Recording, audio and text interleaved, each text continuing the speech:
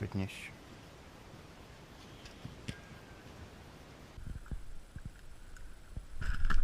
Oh my goodness. It's so strong.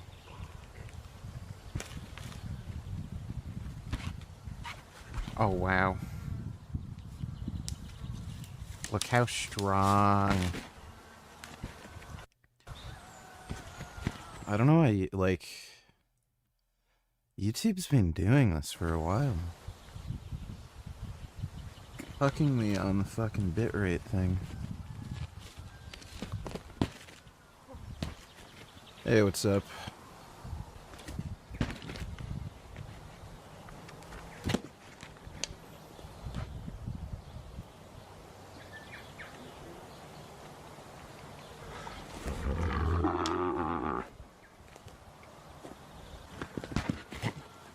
My goodness.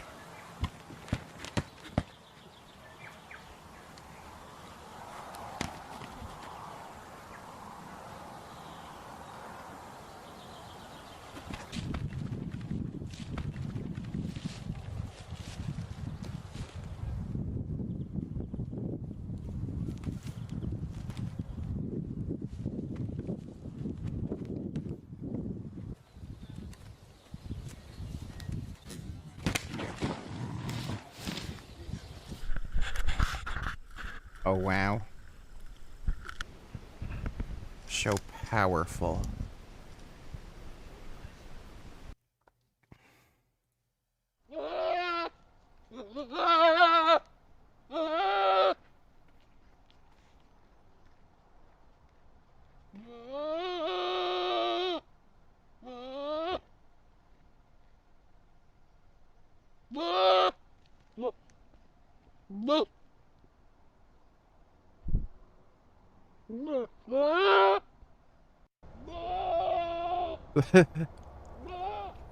This random goat is just screaming.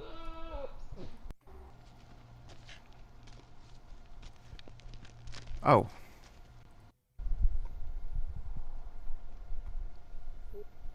Goats are weird. Very I love silly. watching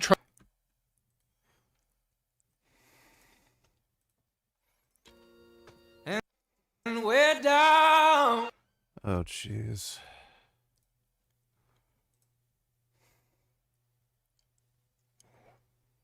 Yes, put shitty music on your video.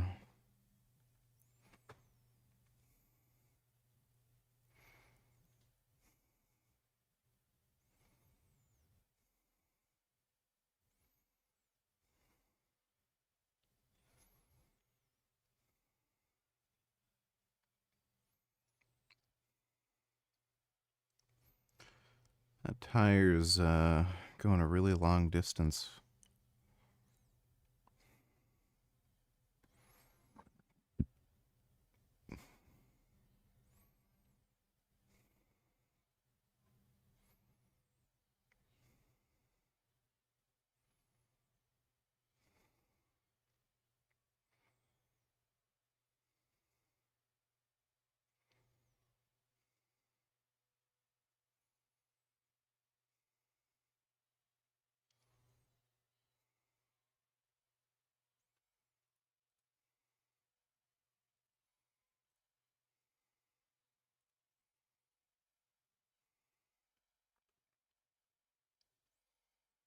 Happening now in Altadena, incredible video here. You're looking at a large bear somehow squeezing itself into and out of a tiny crawl space under a home.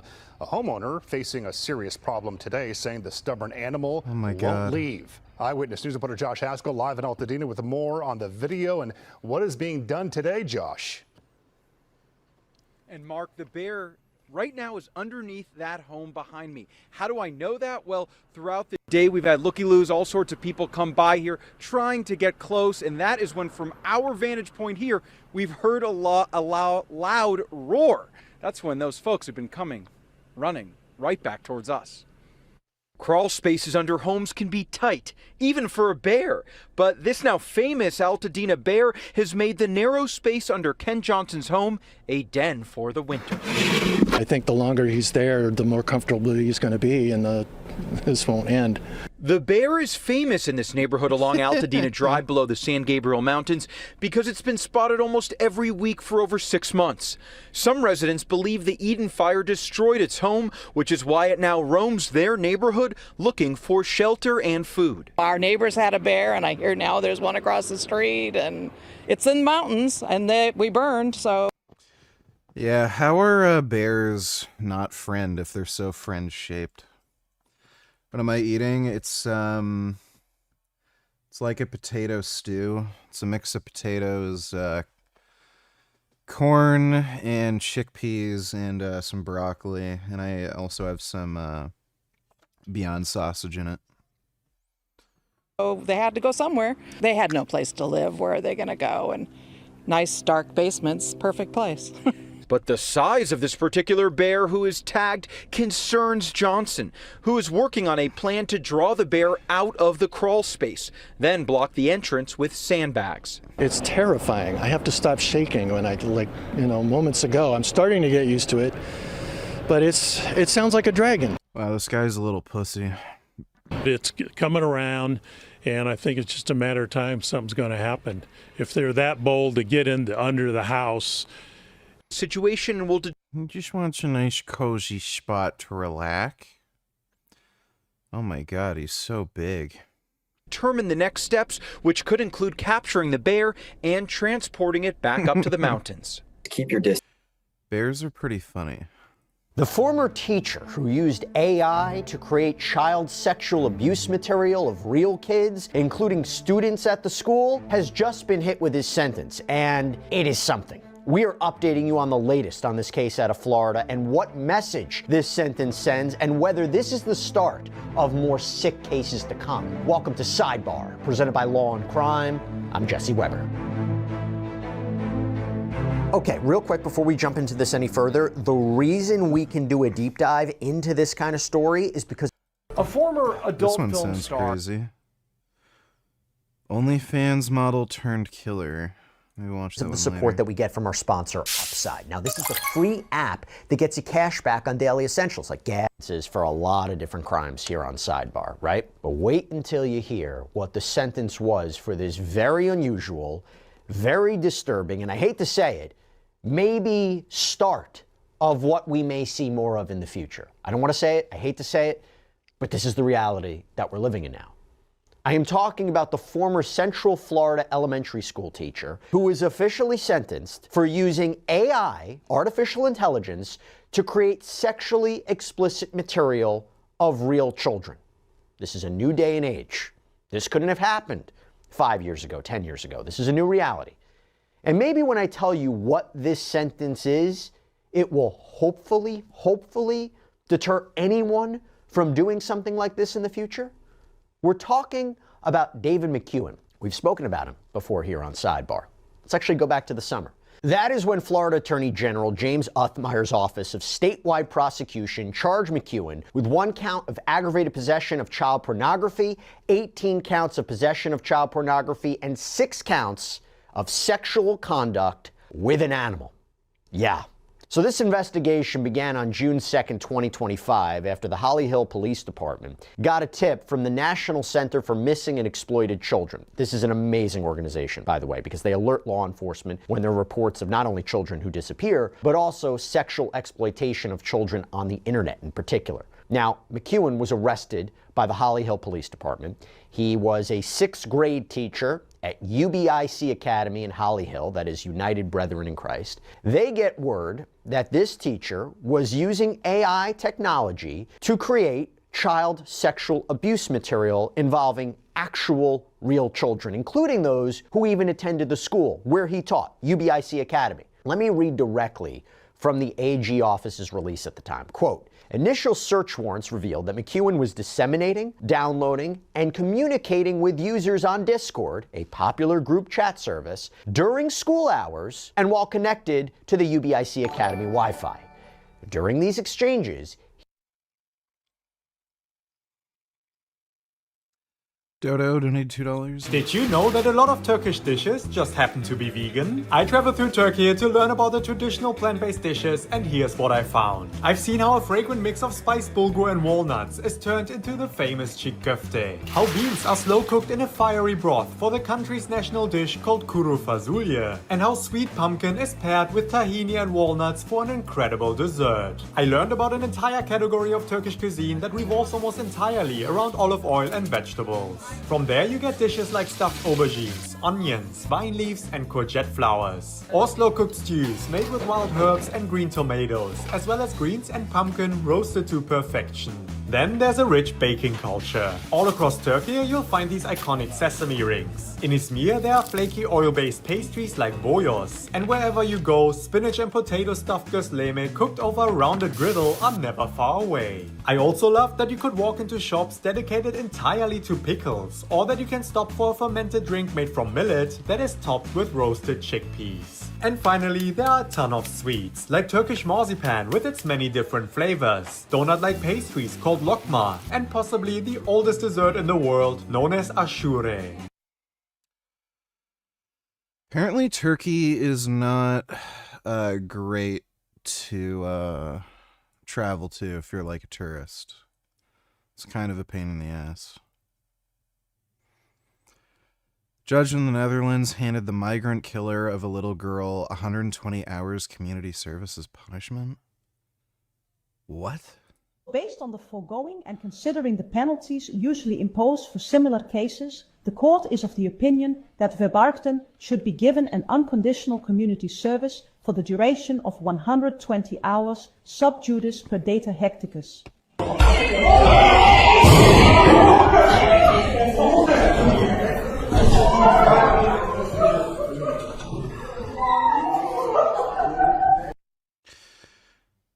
Yeah, you know, all these gay European countries who let this shit happen, they're just opening up the door for these far right-wing parties that are like actual Nazis and fascists to end up winning an election.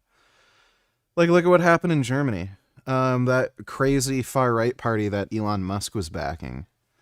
They came fairly close to winning, considering they're like some crazy right-wing Nazi fringe party.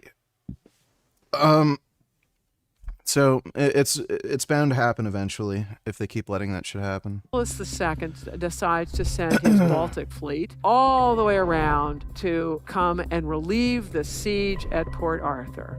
Okay, what's the problem with that plan? Well, that's the problem with that plan. It's a long way to go. There is no air conditioning for the sailors, right? They come from northern climes. By the time they arrive, they're mutinous. Their ships are covered with barnacles, which means they don't move very fast.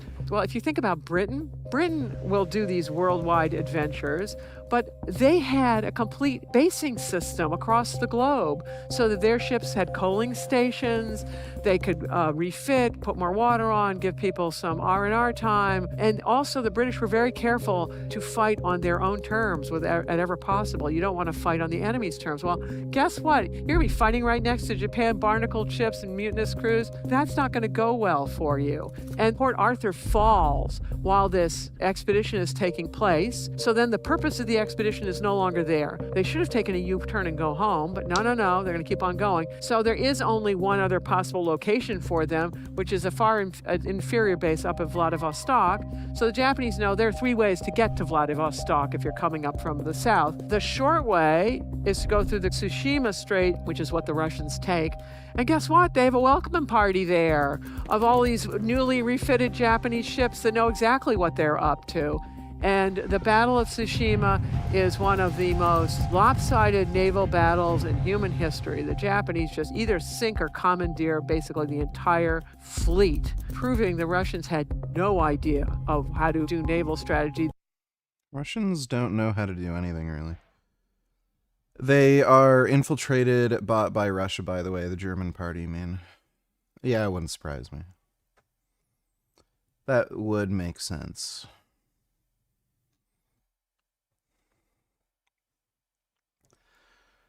Did you hear about the lady that got arrested for calling her attacker a faggot and never arrested the migrant? Yeah, I heard about that one.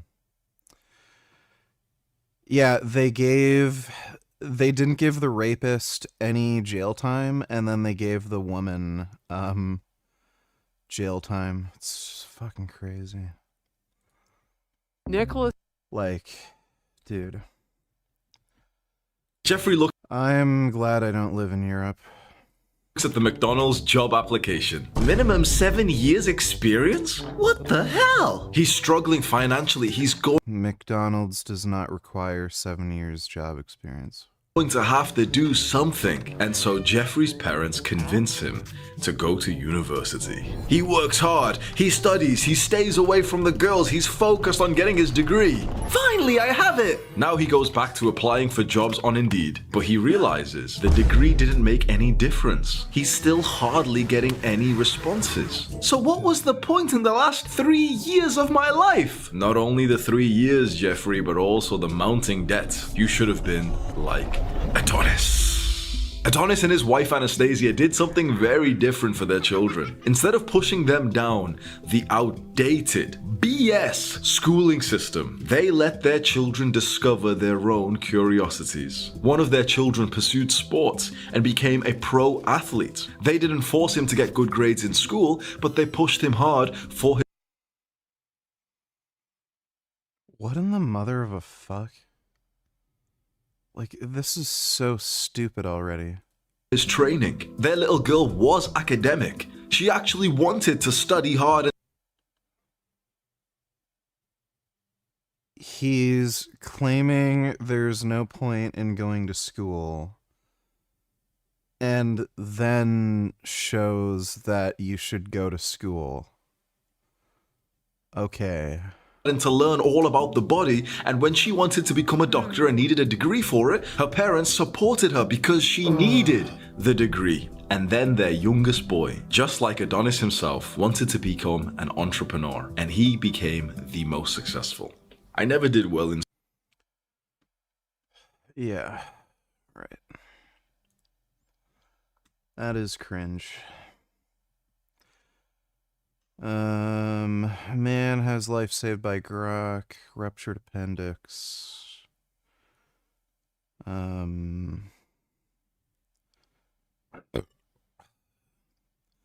Oh, there we go. Yes, there we go. Went to the ER once. Doctor pressed my belly, said it was soft, gave me acid blocker, sent me home. Yes, of course. That's what they do. Pain never dropped below an 8 out of 10. Talk to Grok. Perforated ulcer or atypical appendicitis. Copied the symptoms and the reasoning. Walked back to the ER. Told them this is what I'm experiencing.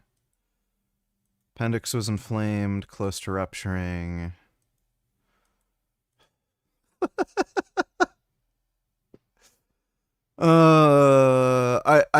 I've literally been telling people this.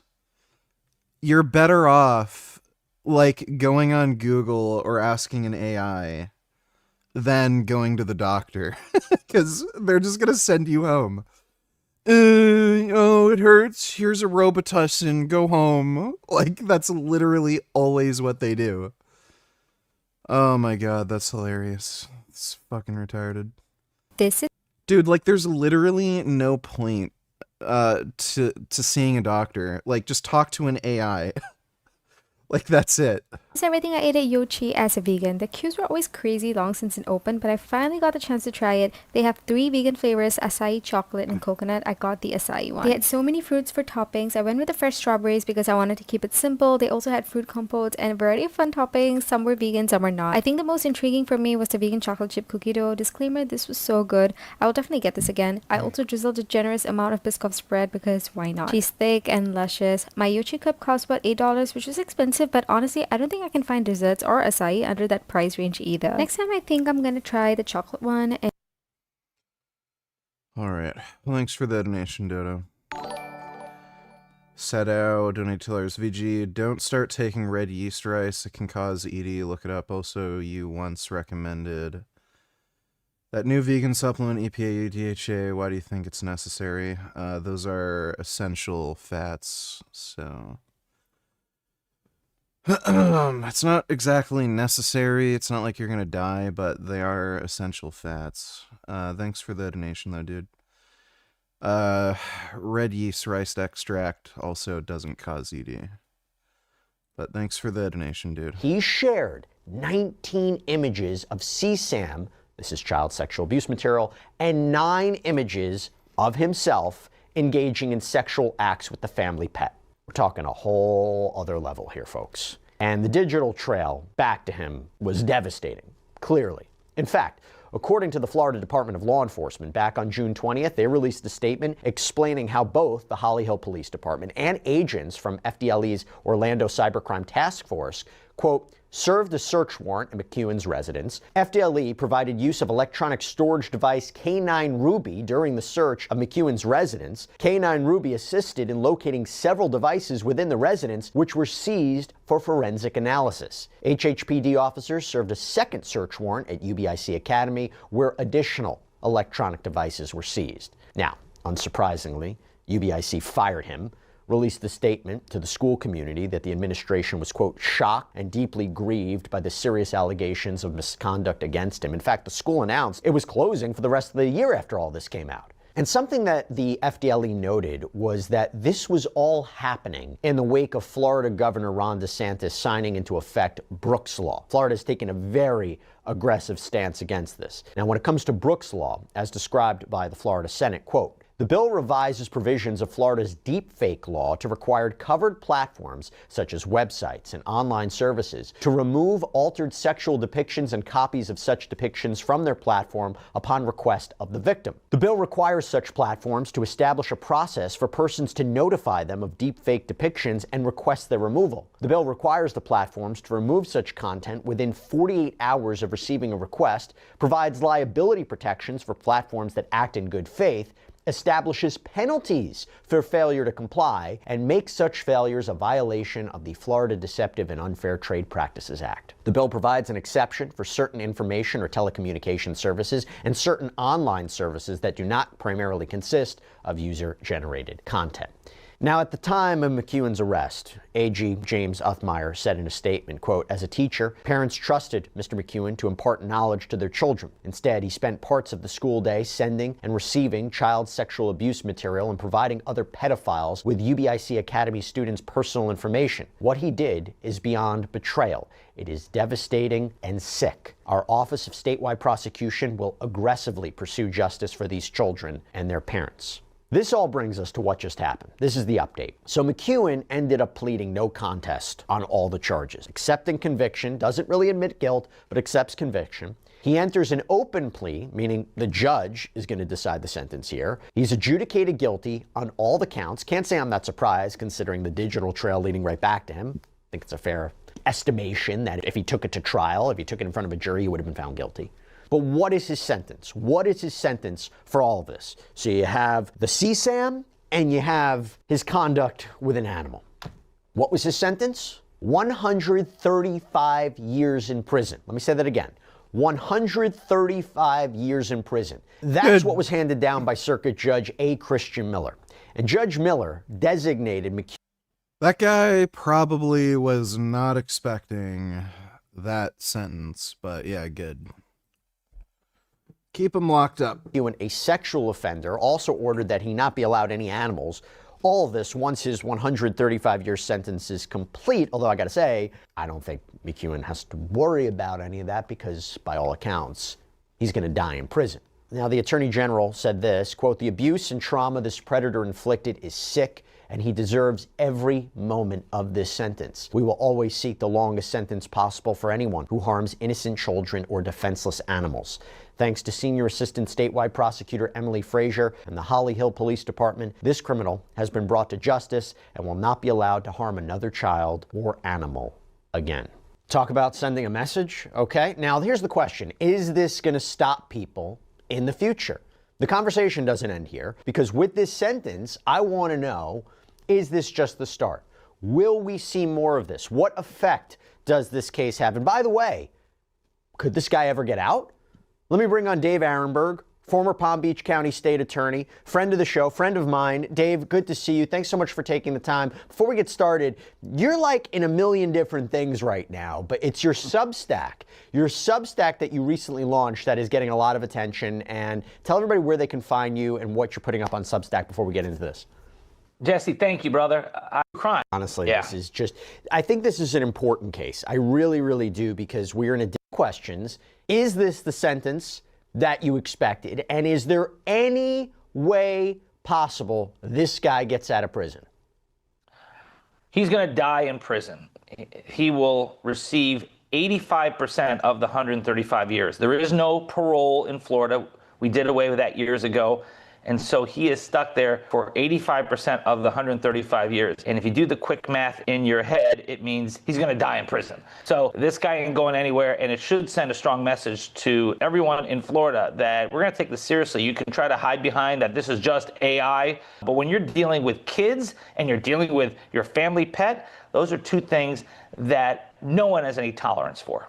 And just to be clear, even though he pled no contest, and even though he agreed to an open plea, right, where the judge, he's saying, judge, sentence me to what you will, right? I mean, that's what we're talking about with an open plea, unless I'm wrong. There's no way he can appeal that and say, yeah, I agreed to an open plea, but 135 years is not reasonable. He can't appeal that? You tell me. I'm not 100% sure. He can try. This guy kind of looks like Beavis. African Jew wearing a hoodie, donated $2. Some crap for you to watch.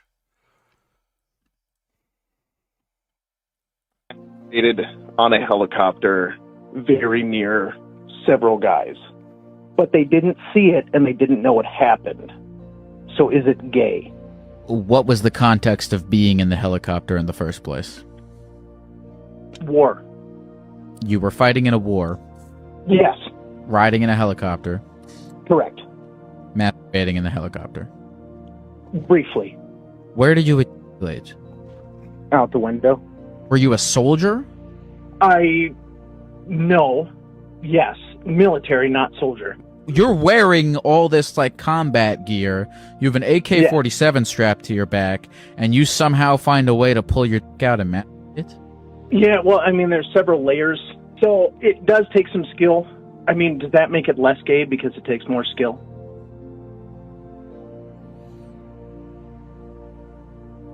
Are you still in the Army? No. I may have met. Okay, weird. Palestine map tattoo.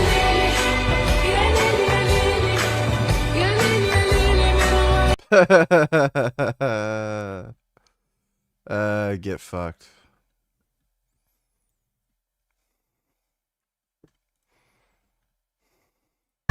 Nothing. Yeah. Yep. Fucking Palestinians.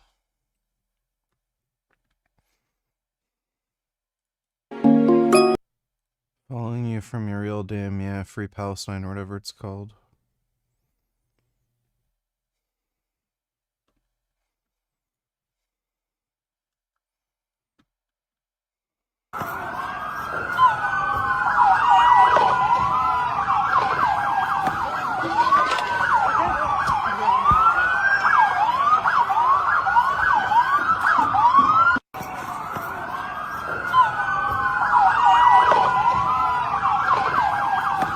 I love that we just chucked that guy.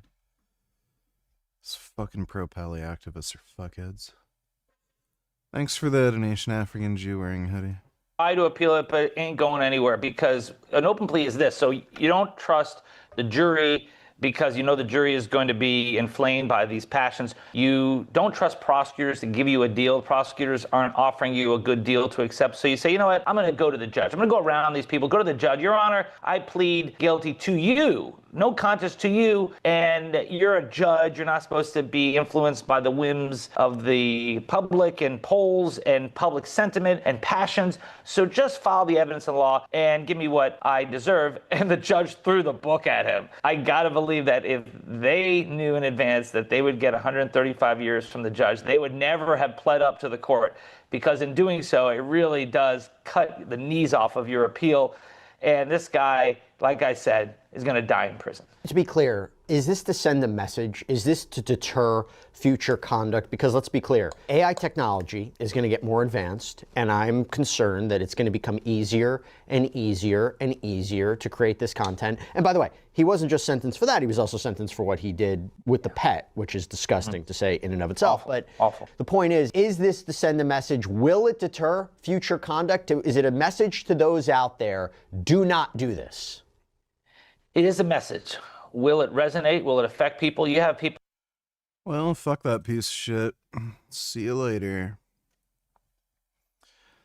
Yes, vegan deterioration's massive weight gain. What the hell happened to vegan deterioration? She didn't fall off the wagon. She Yeah, we're gonna game later. hijacked it and ate all the cargo. So yeah, shout out to Cornism is cancer. That's all I gotta say. As we can see here, we have vegan deterioration. What's up, my nigga? And she has gained a massive amount of weight. This needs to be called out because all she does is attack vegans and how they look. So I have every right to do the same. Yeah. Hate to break it to you, Angel. Let's just get this out of the way before I get accused of using AI to distort a still shot and make her look bad. I have a clip from one of her videos that was recorded this year. It's all 100% real, nothing manipulated. This is her, a fat, disgusting slob who decided life is not worth making themselves presentable. I love how these people say they had to quit veganism for health reasons, and then they're obese. Remember when Nikocado Avocado said he was quitting veganism for health reasons? And yeah, that was obviously bullshit. To the general population. Oh, you're disgusting. VD completely let herself go. Her non-vegan diet isn't helping her. She's sitting on her fat ass all day eating dairy. Fat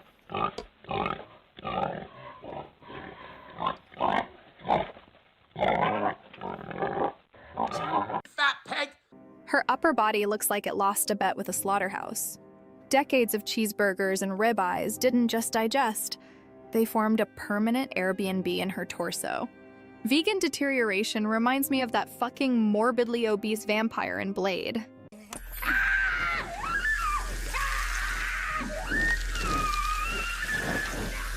This is my channel, fatty. And here you are, guilty until proven innocent. Show me right now that you're actually fit as a non-vegan. My proof? This glorious clip I'm blasting right now. I've got more receipts than vegan deterioration has excuses, and trust me, that's saying a lot. On the plus side, if she can't lose weight on her diet, she can always make good money impersonating one of the clumps. Oh, Hercules, Hercules, Hercules, Want to work out? Hercules, Hercules. Your metabolism start to speed up. You can eat anything you want. Go on. Vegan deterioration looks like she lost a fight with a deep fryer and then showed up barefaced like it was a brave choice. I forbid you to talk to that enchantress. She's the devil. Sis, you don't choose not to wear makeup. Makeup rejected you. At least slap on some concealer and lie to us a little, because right now,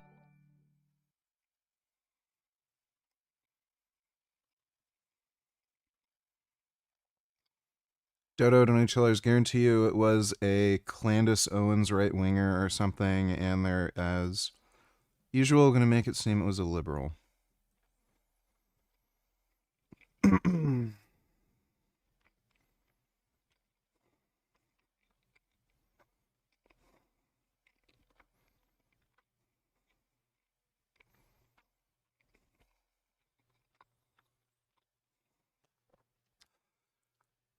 Dude,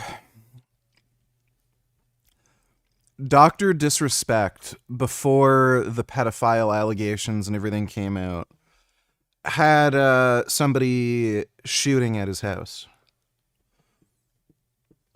Like, there are unhinged people who just attack content creators for whatever reason. There have been a few YouTubers who've been like stalked and murdered. There was that one chick who had that like music channel, and some crazed fan fucking murdered her. Like, I don't know why before they even caught the perpetrator, you would make any assumptions about this being politically motivated. They may just not like you and think you're gross. And that's the reason they shot at your house. Like, it has nothing to do with your political beliefs. So, yeah, what a fucking idiot. Yeah, and yeah, very likely conservative. It's kind of what they do. Thanks for the donation, though, Dodo. Now, you're just serving before picture energy on permanent repeat. You are the ugliest person I've ever seen. I was going to call VD a whore, but Why don't you I'll leave? hail Dom's house. Leave. Why don't you give me a ride? Well, vegan deterioration gained a fuck ton of weight. What a surprise. Yeah. Had to quit veganism for health reasons. Gets obese. Alright. There are some new Frank Tufano mints. So ice cream for bears is just another one of my ideas that's been stolen. We started selling honey ice cream with the highest quality raw ingredients He is not the first person to put honey in ice cream. on Frankie's Strange Meat, and another one of these corporate shill industry plants took it and ran with it. And Never said Blaha is weak. would you trust someone who steals someone? I've said he's faked lifts. He absolutely has faked lifts. He also hasn't benched 405, but I never said specifically that he was weak. Else's business ideas with sourcing quality ingredients, especially when there's no verification. Now keep in mind, this isn't a certified organic product. So as far as we know, he's using conventional feedlot eggs. And why would you be putting skim milk in an ice cream product?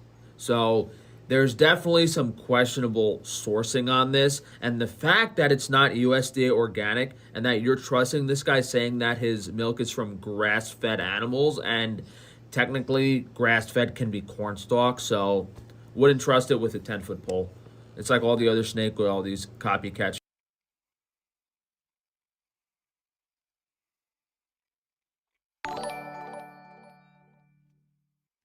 In the case of Christina Grimmie, though the pre-patitia was not cooked, he shot himself after he was tackled. Still, though. I don't know, like, Tim Pool's just a fucking retarded, attention-seeking drama queen. There's no reason to make any assumptions before the perpetrator's caught. Thanks for the donation, though, Dodo. Grass-fed just means they're fed any form of forage. That includes whatever... Like, I don't know why Frank is fucking making this point, because he also sells grass-fed products that would fall under that label. Like, anything that's considered forage. Not only...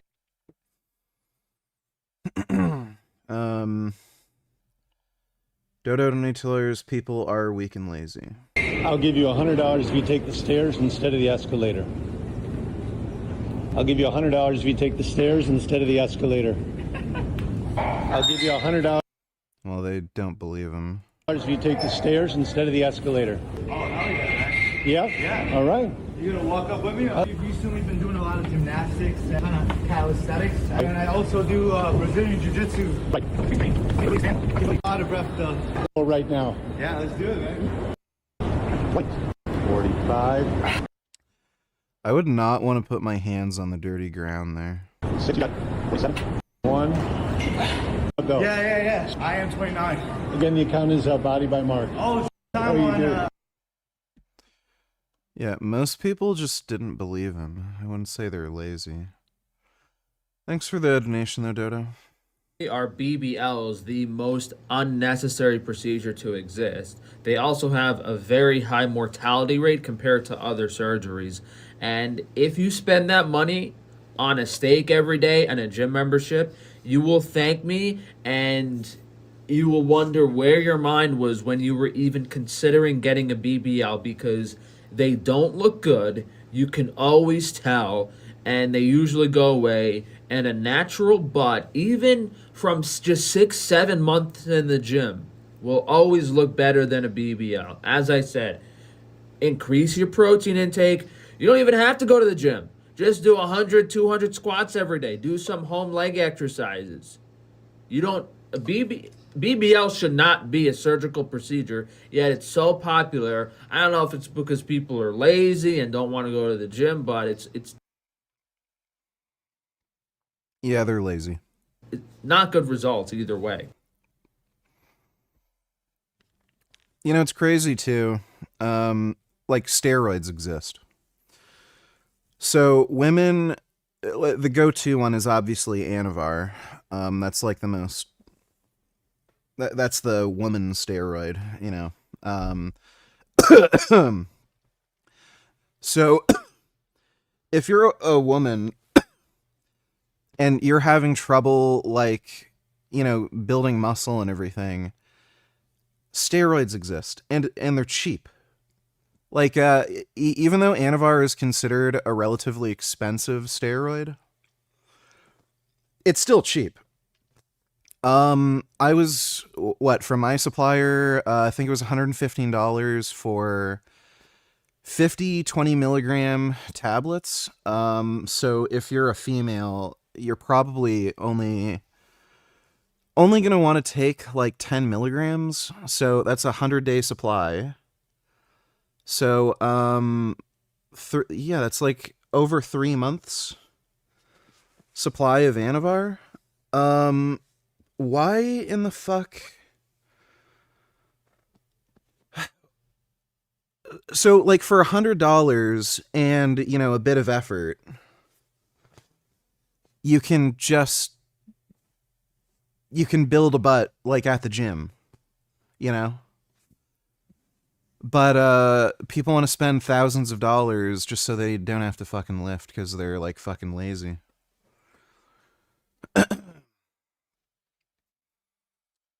Dodo donated $2. At what age do you think women get past acting like retarded, immature children? They never do.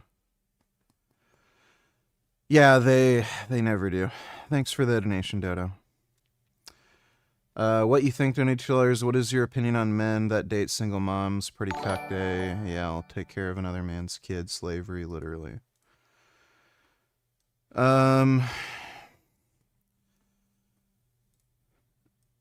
I know there's some dudes who like kids, so they actually prefer dating like single moms just because they like kids. But it, like, usually what it is they're just dumb and like desperate for a relationship, so they just settle for a single mom. 30-year-old man dating a 19-year-old girl is legal, but ask that 39-year-old man if he would be friends with a 19-year-old boy. Ooh, now it's weird. Oh, I hit a nerve. Spoiler, it's the same thing whether it's friends or relationships. It's always going to be weird. Because A, what is a 39-year-old honestly? Yeah, this is fucking retarded. Literally retarded. I've had... Yeah, when I was like 16, I was friends with and had a training partner at the gym who was like 40. So, no, it's not weird. Anyone over 30 have in common with a 19-year-old. But they're legal. Okay, hear this. Imagine when you're 18, 19, 20, right? And you're hanging out. What were you doing? Because I remember what I was doing. I was hanging out with friends. We were going out to eat. We were going out to the movies, the park, hanging out, movie night, taco night, pizza. This guy's a beta male cuck faggot. tonight. You know, we'd go hiking, we'd go to water parks, we just do things, you know, go to the mall, literally things that 19, 20, 21-year-olds would do, right? Now imagine one of my friends was like, hey, Yes, once you're 30 or 40, you can't go to the mall or watch movies or go out to eat. You can only stay inside and read books and puff on your pipe. can one of my friends come over? And I'm like, oh yeah, sure, sure. And in walks a 39-year-old man or a 39-year-old woman. I would be like, is this person mentally okay? Like, are you mentally okay to want to hang out with people that are 18? Yeah, this guy's just stupid.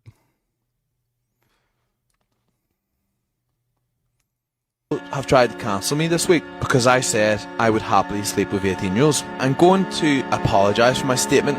What I should have said is, I do sleep with 18-year-olds. So it's not, I'd happily do it, I do it frequently. Alpha Male of the Week goes to Conan Doyle. That's awesome, bro.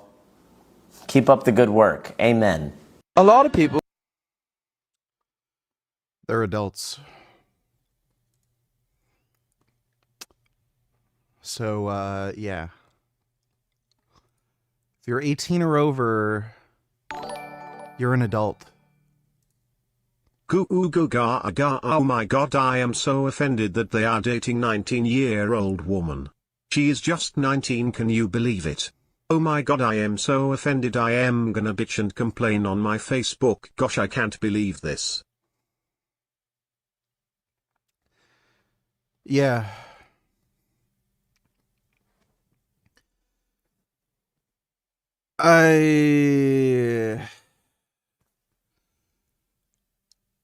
Bro, I don't know why society is so gay and retarded.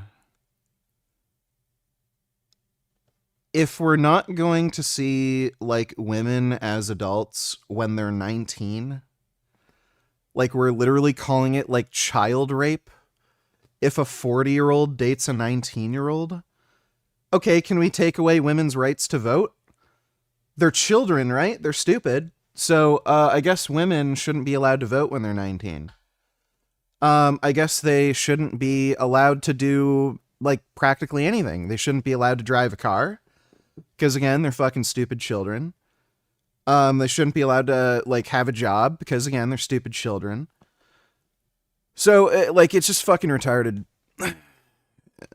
You can't have it both ways. I don't know why anyone is trying to do this. Thanks for the donation, though, one. Yeah, I don't know, dude. It's kind of late. It seems weird. This is the place. There's like one girl sitting here. We are at Wagyu Sushi Ginza Wakiwa. You know who else sleeps with 18-year-olds? A 50-year-old Australian man whose skin is melting. I'd kiff you knew this, but Michelle has an OnlyFans where she uploads videos of redacted fucking her raw, including anal. So he's getting raw Asian anal. You I cuck. don't care. That's great. Wase. Forgive me if I said that wrong, but it's almost midnight. Found this little store when I was looking for a spot for dinner, which kind of seemed weird to me because it's only one seat, but I looked real quick online. It didn't seem like it was anything crazy, like anything overpriced. And I'm not going to eat that much. 10,000 yen is around $80. So that's not too expensive, but that's a lot of food. You'd have to be really hungry to eat that much. This is honestly just as pathetic as people winning about adults watching child-runs cartoons or whether or not they're in a relationship.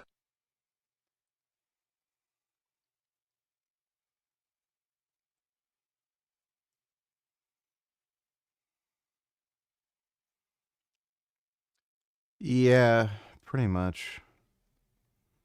I don't know why people can't just mind their own fucking business. It's just fucking stupid. Thanks for the donation, Dodo. Wagyu yourself. I think what we'd be looking for is more around like a 4,000 or 5,000 yen. So let's go inside and see what this girl has. That looks like egg.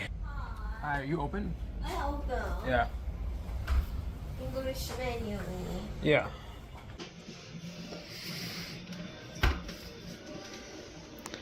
Probably do. I don't know if I can eat 5 pieces right now, but that looks like the only option. Is this the same? The 3 and the 5, is it the same? Yeah, it's same. Just less pieces? 3 pieces and 5 pieces. And But it's the same. price is no. No, I know price different, but it's the same meat. Same meat, yeah. Same meat, same rice, same everything. Yeah. Okay. This is same meat, but このトッピングが different. Oh. こことは。Okay. What's on this? It's これ。Oh, okay.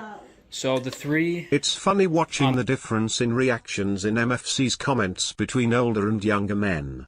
Younger men comment that he's creepy and she should dump her. Older men tell her she's being a good girl for dating an older man. Meanwhile, you're a nigger.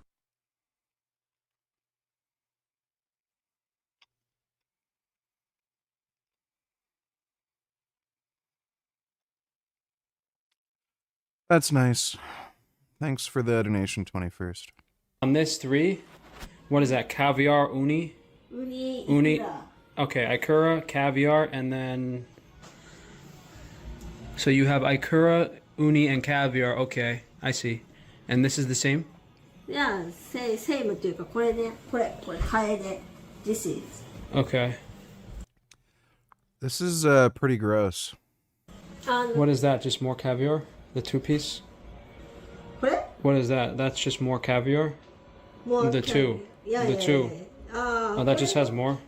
これはね、これは It's just rolled differently? different. Because that's like you have the roll and then... Yeah, oh, okay. ロールと普通の。Oh, so this is different. いや、こっちの方が expensive. What's the difference? Is there more meat or more rice? あとミートの It's only meat. No rice. ライスも入ってるライスも。It's just more meat. More meat. Okay. Yeah, more meat. Okay. All right. So let me try this one, the 3, and then I'll get more if I need to. Okay. What do you have to drink? Just I take Japanese green tea. Just it's tea? Free. you have soda or No. no soda? Yeah. Oh, okay. Okay. What is this? It's これは You have that? You have that sake or something? 日本酒ね。That's it's a glass. Oh. What's that? It's glass champagne. That's champagne. Champagne. What is this? 日本酒Japanese sake. What's this? Beer. Beer? Beer, no Okay. alcohol.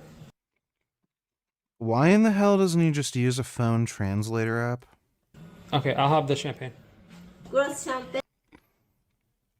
There we go, Frankie the alcoholic. Yeah. Okay, just a moment. Yeah, sure. You eat here? Yeah. Yeah, okay. Yeah. It's kind of cool. Cool little spot to stop by. This is the most uncomfortable seat I've had in my life. Maybe not. You can sit on it.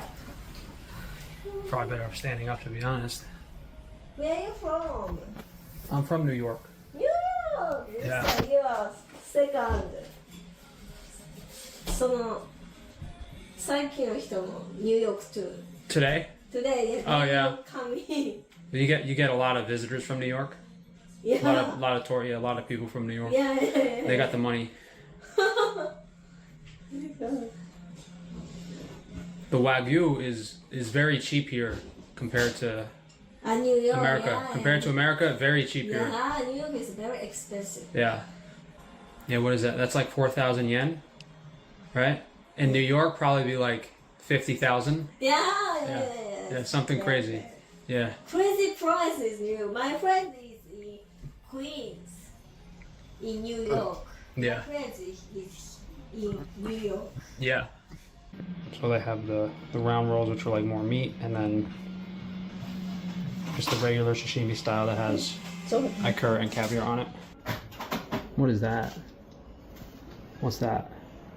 This is a fried tofu. Oh, fried tofu. Inari. Okay. There's uni on one of them. No, fried tofu. Okay. Are you credit card? I pay cash. Cash. Yeah. Okay.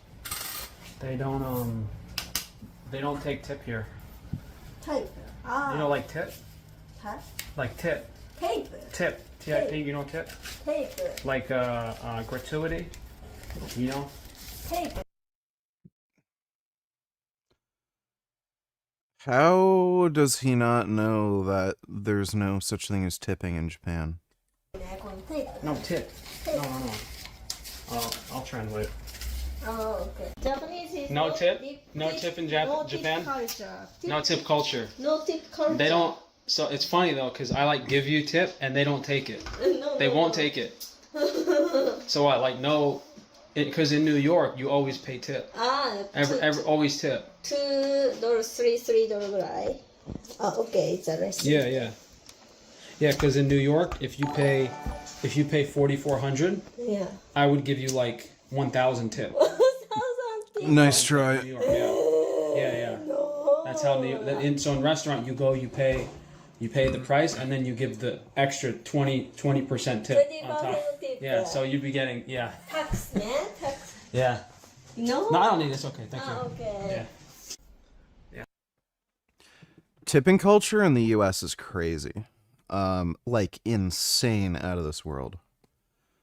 I've never it's always a weird culture shock where it is just so expected for you to tip everybody and everyone for doing anything. So yeah, fuck that.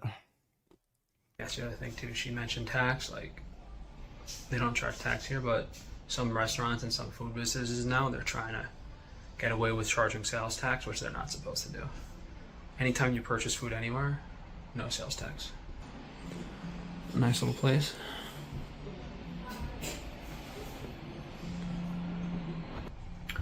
So this is a raw Wagyu experience. It's a Wagyu soup. Okay. Wagyu sushi. Yeah. Oh Now, shit. This looks like it has been Gen 6 guac. I gotta check that out. And it has been like blowtorched on one side.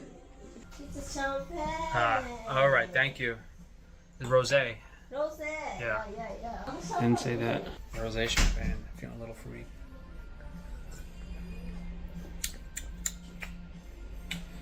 I don't have much of a sense of taste, but that's a pretty flash. I don't think this is fresh bottle.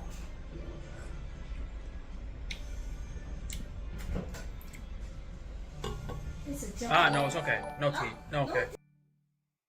Agreed VG. When are people going to learn that nothing in this world is owed to them? Like, tipping is just fucking ridiculous. I mean, you're paid to do a job. Why in the fuck do customers have to give you some extra money? It's just fucking weird. I don't know how that ever became a thing. I just don't get it. Thanks for the donation though, Dodo. Yeah, thank you. No tea. I don't think it's good. We're not here for the champagne. We're here for the Wagyu. Alright, so I don't know what that is. That's like, it smells like onion.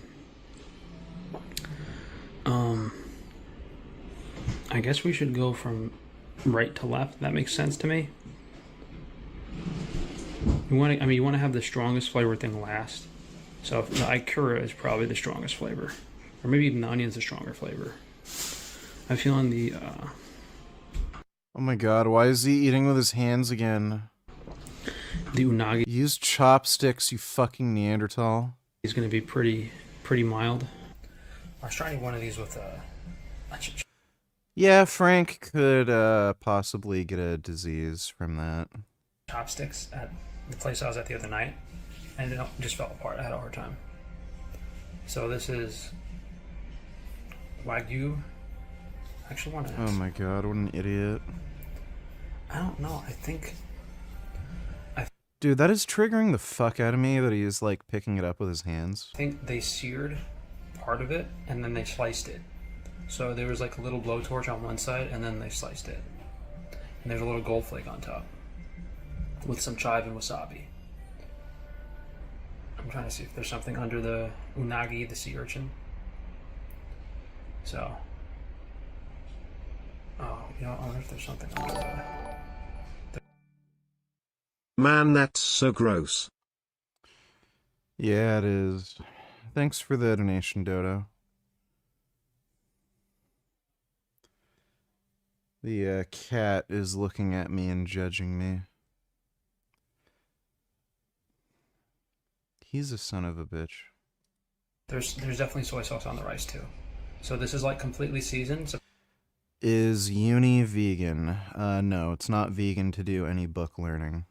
supposed to be like, you know, the full bite of everything.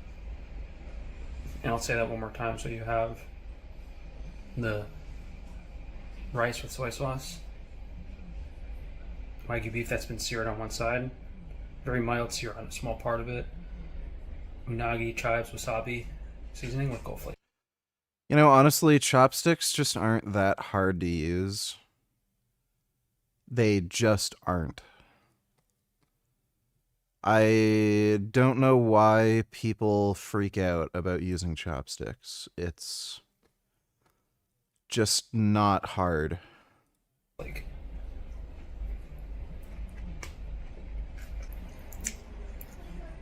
it's served like a little cold. Not like it's not like at room temperature, which I might prefer more. Oh, here's the cat, Dick. Come here, cat dick. Oh. Oh. Yeah. Hey, cat. Oh my goodness.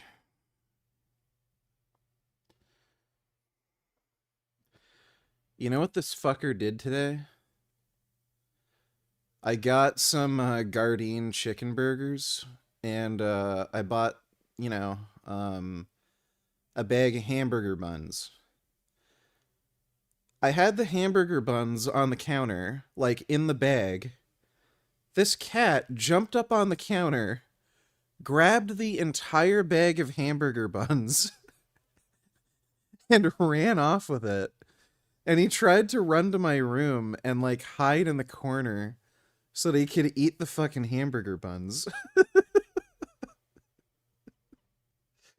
I had to lock the hamburger buns away in the cabinet so he didn't eat them. He's a son of a bitch. He's such a weirdo. Hey, you're so weird. He steals bread. This is a bread-stealing cat. He is so silly. Hmm? You are so silly. Body IQ $22 VG when he does T-bar rows.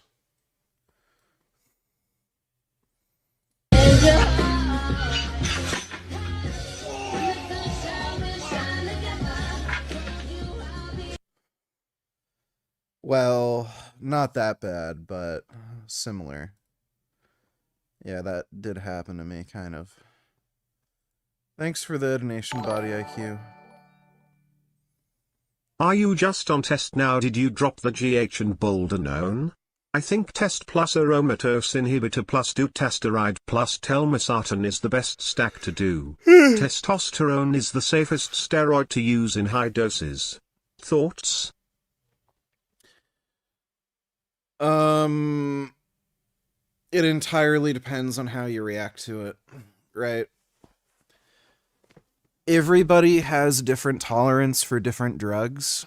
Some people can tolerate very high doses of testosterone. Some people can't. some people end up getting like super high blood pressure, really bad acne, really horrific water retention, mood issues, insomnia, you name it, on higher doses of test. But they may be able to handle very high doses of Masteron or Boldenone or Nandrolone or you name it. So, the best drug to run in high doses is whatever you tolerate the best. I would say on average, it's usually testosterone, but it just depends. Everyone reacts to everything differently. I am not on Boldenone anymore. It's probably still in my system because it has such a long half-life, but I'm on Masteron now. I'm taking, 300 milligrams test an enthate per week and 200 milligrams, 210 milligrams Masteron and enthate per week. I don't know if I'm going to be able to get Mast and enthate again. I'm going to have to check back periodically with my supplier, but they do have Mast propionate. So once I run out of Mast E, if they don't have more Mast E in stock by the time I run out, then I'll just switch to Prop.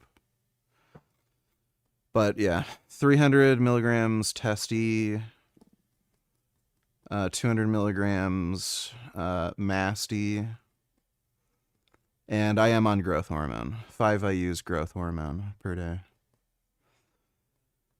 And yeah, I am taking telmisartan. And I am also taking hydrochlorothiazide right now. Just because I had the really bad water retention. I think it was from the Boldenone. It is getting better, slowly but surely. And the hydrochlorothiazide's helping a lot. That really helped to get rid of it quickly.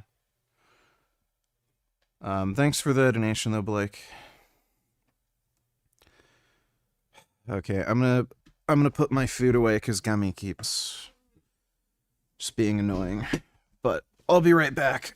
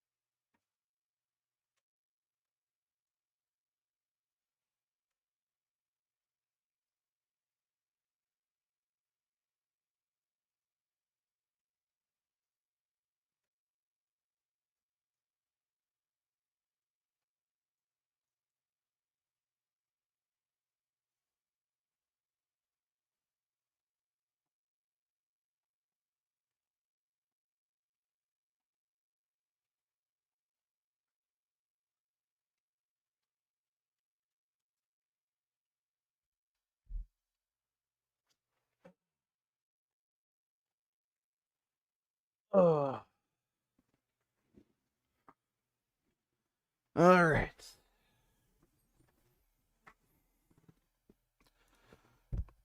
Elias, thanks for the donation, dude. More or like warmed up. I don't know. It's a lot of flavors, but it doesn't like, it's not like knocking my socks off, you know? I feel like out of You're eating raw red meat. What the fuck do you expect? Of all of them, that should have been like the best one. Like if one of them was gonna be good, it was gonna be that one with the unagi on top. I mean, still good. And for this price to have this experience is like, it'd be crazy in New York. They charge you crazy prices for this in New York.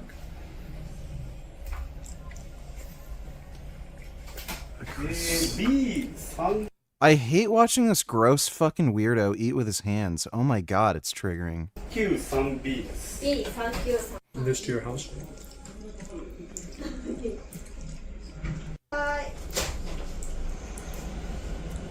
The way he chews is so annoying. I actually like that ikura a lot because the cholesterol in the fish roe, it kind of goes really well with the meat and adds a little fattiness to it, but there's always that like salmon fishy flavor that I'm not much of a fan of, but that's just like a little at the beginning. What is this, onion? Onion? On top? Top? That's onion, right? Huh? Yeah, right? Sauteed onion, right? I'm pretty sure that's what that is. Yeah, right? Yeah, right? Yeah, onion. Yeah. Do you hate the onion? No, it's good. Yeah, it's good. It's fine. We shouldn't know what the Japanese word for onion was. So here we got rice, Wagyu beef, onion, and chives. And gold flake.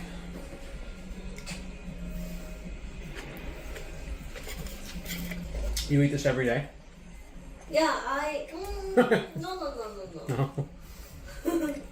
Just Wagyu beef in general with high quality rice and little soy sauce is very, very delicious combo for how minimal it is.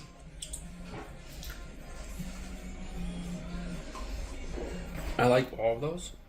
The unagi, maybe I'm not as much of a fan of. Do you have Okay. Do you have the black caviar one?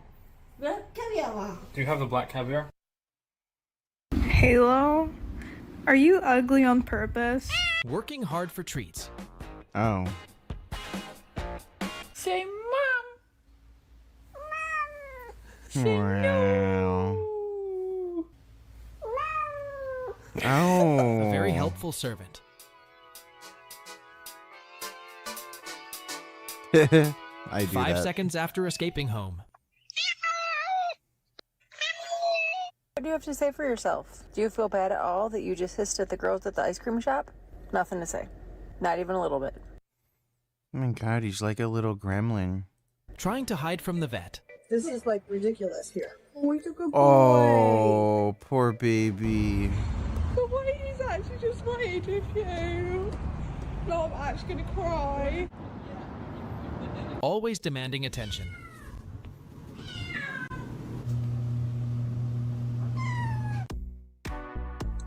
Ow! Those your catch.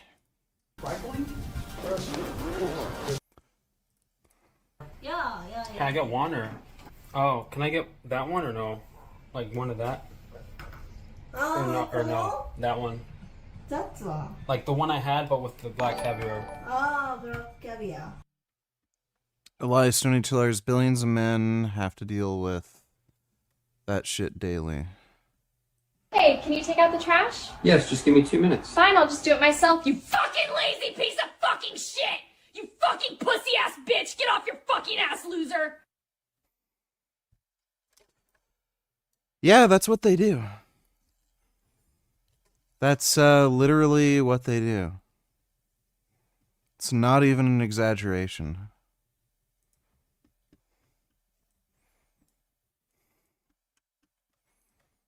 Oh. Oh my god. Oh my god. Oh, otters love to cuddle. Oh, they're so nice. Oh my goodness.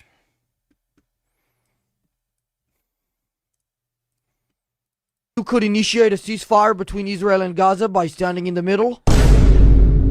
Do you think you could initiate a ceasefire between Israel and Gaza by standing in the middle? Yeah, you probably could.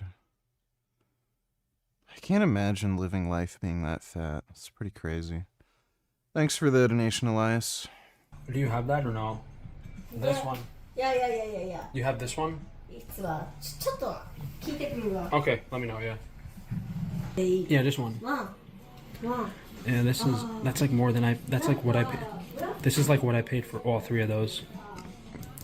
I kind of want to try it though, but why is that so much more? Guys, this is not like a beef experience. This is like an umami experience, kind of. It's not what you would expect. It's definitely not what you would expect. And on the note of Uber Eats, this would be an awesome food to Uber Eats because it's good at room temperature. I ask.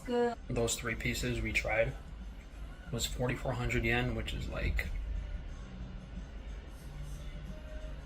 it's 1 USD to 150 yen. So 4,400 is like, I don't know, 28 bucks, something like that. But that was for those 3 pieces. So great price for Wagyu. However, this 1 piece we're getting now is the same price as all 3 of those combined. But it's more meat and it's Osetra caviar. So it kind of justifies the price. Honestly, this is not like, I bet you guys do a lot of Uber Eats.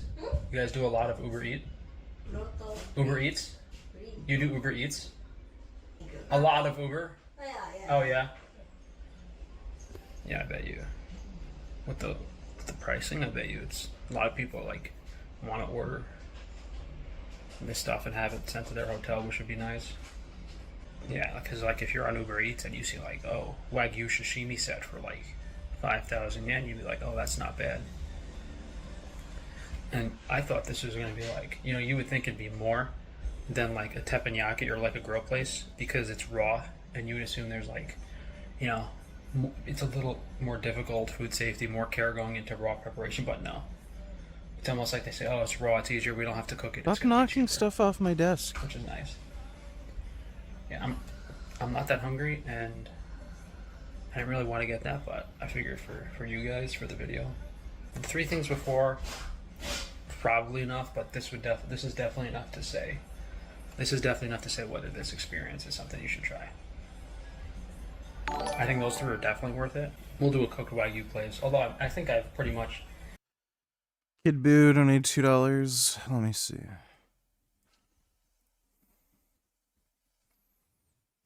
USA, and Charlie Kirk's family and friends are behind his assassination. In fact, many of his friends knew what was going to happen to him, and they kept their mouths shut because they were all... Oh, the cat pressed my keyboard. Thank you. Also afraid that they would be killed. Now, I don't have any hard evidence of that, but what I do have is a couple of text messages, and I also found out that some Egyptian planes were flying around following Charlie Kirk's wife for the past couple of months. But it was actually Israel that was involved in this. It was actually because a Jewish donor pulled money from Charlie Kirk. But I also kind of think that the French were involved in it. You know that Macron and his whole department also put out a plot to assassinate me. They want me to be killed, but I really think that it's Turning Point that is involved, and I think that they have been silent for the past 3 months because they know that I'm right, and they just can't combat anything that I'm saying. They could never. And now that they have invited... Is this guy mocking Candace Owens? ...invited me in person, face to face, to talk to them, although I've been bashing them for the past 3 months, I've decided not to attend. I'm too busy. Yes, I've spent the last 3 months of my life, day after day, cashing in and grifting off of the death of my best friend. And you see, I was actually offered the opportunity for a conversation 12 days in advance to a state not so far from me. You know, I have millions of dollars. I've made millions grifting off of Charlie Kirk's death. I could easily buy a plane ticket and show up. But no, I'm too busy. I have to homeschool my kids. In fact, I'm so busy on the day that Turning Point wants to do the debate or the conversation that I'm going to do my own live stream because I'm that busy. Well, Turning Point USA knows that I do my live streams at 2 p.m. Pacific time every single day, so I don't know why they would offer to bring me on at this time of the day. However, could I cancel my podcast, my show, to go do what I've been asking for 3 months. How dare they say they're going to address my allegations, which is what I've been demanding for 3 months straight. And they said that they'll do it with or without me, but the offer is on the table to bring me there, but I'm just so busy. I'm afraid of my security, even though I've been out in public multiple times over the past few days and weeks. You know, maybe if I did it virtually, I could have people helping me out, sending me answers, but if I go face to face, then I don't get to do that. I'm gonna have to go face to face, conversation-wise, with the people I've been bashing for 3 months, who I accused of killing their best friend. How could I ever do that? And it makes no sense, because it's like less than 24 hours after I told Turning Point to pick the time and pick the place, they picked a time and place, but it just doesn't work for me. Everything has to be done on my terms and conditions, so I refuse to succumb to the interests and demands of Turning Point, and instead I will be doing my own live stream on that day because I'm so busy addressing their claims in real time instead of showing up and talking to them face to face. That's how important I am. Yeah, that's literally Candace Owens.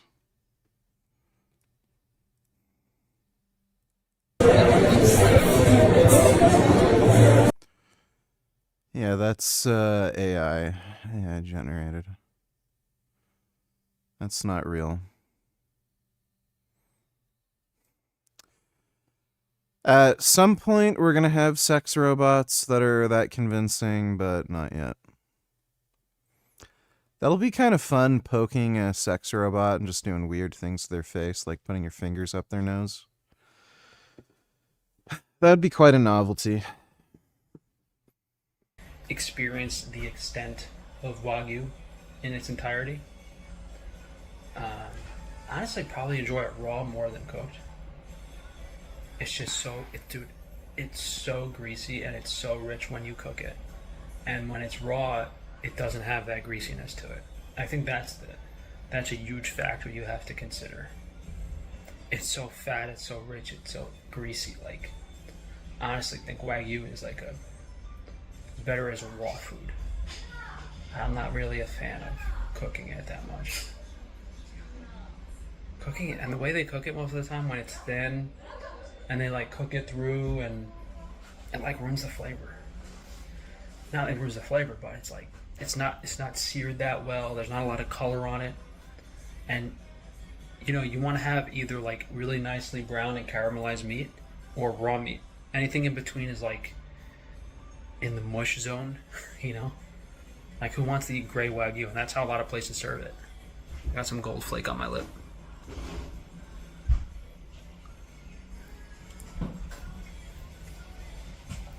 You imagine? It's a caviar. All right. Okay, This thank video you. is like hard to watch. Ooh, this is a crazy one. This is probably the most expensive bite of food I've had in my life. Definitely the most expensive bite of food I've had in my life. That's obviously garnish, but we have Yeah, that looks gross. caviar and wasabi. Imagine that's how you found out your girlfriend or boyfriend was cheating on you.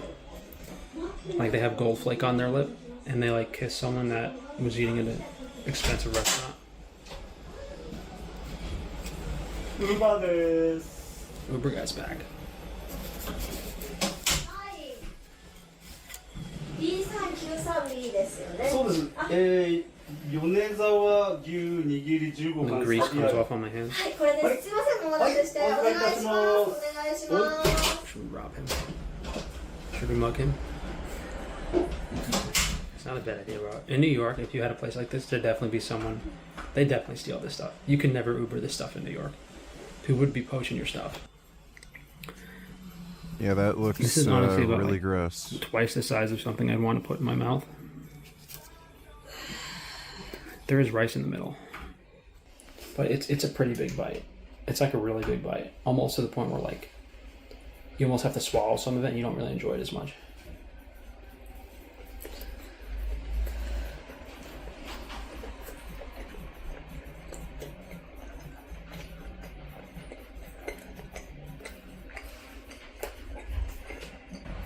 Which one's your favorite?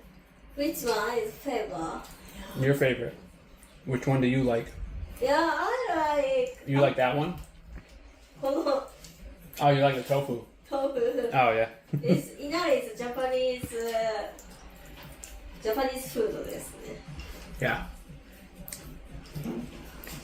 I was just asking her about the hours. I was like, oh, you guys are open late? And she was like, oh yeah, we're the only store open in the area, so we get pretty busy later. You guys are in the Ginza area. This is Wagyu Ushi Iwase.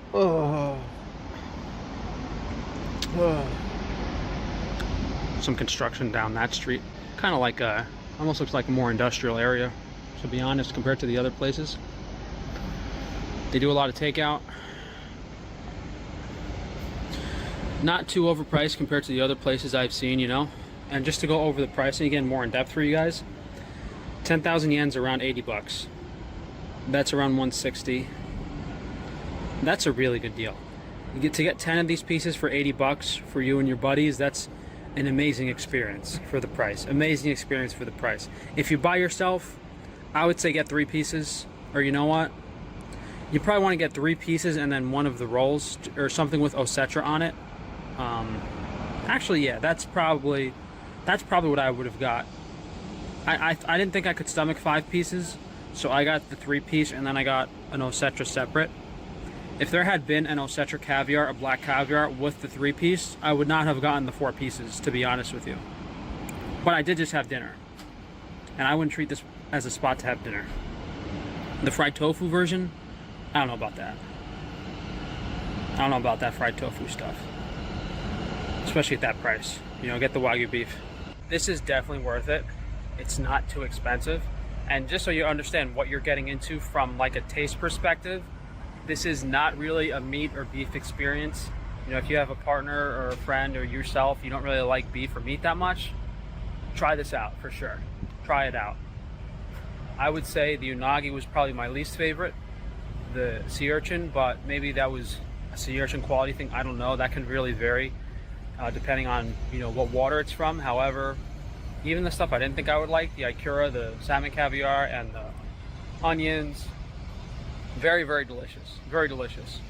So the predominant flavor you get at the beginning is the wasabi, and then once it mixes into the meat and the rice, you kind of get the flavor of the topping. So you get the flavor of the ikura, or the flavor of the onion, and you get the flavor of that. And the ikura, the salmon caviar, the cholesterol really adds a lot of flavor and richness to the mouthfeel.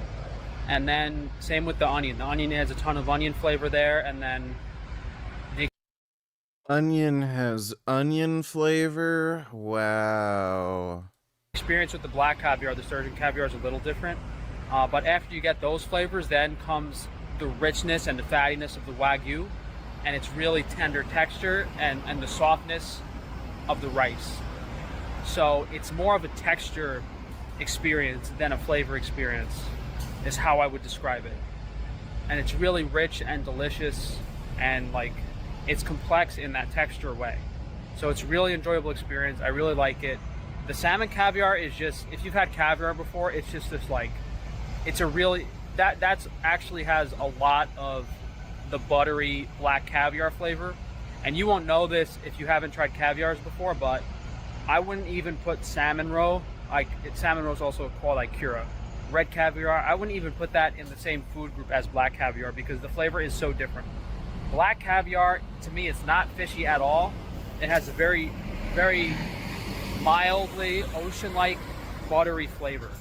So that's the flavor that predominates that last bite. Of course, that last bite was the best. You know, it was just a ton of black caviar. It was delicious, but it's, I would say, just as good of an experience, if not more, slightly more enjoyable than the rest of the flavors. So I'm glad I tried this place out. I think if you're going to go for a Wagyu experience and you had to choose between this or cooked Wagyu, like I've been to 2 like Korean barbecue style places before where they grill the Wagyu in front of you. I enjoy this way more. I enjoyed this way more than that, you know, because that grilled Wagyu, as I was saying, it's so rich, it's greasy, it's just, you gotta like really want to, it's just so fatty. It's so fatty, and when you cook it, it renders out that fat and really emphasizes that fattiness and that greasiness. But it's late, guys. It's past midnight, which is another cool thing, you know. Come here late night, you get a bowl of udon, you get a bowl of ramen, come here late night, try a few bites. Really, really cool.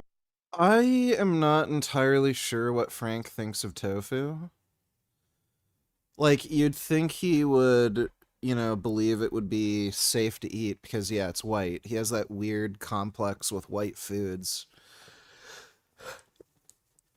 I still think he's brain broken on, like, soy in all likelihood, so probably think something stupid like it disrupts your hormones or something. Cool experience, really cool experience. Thank you guys for joining. Alright, rank's still stupid, so Gen 6 Glock. You're saying that the silver Glock marksman barrel, but it's not a Gen 5.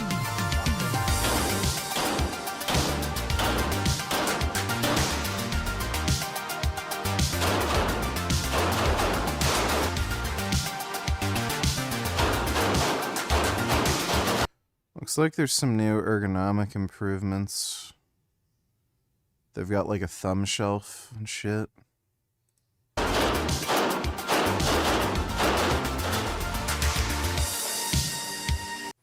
This is an embargo.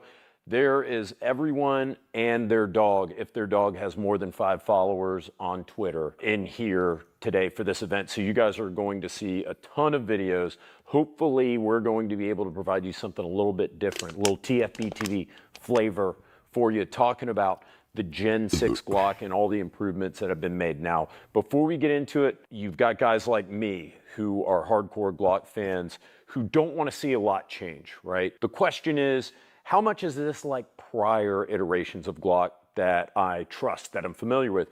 And then there are a lot of you out there who complain that Glock doesn't innovate enough. What have they done differently? Why are they not responding to what the market wants? I know you guys are expecting this from me because I'm #1 Glock shill, but I'm gonna say that this is probably the best Glock yet. But I think when I tell you the changes and the improvements, you're probably going to agree with me. I'm a little reluctant to just go ahead and say this right off the bat. Reliability is the most important thing to me. I really liked the Gen 5. They fixed the weird issue where you could accidentally press the mag release. With all the other Glocks, you had to like learn to not do that, but with the Gen 5, they fixed that. So there's slight ergonomic differences and shit, but pretty much the same. But yeah, that one change made a big difference. I don't care what they do. I don't care about the new flat trigger and the new undercut. I want to know about the reliability. The good news is we have this crazy stat from the FBI with the Gen 5 Glocks. What type of like MRBS are we looking at for purposes of this test, or what's considered satisfactory to the FBI? So the minimum is one stoppage, no more than one stoppage and 2,000 rounds fired. Where we ended up with that was somewhere close to no more than one in just shy of 4,000. I think it was actually 3,800 and something mean rounds between any stoppages, and that's across different types of ammo, all of our different shooters. So it met and well exceeded any of the requirements set out in the document. Well, the good news is the Gen 6 was tested to an even higher standard than the Gen 5. So if you're like me, if you're a Glock traditionalist, you don't want to see a lot of change, the good news is that reliability is still there. If anything, it's better. So now, sigh of relief, we can get into the actual features to see what's different. Those of you looking for like a modular FCU, a modular gun, you're not getting this like with the exchangeable fire control unit or whatever. I'm really glad. I personally am glad. I think that would have been too radical a departure from the Glock reliability and the Glock DNA background. If you're not familiar with the 47, the 17, basically with the Glock 47, they took a Glock 17 frame and then they put a Glock 17 size slide, but it uses a Glock 19 recoil assembly, shorter recoil assembly. I asked them point blank, hey, were there any differences in terms of performance, reliability between the 17 and the 47 in the Gen 5? And they said absolutely not. Well, what does that mean? That means that you can take this Glock 17, and I actually can't show you this on YouTube. I can take this Glock 19. Now I've got a Glock 45. We've got 3 guns in front of us, but really it's like they're making 2, right? They're making the Glock 17, the 47, and the Glock 19. You switch the slides and the frames, and you've got the 45, like in between, or the 49 if you wanted to. So like I can take the longer slide, and check that out. They're not even marketing this, right?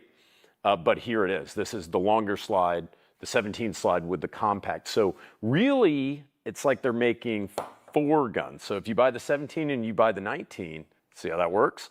So that's actually pretty brilliant and kind of quasi-modular in its own right. Now, moving to the features.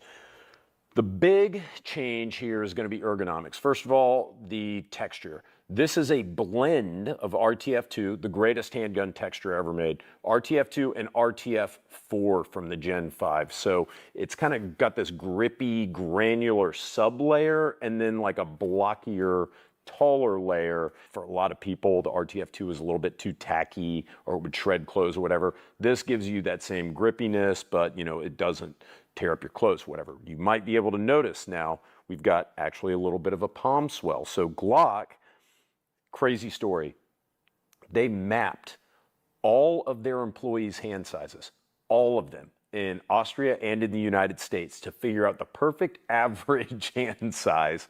And that's what they built out this palm swell to be. So you are absolutely going to love the new palm gun, flared magazine well, trigger that you know and love from Glock pistols, but now it's got a flat trigger, which I know a lot of you guys are going to be really excited about. You can also see that there's fencing. Flat triggers are goated. If you disagree, fight me. They're just way more consistent to fucking pull. I don't know why anybody likes the fucking ring triggers. It's just dumb. You're stupid. You're stupid if you don't like flat triggers. Now around the ambi slide release, and they said that that is to help people who might have a super high grip to prevent them from accidentally deploying the slide release when they don't want to.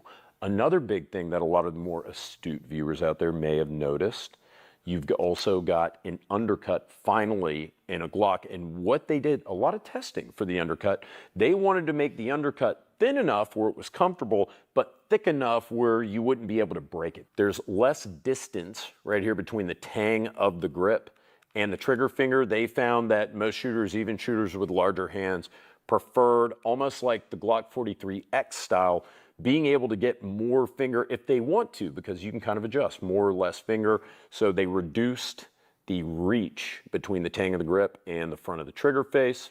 Very aggressive forward slide serrations. I would say these are a little bit deeper than what's on the Gen 5, while at the rear you've got kind of the same serrations that we're familiar with. You've got an extended beaver tail here in the back, which of course helps with recoil. It's going to come with 2 back straps in the box, a 2mm and a 4mm.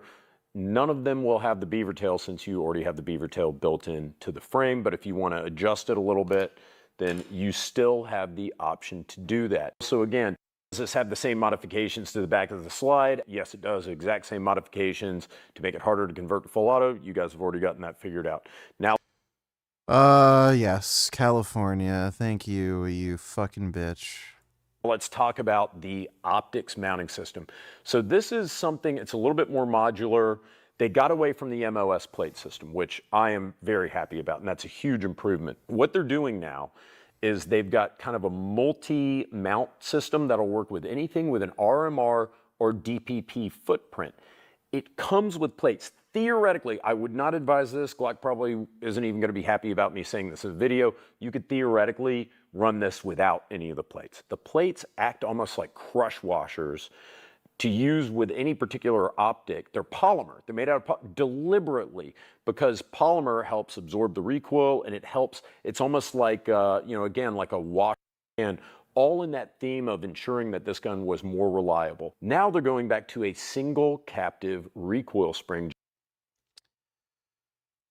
Hopefully they get rid of the handgun freeze in Canada and I can pick up one of these. Because Canada is fucking gay, dude.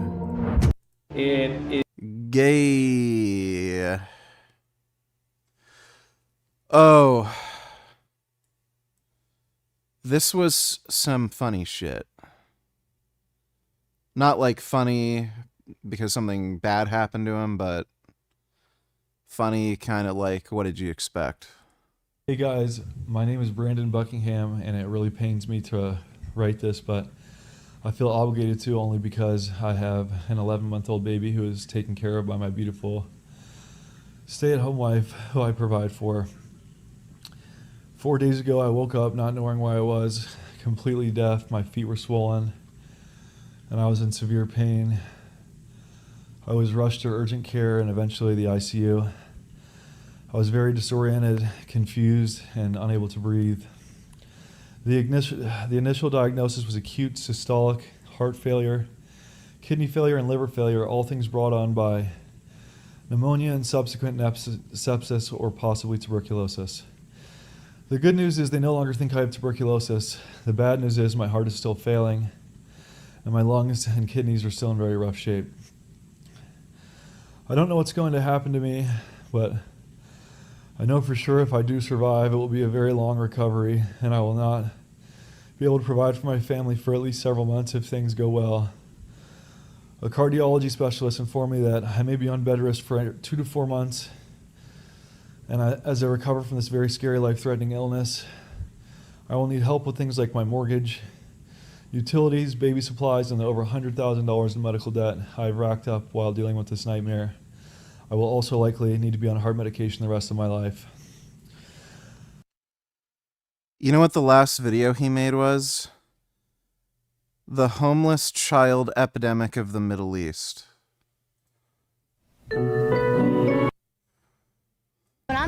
Where are you living? Do you have your parents out? So you know where he got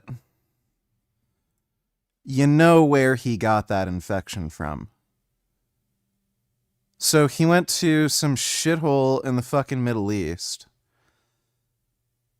spent time around fucking homeless vagrants, and then he gets fucking pneumonia that nearly kills him and might still kill him. He has fucking multi-organ failure from a fucking infection. So, yeah. That's why you don't go to the Middle East and hang around fucking vagrants.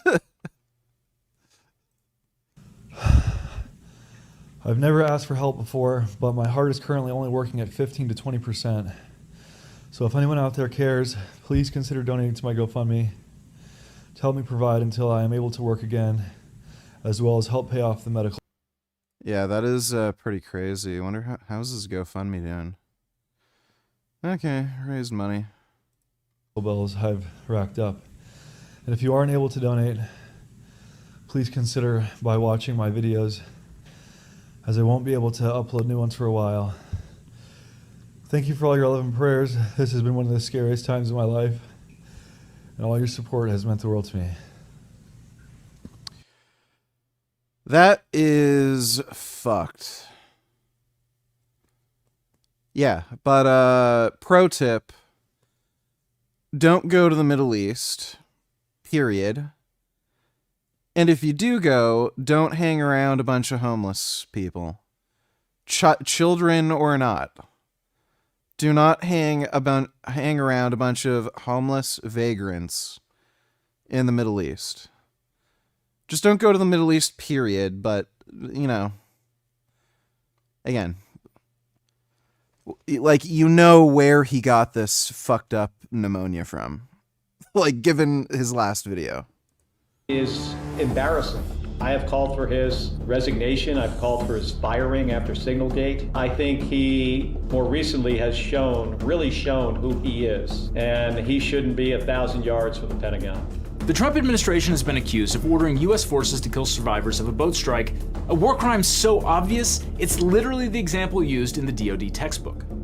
And now that the story is public, everyone at the top is doing the "who, me?" routine. Here's Trump when someone asked whether a second strike on wounded men would be legal. I don't know that happened. And Pete said he did not want them. He didn't even know what people were talking about. So we'll look into it. But no, I wouldn't have wanted that, not a second strike. When the President and the Secretary of Defense both suddenly claim they don't know anything, that usually means they know exactly how bad it is. And it's real bad. So today we're breaking down illegal orders, war crimes, and why even in a non-international armed conflict, you can't do what the Trump administration is accused of doing here. And in the midst of all this, Senator Mark Kelly, himself a highly decorated US Navy veteran who flew combat missions during Desert Storm, reminded troops that they have a legal duty to disobey unlawful orders. Donald Trump's response was that Senator Kelly should be hanged for sedition. Well, I've got Senator Kelly on the line to break down how operations like this are supposed to be carried out under US and international law, and what service members can do if they suspect they're being given illegal orders. But first, let's examine what we know about the strikes in the Caribbean. On September 2nd, 2025, the Trump administration conducted the first in an ongoing string of deadly strikes against civilian boats. Over the last few minutes, literally shot out a boat, a drug-carrying boat, a lot of drugs in that boat. And you'll be seeing that and you'll be reading about that. Under the direction of Secretary Hegseth, the Joint Special Operations Command struck a boat in the southern Caribbean Sea, killing all 11 people on board. In a White House press conference, Trump justified the strike by declaring the slain passengers guilty of terrorism and drug smuggling. Trump said there was a massive quantity of drugs on the boat. He said the boat was under the control of Venezuelan President Nicolas Maduro. Maduro denied it. Trump said it was massive amounts of drugs coming into our country to kill a lot of people. And everyone fully understands that fact. You see it, you see the bags of drugs all over the boat, and they were hit. Trump has always been eager to execute drug dealers. We're going to be asking everyone who sells drugs, gets caught selling drugs, to receive the death penalty for their heinous acts. When he ran for president, Trump said that he would ask Congress to pass a law authorizing the death penalty for drug traffickers. But President Trump never asked for congressional approval for these kinds of executions. Secretary Hegseth has also made it clear that he believes the military should be given more freedom to use deadly force. Hegseth argued that American troops should ignore the Geneva Conventions, and he defended the use of torture at Abu Ghraib. That is insane. As Legal Eagle contributor Anna Bauer pointed out, a chapter of Hegseth's book was even titled More Lethality, Less Lawyers. Fewer lawyers. This is the part where the administration realizes the easiest way to win the legal argument is to get rid of the lawyers. And we can see why Hegseth agrees with Dick the Butcher. First, let's kill all the lawyers. Because the CIA's attorneys had already pushed back, saying there was no legal basis for the strikes because the US wasn't acting in self-defense. Drug trafficking is a crime, not an act of war.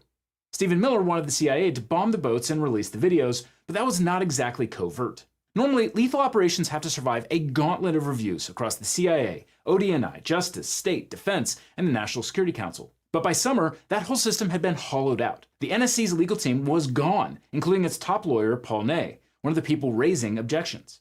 Career Pentagon lawyers were cut out too. With the guardrails removed, political leadership stepped in. The Office of Legal Counsel eventually declared the strikes lawful. So the plan moved to the Defense Department, where the remaining political appointees crafted the justification. By late spring, many of the officials who'd objected had already been reassigned or removed, and the path was clear for the strikes to go forward. And before we go any further, it's worth asking who the administration thinks deserves summary execution. Because if you're talking about responsibility for America's drug crisis, the Sackler family and Purdue Pharma are miles ahead of any random men in a fishing boat. Purdue helped ignite the opioid epidemic that has killed more than 450,000 people. They were held legally responsible for a misleading marketing campaign about the addictive nature of these drugs. For some reason, the military did not drone strike Purdue's headquarters. Or take former Honduran President Juan Orlando Hernandez. He helped smuggle more than 400 tons of cocaine into the United States. He was convicted. He was sentenced to 45 years in prison. And President Trump pardoned him in November. We know more about the Sacklers and Hernandez than we know about the people on that boat. If they were drug traffickers, they were probably low-level couriers or mules. And drug trafficking is often linked with human trafficking, meaning that some of the people killed may have been victims themselves. On September 3rd, Hegseth said, quote, "I watched it live." Then on October 23rd, Hegseth bragged about the boat strikes. So the Department of War is not going to degrade or just simply arrest. We're going to defeat and destroy these terrorist organizations to defend the homeland on behalf of the American people. When ABC News asked what he planned to do with survivors, he said there was a protocol in place. Apparently that protocol was not following the Department of Defense manual or the Geneva Conventions. On the same day, Trump said he was not going to ask Congress for permission to do anything. We're just going to kill people that are bringing drugs into our country. After the September 2nd strike, Secretary of State Marco Rubio made it clear that the order came right from the top, saying, "On the president's orders, we blew it up." He added, "And it'll happen again. Maybe it's happening right now." And it did happen again, at least 20 more times. So far, the Trump administration has killed at least 83 people in boat strikes. None of these people were ever tried or sentenced to prison, let alone death. But it turns out that Hegseth gave an even more illegal order before or during the September 2nd strike. Apparently, he ordered his military officers to, quote, kill everyone, which sounds a lot like an order to leave no survivors, or in military parlance, give no quarter. On November 28th, the Washington Post reported that actually, the September 2nd strike hadn't initially killed everyone on board. For minutes, commanders watched the boat burning on a live drone feed. As the smoke cleared, they got a jolt. 2 survivors were clinging to the smoldering wreck. Under ordinary leadership, these 2 men would have been scooped up, arrested, and tried. That's what due process requires, and due process applies to all persons, not just US citizens. And both domestic and international laws spell out how the government should deal with survivors. But Admiral Frank M. Mitch Bradley, the commanding officer, ordered his subordinates to kill the men. According to sources, the 2 men were blown apart in the water. 2 sources said Admiral Bradley gave the order to comply with Hegseth's demand. The report also said that the order was meant to prevent survivors from calling up other traffickers to pick up the drugs, which is pretty crazy when you think about it.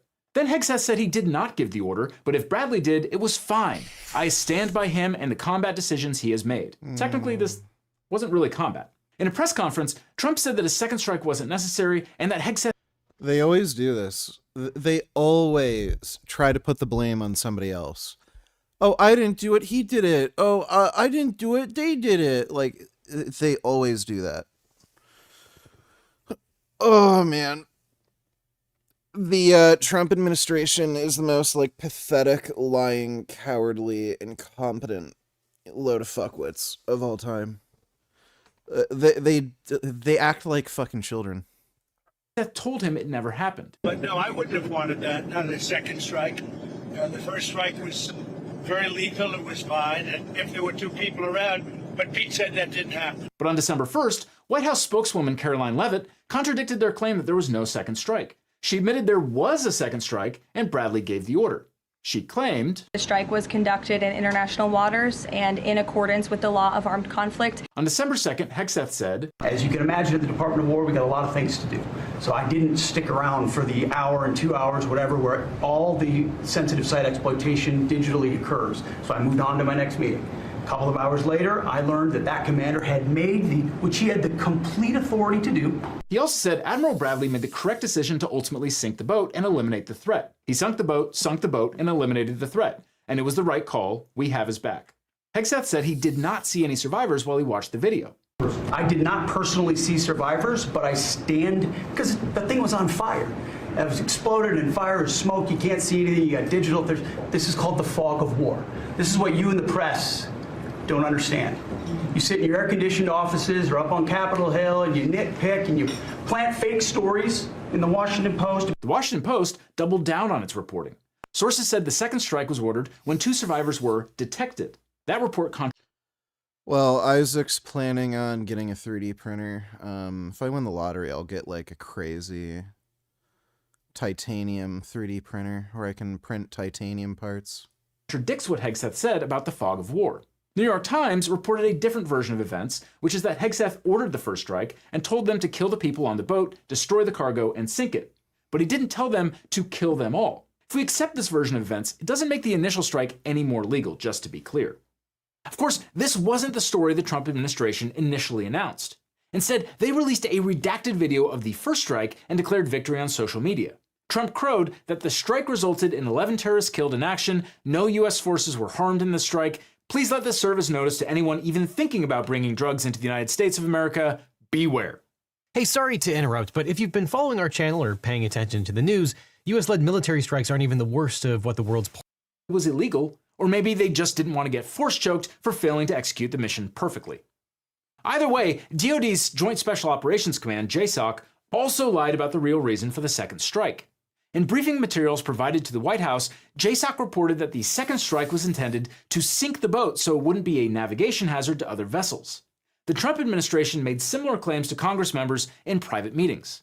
But as Marine Corps veteran and Democratic House member Seth Moulton pointed out, the idea that wreckage from one small boat in a vast ocean is a hazard to marine traffic is patently absurd, and killing survivors is blatantly illegal. He promised to prosecute the offenders, saying, "Mark my words, it may take some time, but Americans will be prosecuted for this either as a war crime or outright murder." And Moulton isn't the only one who believes this is a war crime. We now have new information about the second strike after Admiral Bradley briefed members of Congress. Bradley told them the two survivors did not appear to have radio or other communications devices. This contradicts the administration's earlier claims that the two survivors were radioing for help or backup, the thinking being that if they radioed for help, they could have retrieved the drugs and kept trafficking them. Defense officials made that claim in at least one briefing in September for congressional staff, according to a source familiar with the session, and several media outlets cited officials repeating that justification in the last week. But Admiral Bradley acknowledged that the two survivors of the military's initial strike were in no position to make a distress call in his briefing to lawmakers. People who viewed the video said that the first strike killed 9 people immediately and split the boat in half, capsizing it and sending a massive smoke plume into the sky, the sources who viewed the video as part of the briefing said. Part of the surveillance video was a zoomed-in, higher-definition view of the two survivors clinging to a still-floating, capsized portion, they said. Apparently, the two men clung to the wreckage for about 41 minutes, while Bradley and the rest of the U.S. Military Command Center discussed what to do as they watched the men struggle to overturn what was left of their boat. The video footage allegedly shows the two survivors waving overhead, possibly to signal for rescue from their attackers. Bradley's rationale for the second strike was that it appeared that part of the vessel remained afloat because it still held cocaine. Cocaine floats, that's his story. Okay. And apparently the concern was partly that the two survivors could signal or communicate to other drug traffickers to come and get them. Not with radios, but I guess with hand signals. So Bradley said the survivors could hypothetically have floated to safety, been rescued, and carried on with trafficking the drugs, or so the logic goes. A source with direct knowledge of the briefing called that rationale f***ing insane. You want to know how insane? This is eerily similar to the same rationale that was used by the captain of the German U-boat U-852 during the Peleus incident in 1944. After his U-boat sunk the SS Peleus, he ordered his crew to destroy the debris, to which maybe half of the Peleus' surviving crew clung. The captain was trying to eliminate any possibility of the surviving crew communicating about the secret presence of the U-boat in the area. What happened later? In probably the first war crimes tribunal after World War II ended, the captain, his XO, and the ship doctor were convicted, sentenced to death, and shot. Back in Washington, interpretations of the video varied. House Intelligence Committee ranking member Jim Himes told reporters, yes, they were carrying drugs.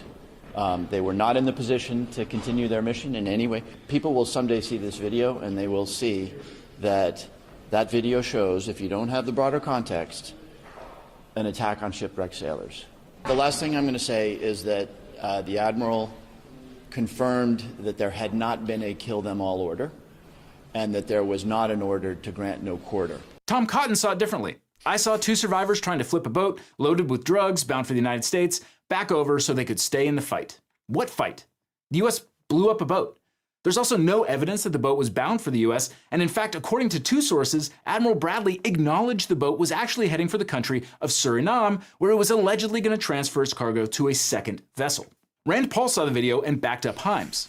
And I think if the public sees images of people clinging to boat debris and being blown up, I think that there is a chance that finally the public will get interested enough in this to stop this. Admiral Bradley told lawmakers that there was no kill everyone order and that he made the decision to double tap. Experts from across the political spectrum have agreed this is illegal. Jack Goldsmith, Harvard Law professor and former head of the Office of Legal Counsel for George W. Bush, proclaimed that there can be no conceivable legal justification for the acts described in the Washington Post story.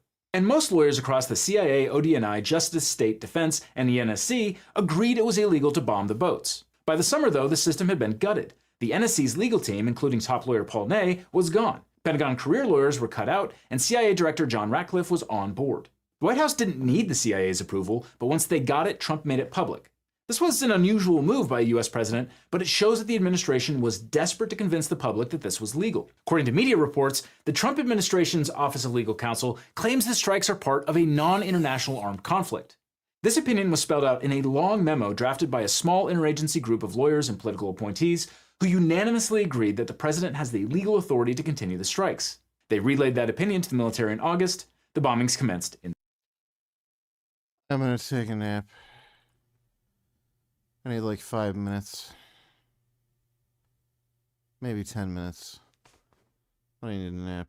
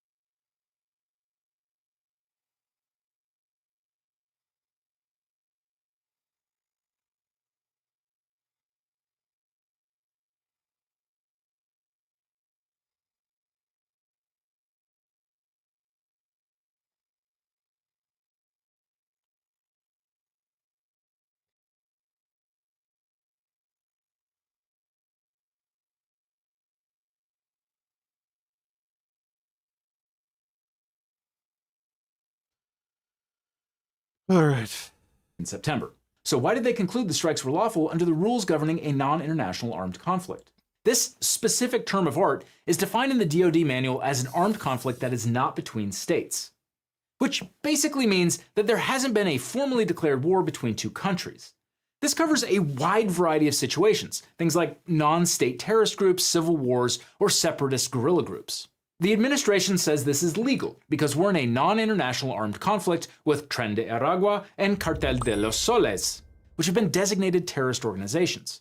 A non-international armed conflict is basically an armed conflict that isn't between two states, but there are strict criteria under international law. The non-state group must be organized like an armed force, and the level of violence has to be sustained and intense. Experts across the spectrum say these gangs don't meet that standard, and that, in fact, Cartel de los Soles is not a cartel and doesn't really exist at all like the administration claims. They aren't organized like militaries, they're not engaged in hostilities against the US government, and drug trafficking doesn't convert. New trailer for The Boys season just dropped. I thought that was over. Thought that all wrapped up and was finished. There's still a new season. This into an armed conflict. If this isn't a non-international armed conflict, then it's just law enforcement. And blowing up civilians and then executing survivors is murder under federal and military law.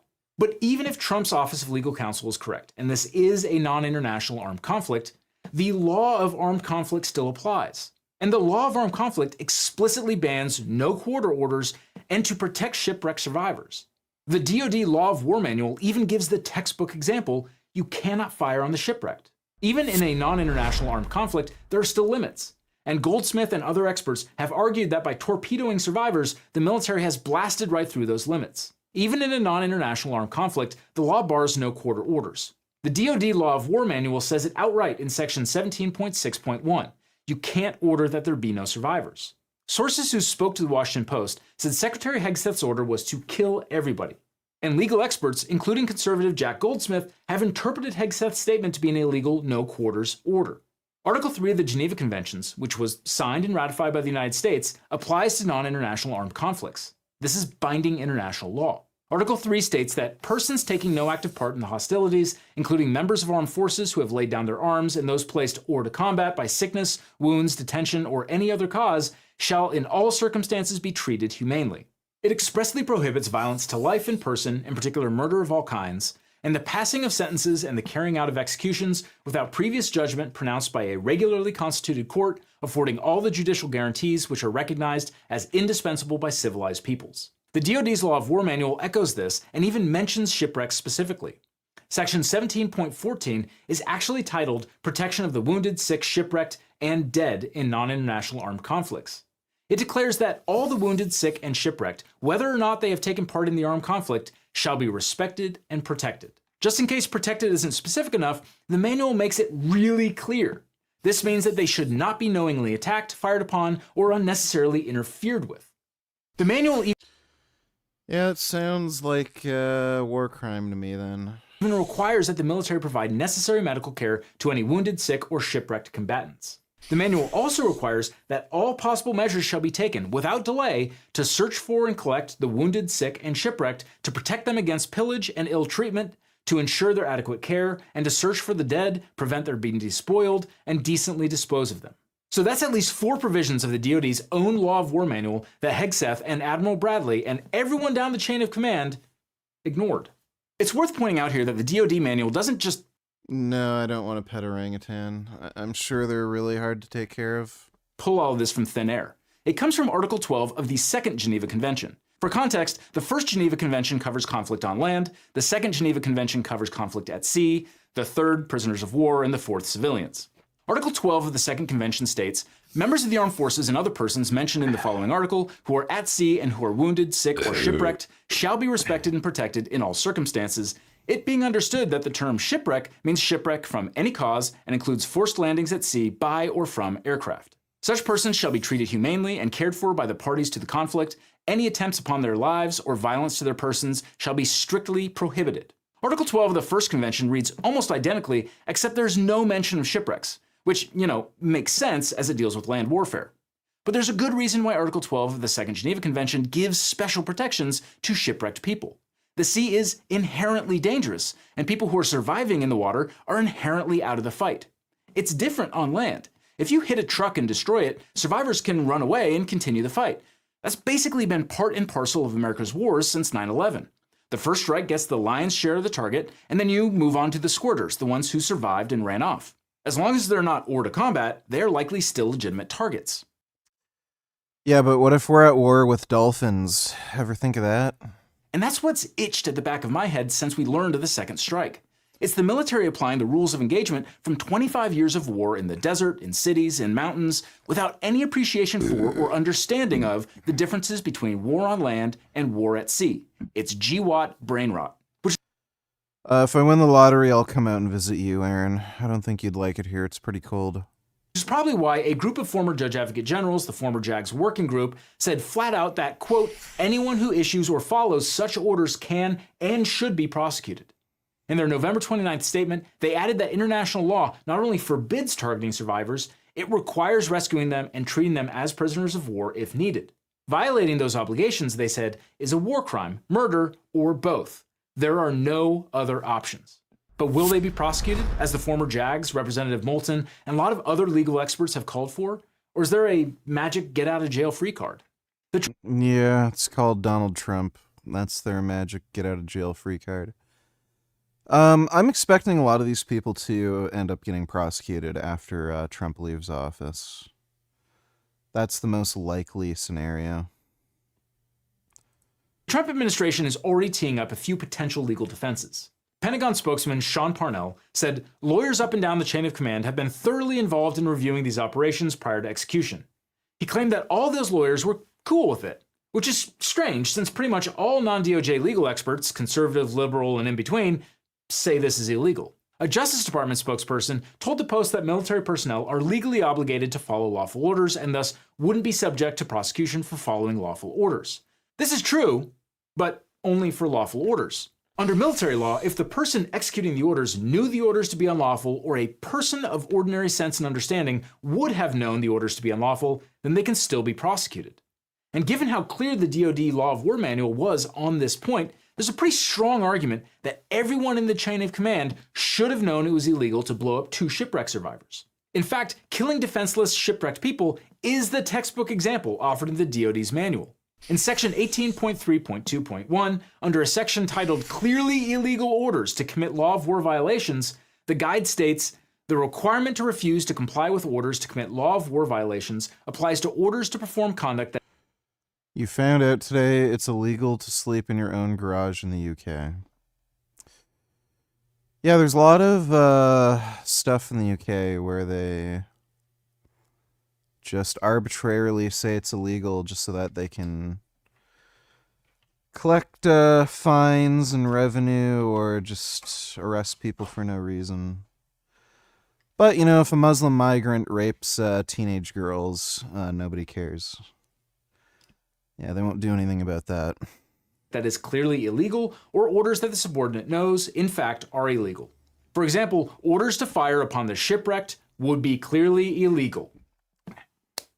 The U.S. Navy's History and Heritage Command even describes incidents of Japanese sailors firing on shipwrecked U.S. service members in World War II as atrocities. So yeah, it's safe to assume that everyone in the chain of command really should have known that this was an illegal order and should have refused to obey it. But the Trump administration is probably counting on the fact that the OLC memo itself will create legal immunity for the military officials who did this. This maneuver was perfected by the George W. Bush administration, whose OLC famously blessed the idea of enhanced interrogation, which the rest of us just know as torture. When Obama appointee Eric Holder took over the DOJ, he claimed that he couldn't prosecute anyone responsible for torture because the OLC had told everyone that torture was legal, and they'd reasonably relied on that guidance. So according to both the Bush and Obama administrations, a handful of unelected attorneys at the DOJ can essentially just make something legal by declaring that it's legal. Magic. There may still be legal problems for the Trump administration, though, because as conservative legal expert Ed Whelan pointed out, the Trump administration only got OLC to bless their dirty work 3 days after the fact. So no one in the DoD chain of command. The Wandering Mason, is there anything in the UK that's not illegal aside from raping 9-year-olds? Yeah, I'm pretty sure everything is illegal in the UK aside from raping 9-year-olds, but that only goes for Muslim migrants. Thanks for the donation, Dodo. Command can claim that they were relying on OLC's legal interpretation unless they got a message from the future. Apparently, the OLC also admitted in its memo that the law of armed conflict applies. And as I already covered, the law of armed conflict expressly prohibits blowing up shipwreck survivors. It's literally the textbook example in the DoD's own manual. But even if some future prosecutor can overcome the OLC's magic legal shield, there's a pretty good chance that it wouldn't matter, because Trump can just pardon the offenders. And as we've already seen, pardons aren't just used to erase prior convictions anymore, they're used to prevent future prosecutions. There's good reason to believe Trump will do that. He's already pardoned several war criminals. In November 2019, he granted pardons to 2 service members accused of war crimes. Clint Lawrence, an Army lieutenant convicted of second-degree murder for ordering his unit to fire on unarmed Afghan civilians, and Matthew Goldstein, an Army major facing a murder charge for killing an alleged Afghan bomb maker. Trump also restored the rank of Edward Gallagher, Navy SEAL acquitted of murder but convicted of posing with a corpse. And since that first strike, Trump has promoted Admiral Bradley to lead the U.S. Special Operations Command, which oversees elite units across the military. Still, Republican and Democratic leaders in the House and Senate have announced that they're investigating, and the military appears to have changed course at least somewhat. 2 survivors of a later strike were retrieved and turned over to their home countries, ostensibly for prosecution. But the best chance for justice for the victims of any of these strikes appears to be in civil court. At least one victim's family has said they plan to file suit. So joining me now to discuss the precarious situation that orders like these place service members in is an actual war hero who Donald Trump said should be hanged for sticking up for the rule of law. Senator Kelly, welcome back to Legal Eagle. Good to be back. So in addition to being personally targeted, you as a senator, you do have oversight powers. And so I'm curious, with the boat bombing that's been in the news lately, when you were a pilot, did you ever receive any orders that you thought were or could potentially be illegal? Well, I flew strikes into Iraq and Kuwait, pre-planned targets. Never questioned whether or not those targets were military targets. It was always explained to us, what they were, why we were hitting them. I also flew surface combat air patrol combat missions. This guy has very impressive ears. They're kind of like big goblin ears. They're so big and thick. Those are some really impressive ears. In the northern part of the Persian Gulf, sunk 2 ships. One was clearly reported to me as an OSA patrol, missile patrol boat, a Russian OSA-2, but operated by the Iraqis in Kuwait Harbor. It was a, threat to the fleet in the northern part of the Gulf, and we were told to sink it. And we were able to identify the ship.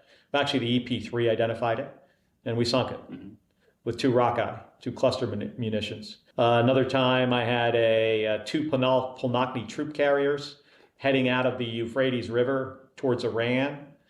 When we reported them, the admiral, you're essentially talking to somebody who's talking to the admiral, the battle group commander, said, hey, can you identify those ships? And we said what they were, and they said, can you do anything else to further clarify if they're Iraqi ships? So I flew down about 50 feet off the water as fast as I could go and flew right by, and they're flying the Iraqi flag. And just where they were located, it was very clear they were Iraqi vessels, and then they asked me to sink them. First time I ever missed. Wasn't happy about it. Missed with an LGB. We had a turret problem with the laser, and it swung around at the last second.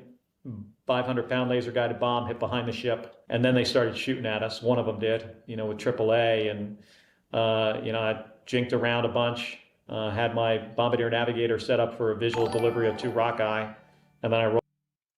They're kind like an IISER's VG.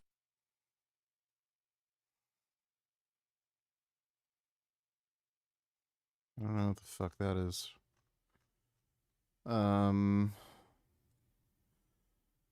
Yeah, kind of. A little bit. I think they're just more like, just big goblin ears. Thanks for the donation, though, Dodo. Rolled in on the other ship and put the rockeye across the back half of the ship. And in time, it sunk.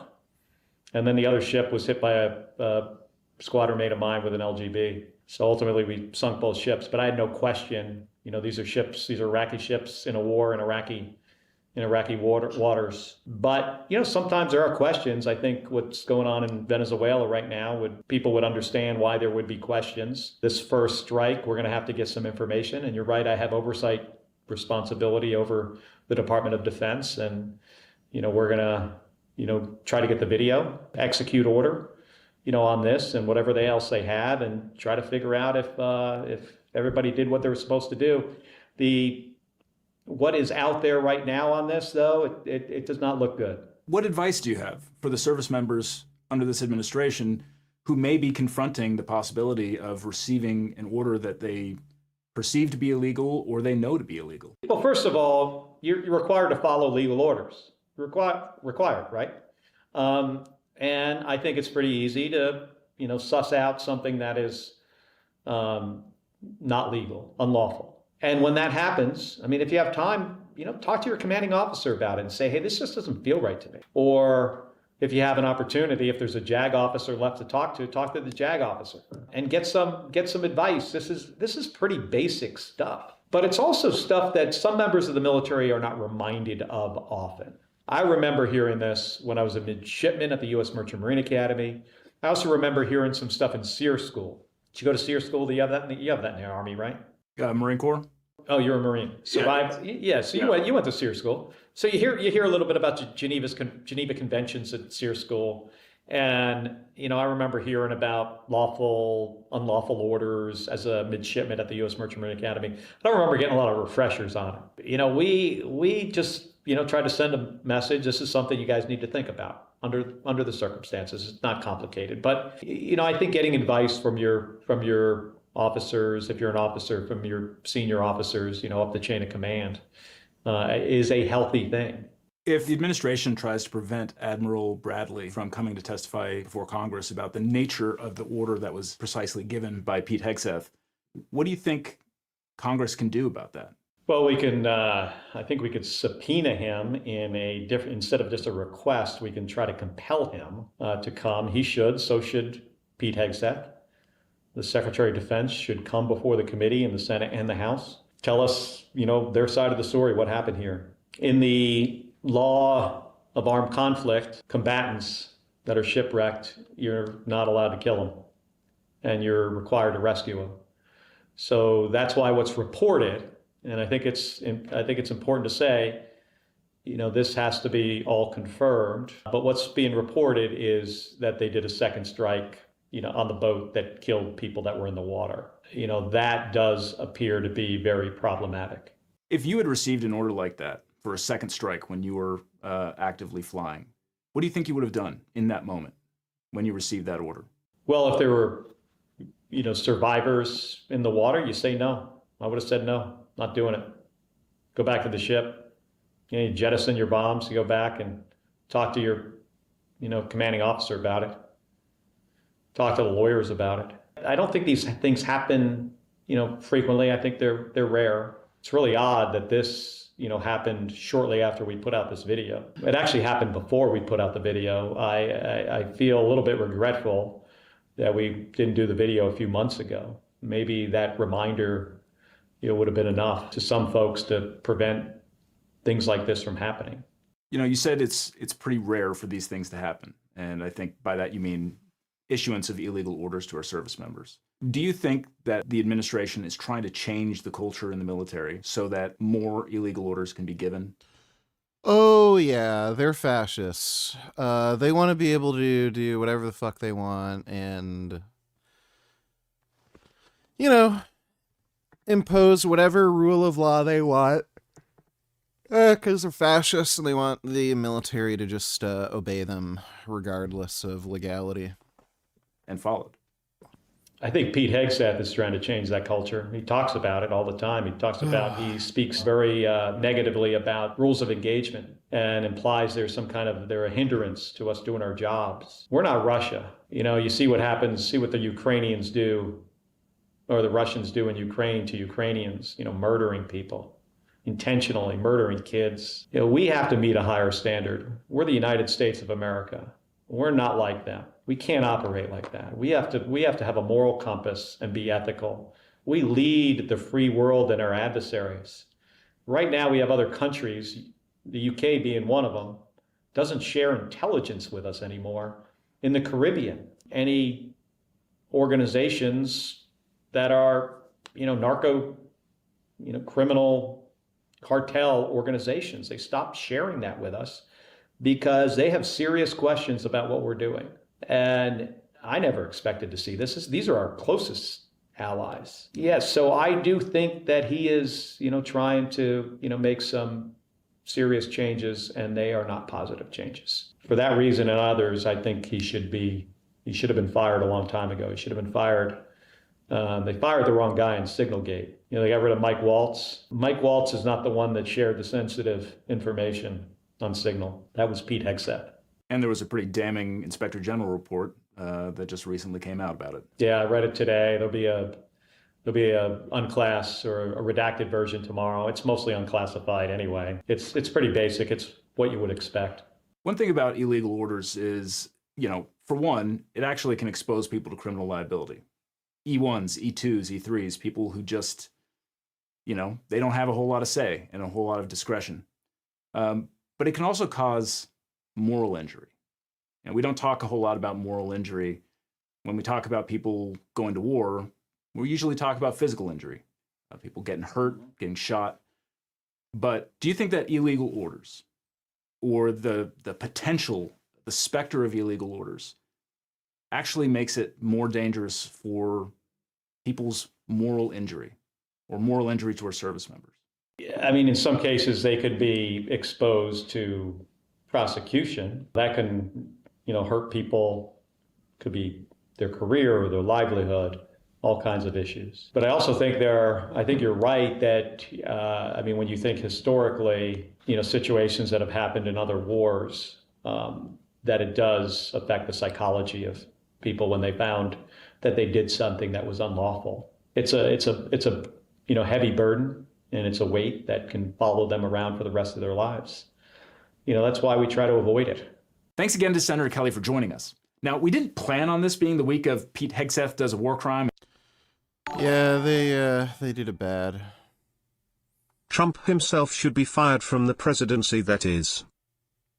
Yeah, he should.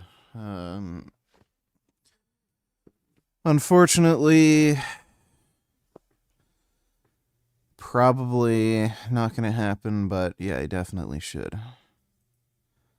Thanks for the donation, Dodo. Executed a man inside a national park. The victim, someone who she once accused of rape. The woman once known as Selena Savage on OnlyFans is in prison. She pleaded. Tell me Akash's wife doesn't look like Frank Tufano. Yeah, now that you mention it, she does kind of. If Frank became trans, he'd probably look like Akash's wife. That dude is such a dumbass. Can't get over how much of a fucking moron that guy is. Thanks for the donation, though, Karakra. This is the Maquawit, one of the most legendary weapons of all time. A sword with an edge of obsidian, the sharpest material on Earth. The Aztecs used these devastating weapons to build the most powerful empire of the continent. When the Spanish conquistadors first encountered the Maquawit, they were horrified. Eyewitness accounts insist it could decapitate a horse in a single swing. Today, we're going to uncover it cannot the truth behind that deadly reputation, with steel-bearing Spanish fighting against sharpest steel blades. But not all obsidian tools are created equal. Most of the tools you see online are the product of bifacial knapping, the process of flaking both sides of a core to create a bifacial cutting tool. But these tools have jagged edges. They are great for cutting meat, but they are not the sharpest blades in the world. Regular obsidian flakes are actually much sharper, but they are often irregularly shaped. Ancient humans learned how to shape stone cores into cylindrical prisms so that they could take off long and even blades. These blades have a conchoidal fracture running down their entire length, providing an excellent cutting edge. This is what the blade of the Maquawit is made out of. The Aztecs and other Mesoamerican cultures lived in one of the most obsidian-rich places on Earth. leading to them becoming one of the best flint-knapping cultures of all time. Their blades were so sophisticated that master flint-knappers struggle to replicate them to this day. I have flint-knapped for years, and I wouldn't even attempt to make Aztec prismatic blades as I know I will fail miserably. But luckily, I know Tony Soares, a true master.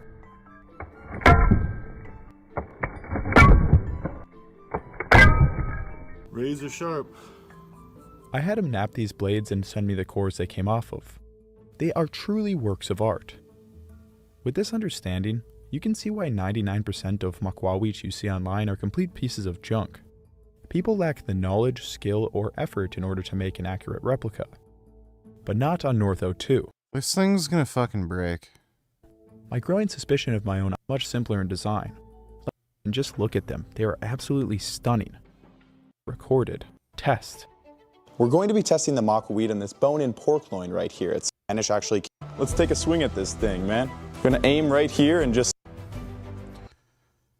I don't know why I didn't just test it on a human being. Should have done a predator poaching sting and just killed him with this. Dodo donates $2. What % chance will Trump pardon him? Pipe bomb suspect? Oh yeah. Well, can't watch the video. Like, unironically, yeah, there's a non-zero chance. He probably won't, but, like, there's a non-zero chance. Given that they pardoned, like, everybody else, you know, even people who directly attacked police officers and shit. So, yeah. Thanks for the donation, though, Dodo. How old are you? I'm 34. Oh my goodness! Through it with such ease that I literally threw all that average-sized one. So imagine what the two-handed one meant. I needed my expectation. Oh! Yeah, that's gonna break. Well, again, that was absolutely devastating, but this time it seems we caught a lot more bone. It seems that backbone was just too tough for the blade of the makwawit. We lost quite a few blades in that swing. But if we look at the blades, some of them are completely undamaged. Like this, the edge on this one is... It did do a ton of damage. It's too brittle. How to throw a punch, and maybe that's a similar movement. I don't know. Anyone who's really into swords can comment down below. But let's see. Let's just do a few stabs first, and then we're going to do slices after. So I'm just going to throw it like a jab, pretty much. Oh, I missed. All right, now we're going to put it right through that. That had some serious power. That would have been that was really devastating. Oh. Wow, this guy, slashes like a girl. Enough force though about the makwawit. Suggesting it was a large two-handed makwawit that cut dictating a man. Now it's finally time to try the two-handed... It just shows, contrary to what he says, no, Trump does not give a shit about the police. Yeah, he clearly doesn't care about anyone. Thanks for the donation, Dodo. Oh! Oh, what a surprise. It's a piece of shit. So yeah, that was a total failure. Here, yeah. Oh my gosh. Were mortally wounded by these weapons. But will our Spanish of sorrow take anything away from those often armed range weapons the indigenous act of the Aztecs remember before entering God of Warrior for yourself? Yeah, that's just a dumb idea. That's just dumb. Guilty to murder, but she is not going quietly. Why she says what she is ordered to do behind bars isn't fair. We're on the case, presented by Law and Crime. I'm Chris Stewart.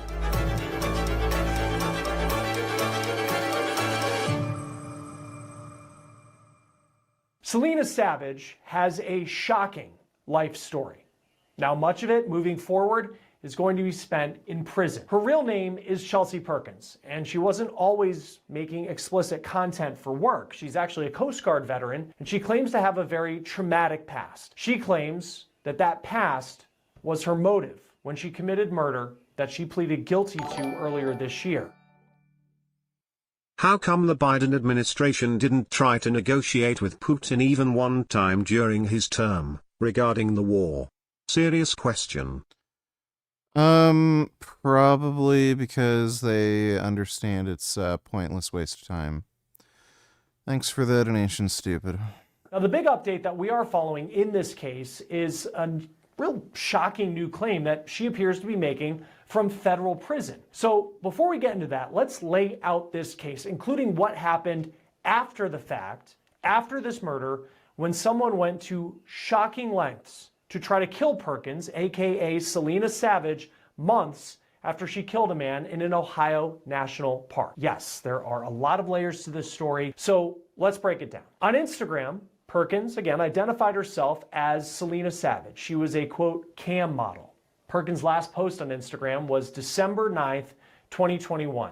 I want you to remember that date. Now, earlier that year, on March 6th, Perkins drove to Ohio to meet 31-year-old Matthew Dunmeyer. According to court documents, Dunmeyer and Perkins go way back. They both went to high school together, and so they knew each other for many years. Now, heading into this weekend, Dunmeyer Take TRT due to a year of insomnia, mania, and malnutrition? 21 by the way.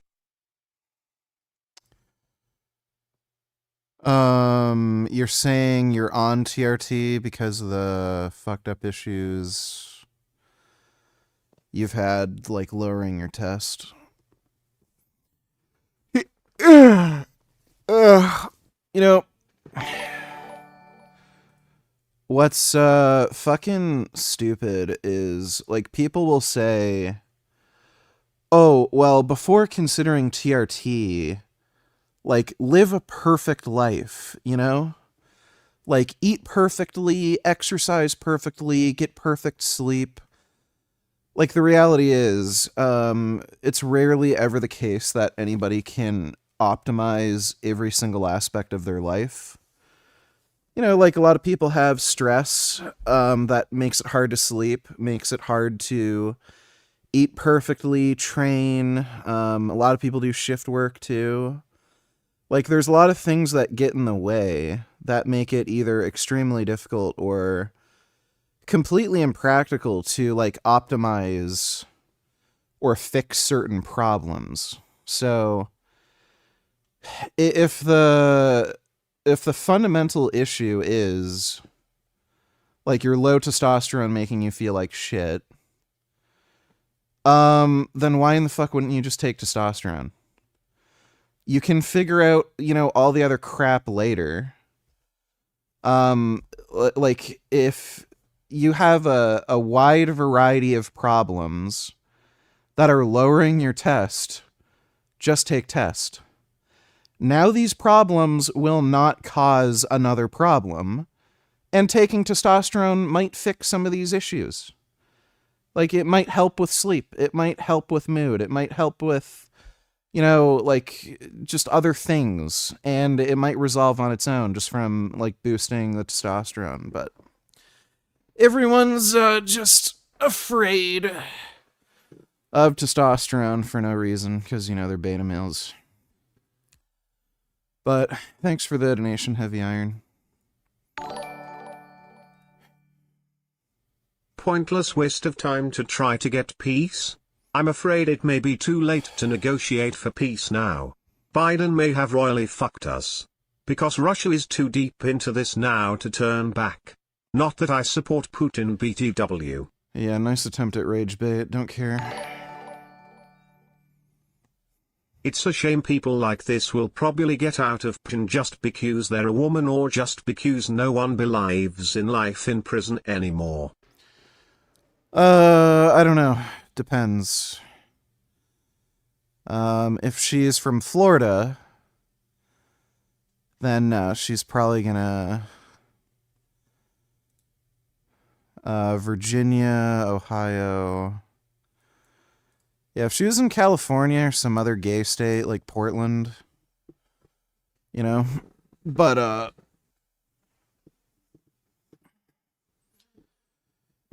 yeah, some states are actually based. Thanks for the donation, though, Dodo.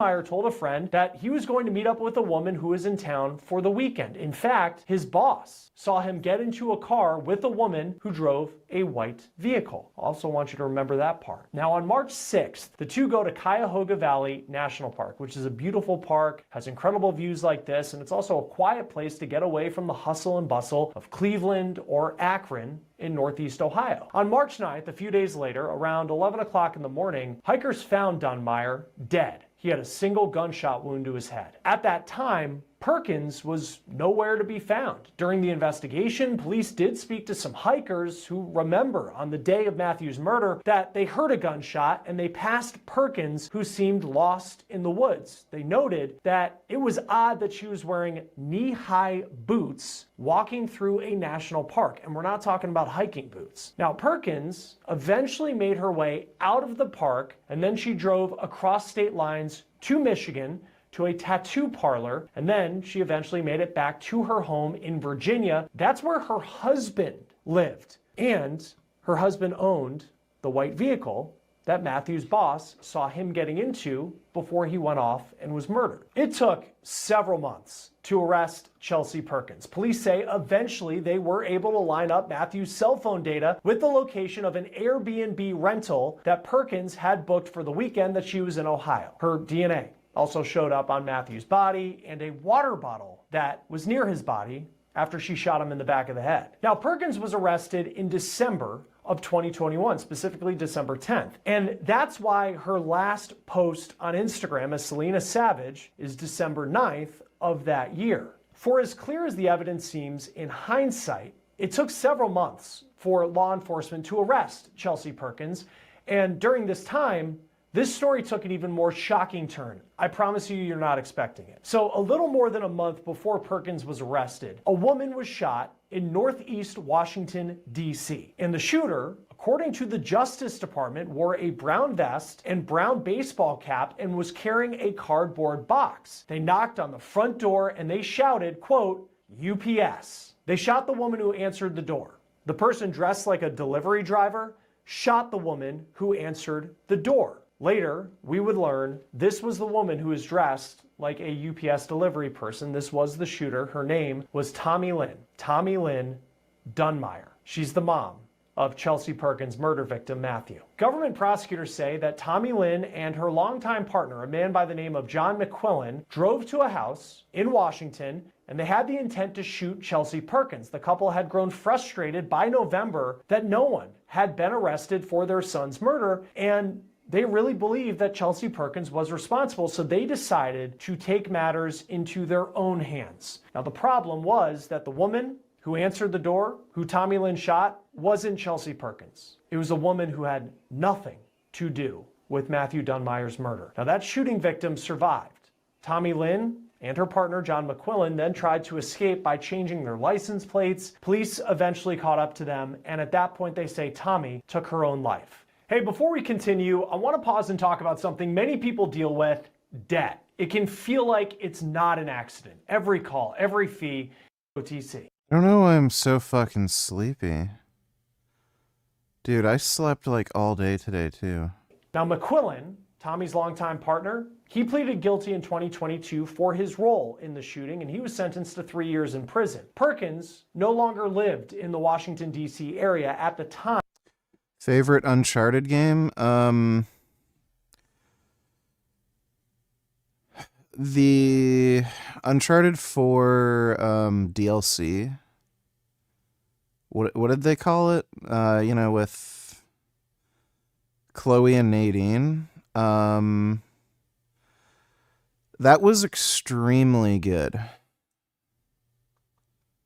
So even though it wasn't like its own kind of standalone game, I'd say the Uncharted 4 DLC. I remember going back and playing through the original trilogy. I remember at the time when the PS3 was like new, I liked the second game the most, but playing it back again, the first and third game were my favorite. You don't know why you're so fucking sleepy? I don't know why you're so fucking retarded and act like a retarded ass nigger all the time. At least you cut your hair short and don't have dreads. But you're still a retarded nigger. Get a life, get a job. Alright, thanks for the advice. Appreciate the donation. Yeah, the first and third game were my favorite. Thank you, Gummy.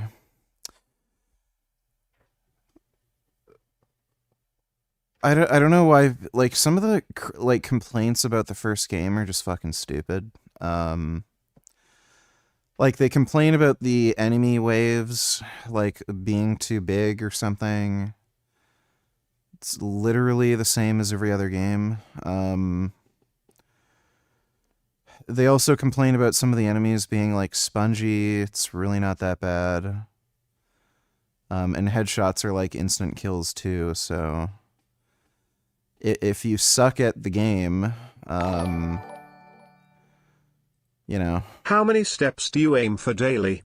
I hear a lot of social media influencers recommend 10,000 per day, but then I've heard others say that number isn't backed by research. I don't aim for a step count. Thanks for the donation, Blink. So, the only real problem with the first game was that one mission where you're on the the jet ski. That was stupid. Other than that, the story was good. The gameplay was good. Graphics were good. It was very, like, I like the first game for being so straightforward. It, like, if you play through it, it feels very, like, pure and simple, and there's no nonsense. So, like, you're just playing the fucking game. There's no, like, weird, stupid filler. There's no, like, hour-long sections where you're just wandering around, doing nothing, listening to people talk, hearing some dumb backstory about characters you don't care about, solving some stupid puzzle. Like, you're just playing a game, and the game's pretty good. Like, it's fun. And, you know, the enemy waves and the shootouts are really fun and engaging. And the weapons they give you are fun. So, like, the first game is really underrated. I don't know why it gets such a bad rap. Second game, it just feels weird to play. It just didn't age as well, for whatever reason. It just feels strange.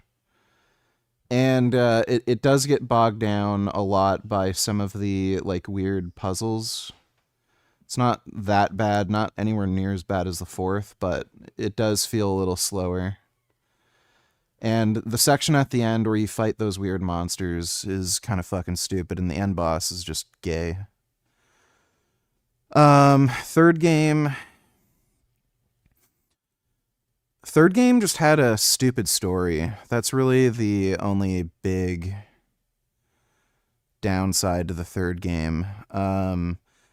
Probably had some of the best shooting mechanics out of the original trilogy. The only thing I didn't really like about it is they had a change to the enemy AI where they have some weird behaviors, where they tend to rush you. So rather than trying to, like, actually engage in a shootout, like, they'll break cover and just rush towards you in a weird way. That's one thing I didn't like about the enemy AI. But for the most part, it works fine. And again, it has some of the best shootouts and shooting mechanics compared to the, you know, other games in the trilogy. But Uncharted 4 Lost Legacy, that was the best Uncharted gameplay in the entire series. The Uncharted 4 main game just had terrible, horrendous, horrifically bad pacing. Just unspeakably awful. I don't know what the fuck they were thinking. But you literally can't play through the game multiple times because there's these big, long sections that you just can't skip, where it's all like story and exposition and bullshit. But the Lost Legacy DLC, it fixed that. It's basically just straight up gameplay. The story's nice and simple, and you can skip the cutscenes. So yeah, number 1, really underrated. I don't know why it gets such a bad rap. The criticisms that people make about it are just fucking stupid. Second game hasn't aged as well. Third game is better than the second game. Kind of debatable whether the third is better than the first. They both have their strengths and weaknesses.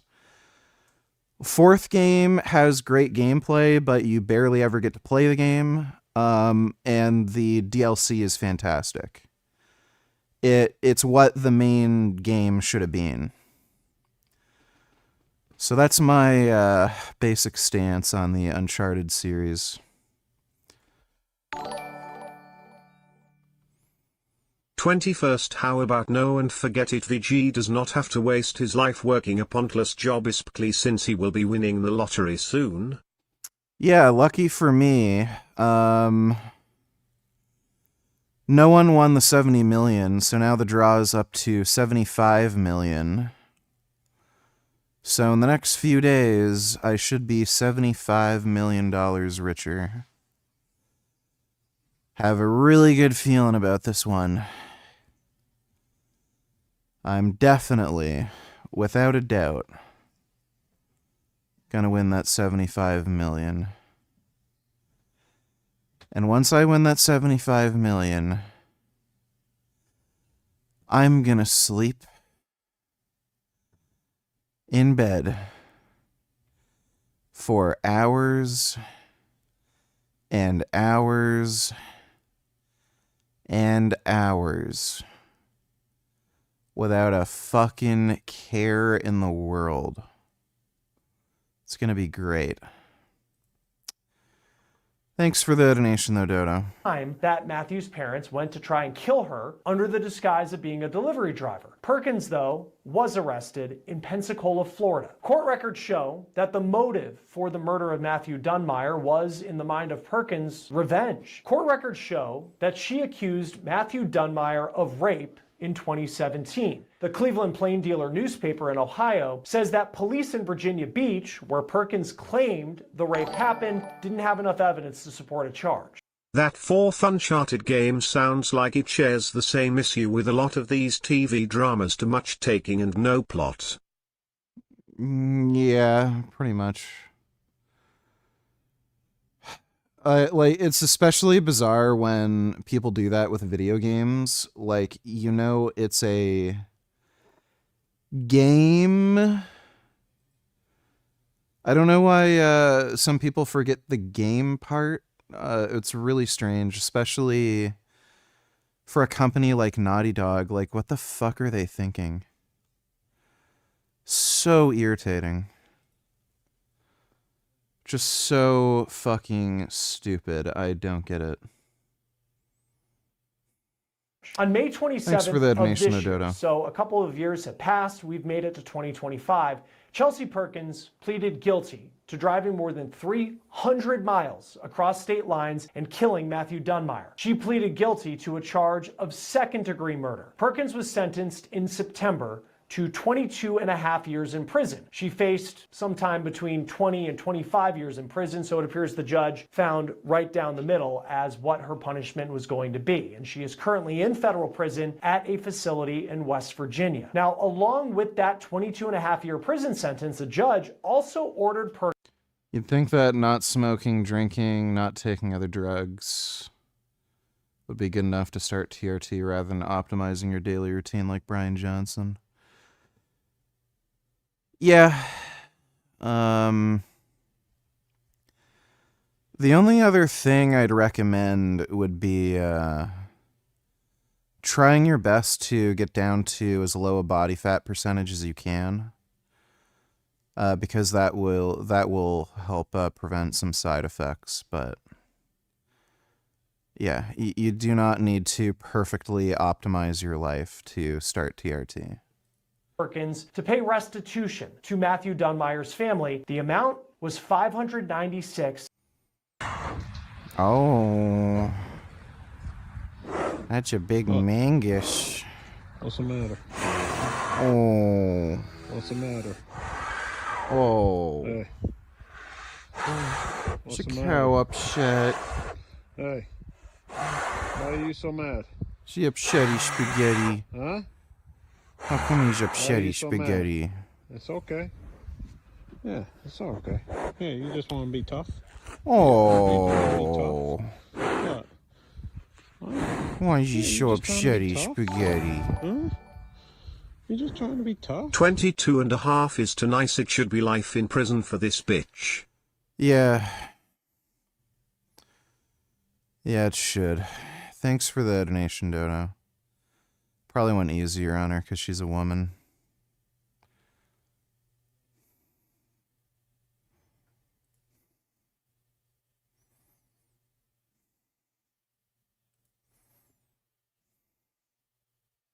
Winnie the Ewe is bred and overdue. Well, maybe not overdue, but this mama is carrying a lot of weight with 3 babies in there. We're here to give her a real nice trim before those babies just slide on out. Oh. It's important to trim up those engorged udders before the babies get here. It's also good to trim up the back area so it all stays sanitary after the birthing. I'm thinking maybe she'd like to see the efforts of her hard work, so we're gonna trim that top knot in her face real good. I feel like if something Oh turned my my body goodness. into a wide load Mack truck, I'd want to see what it was too. I imagine being twirled around on your rump like a Cirque du Soleil performer when you're this pregnant is not very comfortable, so the main goal is to get this done as quickly as possible. I won't be going back for all the ridges I leave behind. Well, maybe 1 or 2. But the main goal is to get this big old mama back on her feet with no nicks. It is significantly more difficult for me to shear around a belly like this. The ridges left behind are my attempt not to nick the stretched skin. This is a 6-minute function, not fashion haircut. And all her Oh my goodness. friends said they liked it anyways. Winnie the Oh my god, sheep are so pretty. Hey, buddy. Oh. You just chilling? What's this cat doing? He's never sat up on my headrest like this. What are you doing, Gum Gum? How come you're on my headrest?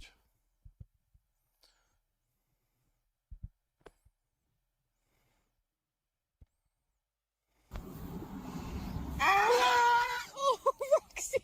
Oh.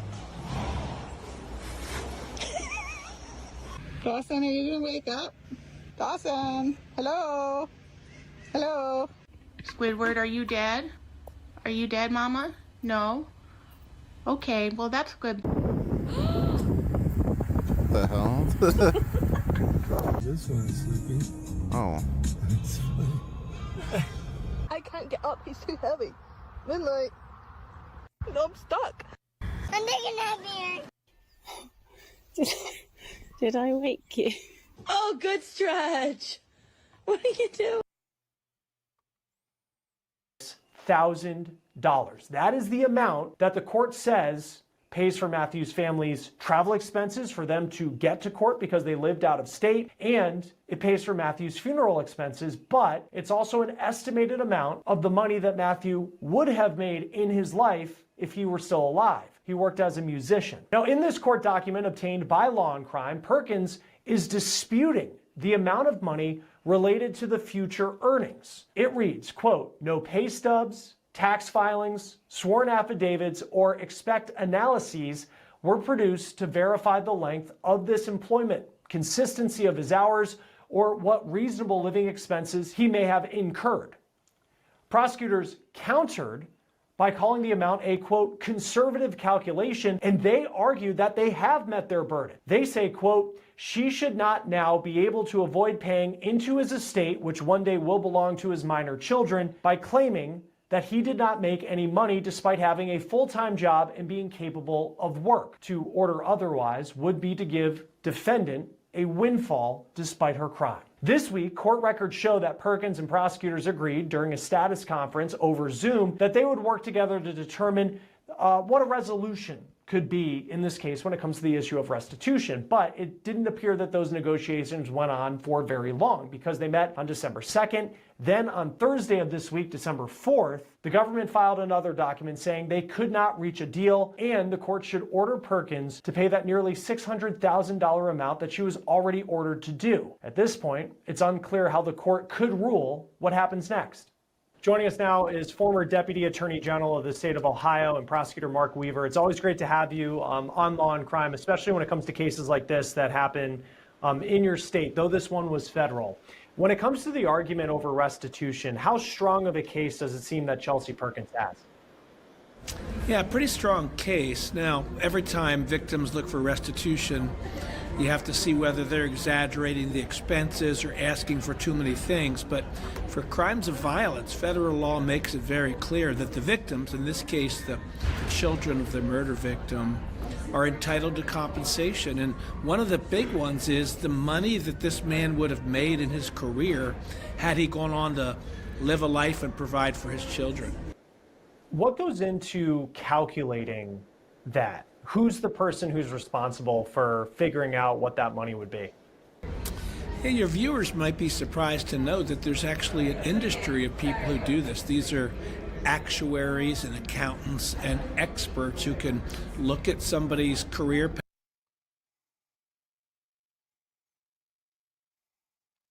I have a problem. I want something that doesn't exist. At least not until now. 2 years chasing a dream I didn't think was catchable. We've caught it. Oh, we caught it. This is the first of its kind. A landmark in micromotive history. A collaborative masterpiece between Shifted Standards, Death to Gas, and Ronster Rides. An electric hyper quad built to break the rules and look f***ing cool doing it. This is... Does that have... Okay, that looks like it might be a... like a motorcycle. Actually, no. Is that like a mountain bike rotor? I don't know what type of rotor that is. I don't know if it has a front brake. Looks like it might only be rear. The Ronster Quad! Quads do have front brakes, right? Or do they not? I don't know. I've never ridden a quad.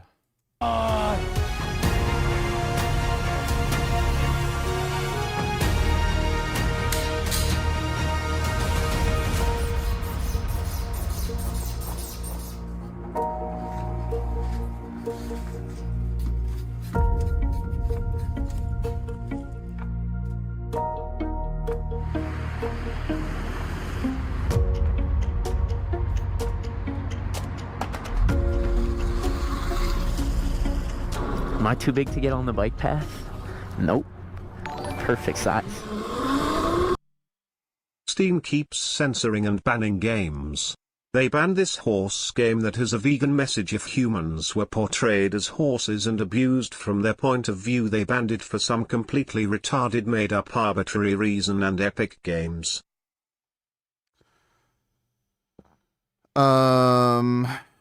I don't know about that game in particular. I know they have banned games based on laws in certain territories, which obviously they have to abide by local laws. And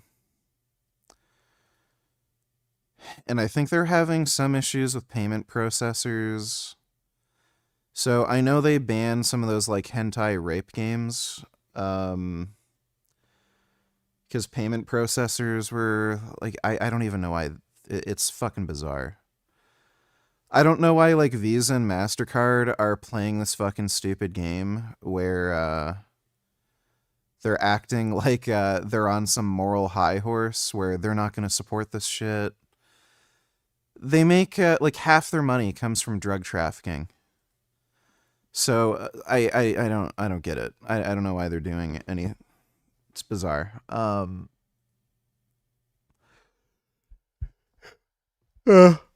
But I don't know about the animal rights game. I haven't heard about that. iRacing fucking sucks. I don't know why it's so big. Like, the only good thing about it is just the online policing system they have, but it's just so bad. Like, literally does not work. Thanks for the donation, though, one. Bandit last minute stating it portrays animal abuse as the reason.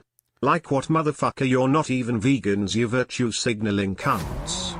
GOG still published it, only gonna buy games on GOG now and it's DRM free.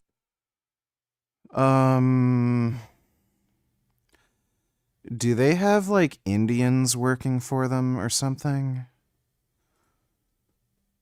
You may not have heard of this, but a genuinely controversial story is going down right now, and it impacts the stores that all of us use. So, a critically acclaimed indie developer can't release their latest artsy horror game on either the Steam or Epic Game stores this week. It will be on GOG, it will be on Humble, but Valve said no to the developer 2 years ago. That was based on an entirely different build of the game than the one that will be launching on those stores. And what this means is that about 75% or more of the PC gaming audience won't be able to see this game. Now, publishers actually stepped in to try and leverage their own contacts to help the developer. They tried to talk to Valve, but they came back with a fairly simple response. Quote, "No, you're fucked. Bye." And they meant that. Without Steam and its audience, this studio, Santa Regione, actually expects to shut down after this game releases. I wonder if this is ideological. If, like, Valve just didn't like the message behind the game? Animals are, in fact, nude people wearing horse head masks. Now, to be clear, this is a game designed to make you feel uncomfortable. Lots of amazing art does that, but according to the developers, Valve and Epic don't think you should be playing horses, and because of their decisions, the studio will likely have to shutter. Now, given what we've covered today... Okay, I'm assuming it's just some, like, dumb hoity-toity horse shit. Yeah, whatever. Censorship is just so fucking gay, dude. Well, thanks for the donation, one. 21st Donatiller is absolutely based women. Donate to her GoFundMe. Does she say the N-word? Wisconsin woman has been fired from her cinnamon bun job after a Somalian couple repeatedly antagonized her, recorded her, and pushed her to the point where she finally snapped. That's nigger. I am racist. So idiot, for and real. you are a nigger. You are an idiot. No, I I'm am not. racist, and I'll say that to the whole entire world. Don't be disrespectful. You ruined your life, by the way. Oh, talking Bye. about you talking about respect? You talking about respect? You are fired from this place, motherfucker. You're not gonna be working. This fucking did I stand? All you have to do is just call the police and just get them to give them a trespassing order. Like, hopefully she becomes a millionaire for calling black people the N-word like that other chick. But, yeah, all you have to do is just not talk to them, call the police, and get them to give them a trespassing order, and then problem solved. I don't know why these people risk just completely destroying their, like, entire lives over some bullshit. I don't know if they fixed this game to work with direct drive wheels. How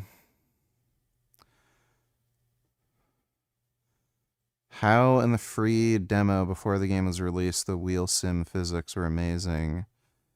And they released the full game and it was completely different and horrible.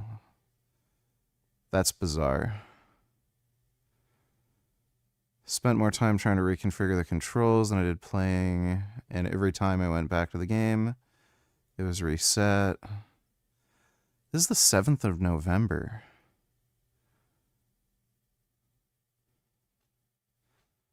This is bizarre. I don't know what the I guess I could refund it. It's a good thing about Steam.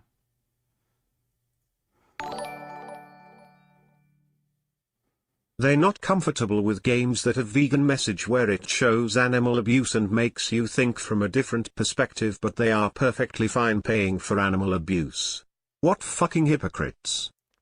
Yeah, it's pretty fucking ridiculous. Oh. Yeah. Like, what's bizarre too is how many games do you like murder human beings? But then, like, that's going too far. Like, naked people with horse masks. It makes no sense, dude. It's just stupid. Thanks for the donation, though, one. I gotta take a shit. I'm gonna take a shit, and then I'll be right back. I really, really need to poop. I'll be right back.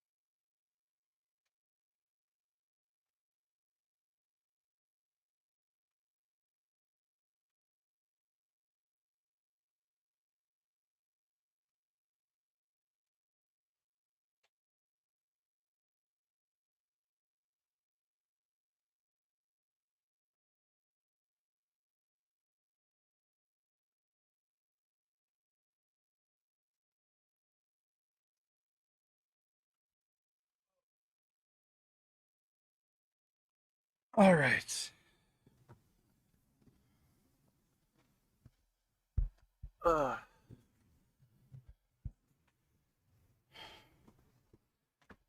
I did a nice big poopy doopy.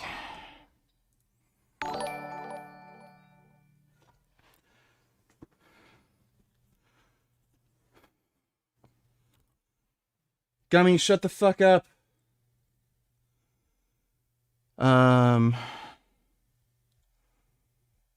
21st, and I tell her she's playing 5D chess, nigga. Her husband is racist too. Now she can't get a job, so her husband won't force her to work anymore, and she can mooch off him while she stays home. Watches Netflix all day. It was all part of the plan. Wouldn't. Yeah, that wouldn't surprise me.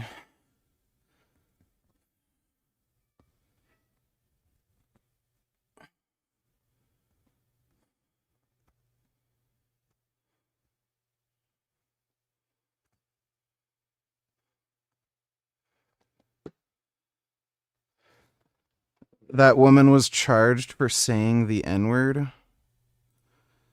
Why don't they arrest, like, literally every single rapper for saying the N-word?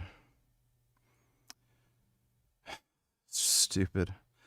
I really wish they'd do that. Like, if they're gonna have these laws, then apply it equally. Arrest black people for saying the N-word. Why is it only white people that are, you know, getting charged for it? It's fucking stupid.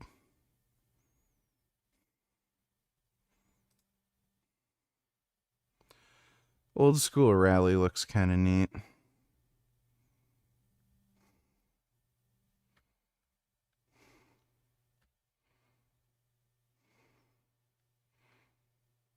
That game looks stupid.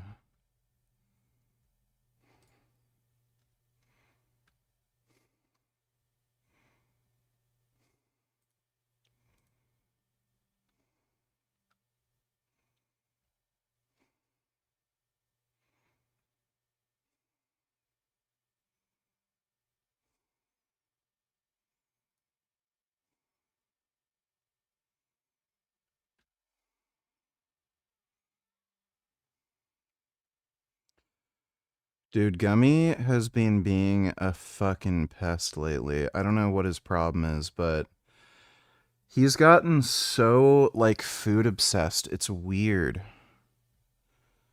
I have to lock him out of my fucking room more often now, because he just keeps, like, just harassing me. And he just won't stop.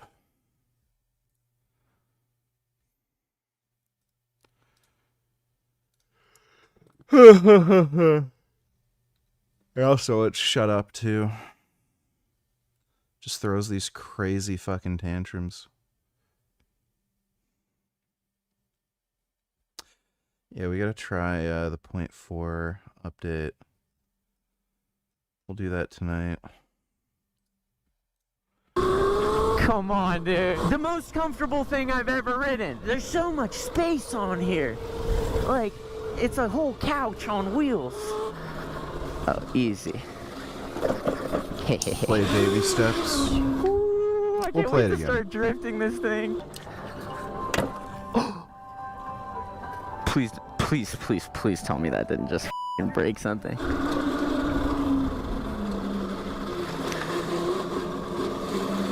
Oh. Oh, one hand drift, no way.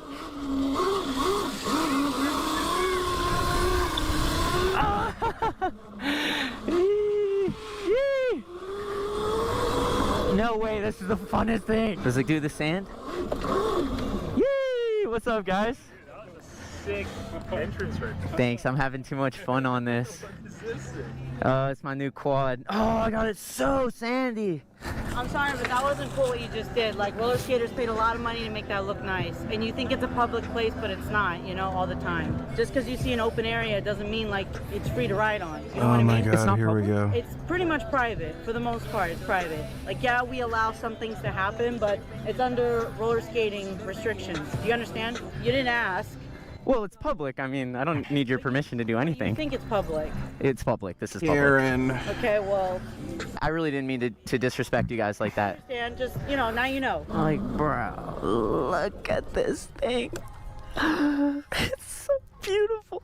The paint job's insane. Kind of reminds me of the Talaria XXX, which has one of the best reds. This might even beat it. I might play one of the Telltale games. I don't know, though. It's, they seem kind of gay. Not to throw shade or anything. That thing is sick. Thank you, dude. Here's your monster, aren't you? Oh, fucking way. What's up? Where are you guys from? Norway. Norway? Yeah. Why did I think you were from, like, Texas? I paid $5 grand for it, but that was with the powertrain sponsored and the labor sponsored, so I would say probably 10 to 15. Yeah. That's fucking worth it. That It is worth it. It is. Literally 2 years I've been waiting for it. Yeah. That's a perfect spot for it. You think I could do a drift right here? I don't want to hit the kid though.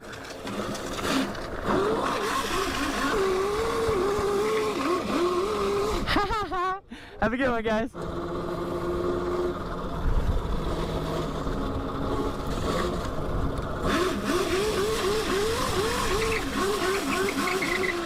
No way. Oh, yo, yo, yo, yo, yo. That looks like fun to drift. This thing's such a...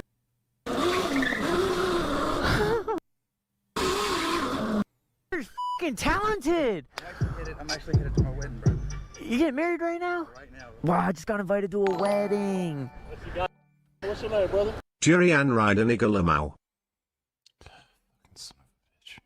Sir-Ronster. Oh, I'm Mr. Ronster. I recognize your voice a little bit. Yeah. This is cool as hell, bro. Yeah, I get to see some of the coolest stuff out here. I've never seen nothing like that. Yes! Uh-oh, so this is where having a quad is a problem.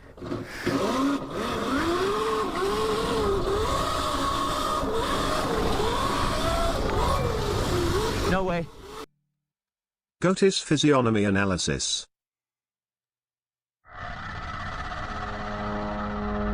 Hello everybody and welcome back to another celebrity face reading. My name is Taylor and today we're doing it. We're doing the big one. You guys have been asking for this for as long as I've been doing this channel. Goatis, aka Sferi, aka...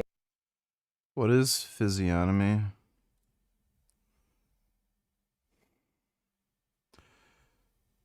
Oh, okay. I see. Gatis Labubusin, or however it's pronounced. This guy is a Well, you can tell just by looking at him, he's a fucktard. fitness influencer, lifestyle, nutrition influencer. He's the guy who ate raw squirrel in front of a vegan rally. He was Liver King before Liver King was a thing. He's a big raw meat guy, and as of late, kind of a lol cow. And now he's doing TikToks while on the run from the law because he ordered an acid attack on his ex-wife and tried to get their son murdered. Allegedly. Not even ex-wife, ex-girlfriend.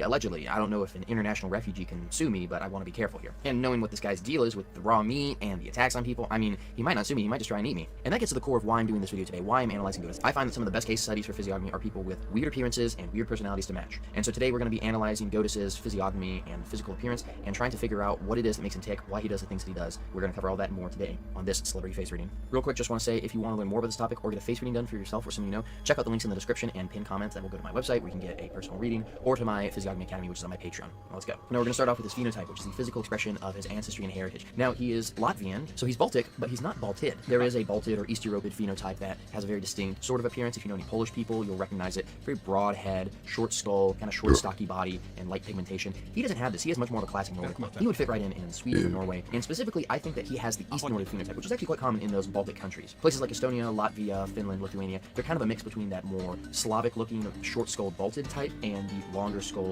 taller, more elven Nordic type. And so he has that East Nordic phenotype. That phenotype is very close to that of the original Indo-Europeans, so he probably has a very high percentage of Indo-European DNA, along with a good amount of Western hunter-gatherer, because the Baltic countries are the places with the highest percentage of that DNA. So genetically, he's an Aryan caveman, starting off strong here. Now to get into his personality proper, if you look at his side profile, you can see that he has a very high, very prominent forehead, even for his phenotype. Chin that's level with that forehead and an obtuse angle to the jawline. If you guys have been following this channel for a while, you will know that those are the telltale signs of the choleric temperament. Specifically, he's a pure choleric. No mixing with other temperaments here, no bow of melancholy, pure hyper-choleric. This means that he is extremely willful. He is a builder. He wants to go out and enforce his will into the world. Willful. He's lazy. Bossy, commanding. He thinks, plans, and acts in the long term and is able to endure in the long term. He does not think in the long term. with projects or endeavors of any sort. This is somebody who's lazy, has very short-sighted, impulsive thinking, and is a fucking idiot and does not plan. So, wrong. Very, very wrong. I have a cat here. Looks like he's done throwing his tantrum. Done with your tantrum? You son of a bitch. There we go. He's done throwing his tantrum. He's done screaming and yelling. Running all over the place like a jackass. Now he's ready to relax and cuddle. After he's done yelling. That's what he does. It's funny how kitties are like stupid babies. You yell and scream for a while and act like a jackass, and then they just want to sleep. Isn't that right? Yeah. You act like a stupid baby sometimes. Love my gum though. And because he's hypercholeric, because he doesn't have that bow of melancholy, he does not have that added sensitivity. He can come across as uncaring, cold, and insensitive because he's so focused on his work and his will and his He's a literal psychopath.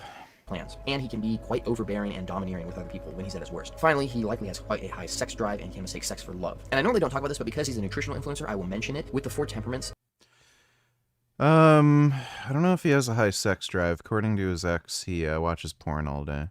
there are ideal diets and lifestyles and whatnot for each of them. And so since the choleric temperament is very energetic, but only moderately athletic or muscular, Yeah, he's not energetic. He's just lazy. they can get kind of overwhelmed from too much exercise or too much food. And so in the fitness department, weightlifting, deadlifting, this really heavy stuff is not as good for them as, say, cardio would be. And in the nutritional department, I would probably not recommend the raw meat thing for him. Large quantities of red meat or even raw meat can be good for a sanguine person, but for cholerics, they should keep moderate, kind of have a sort of balanced diet with a good amount of animal Yeah, that's just stupid.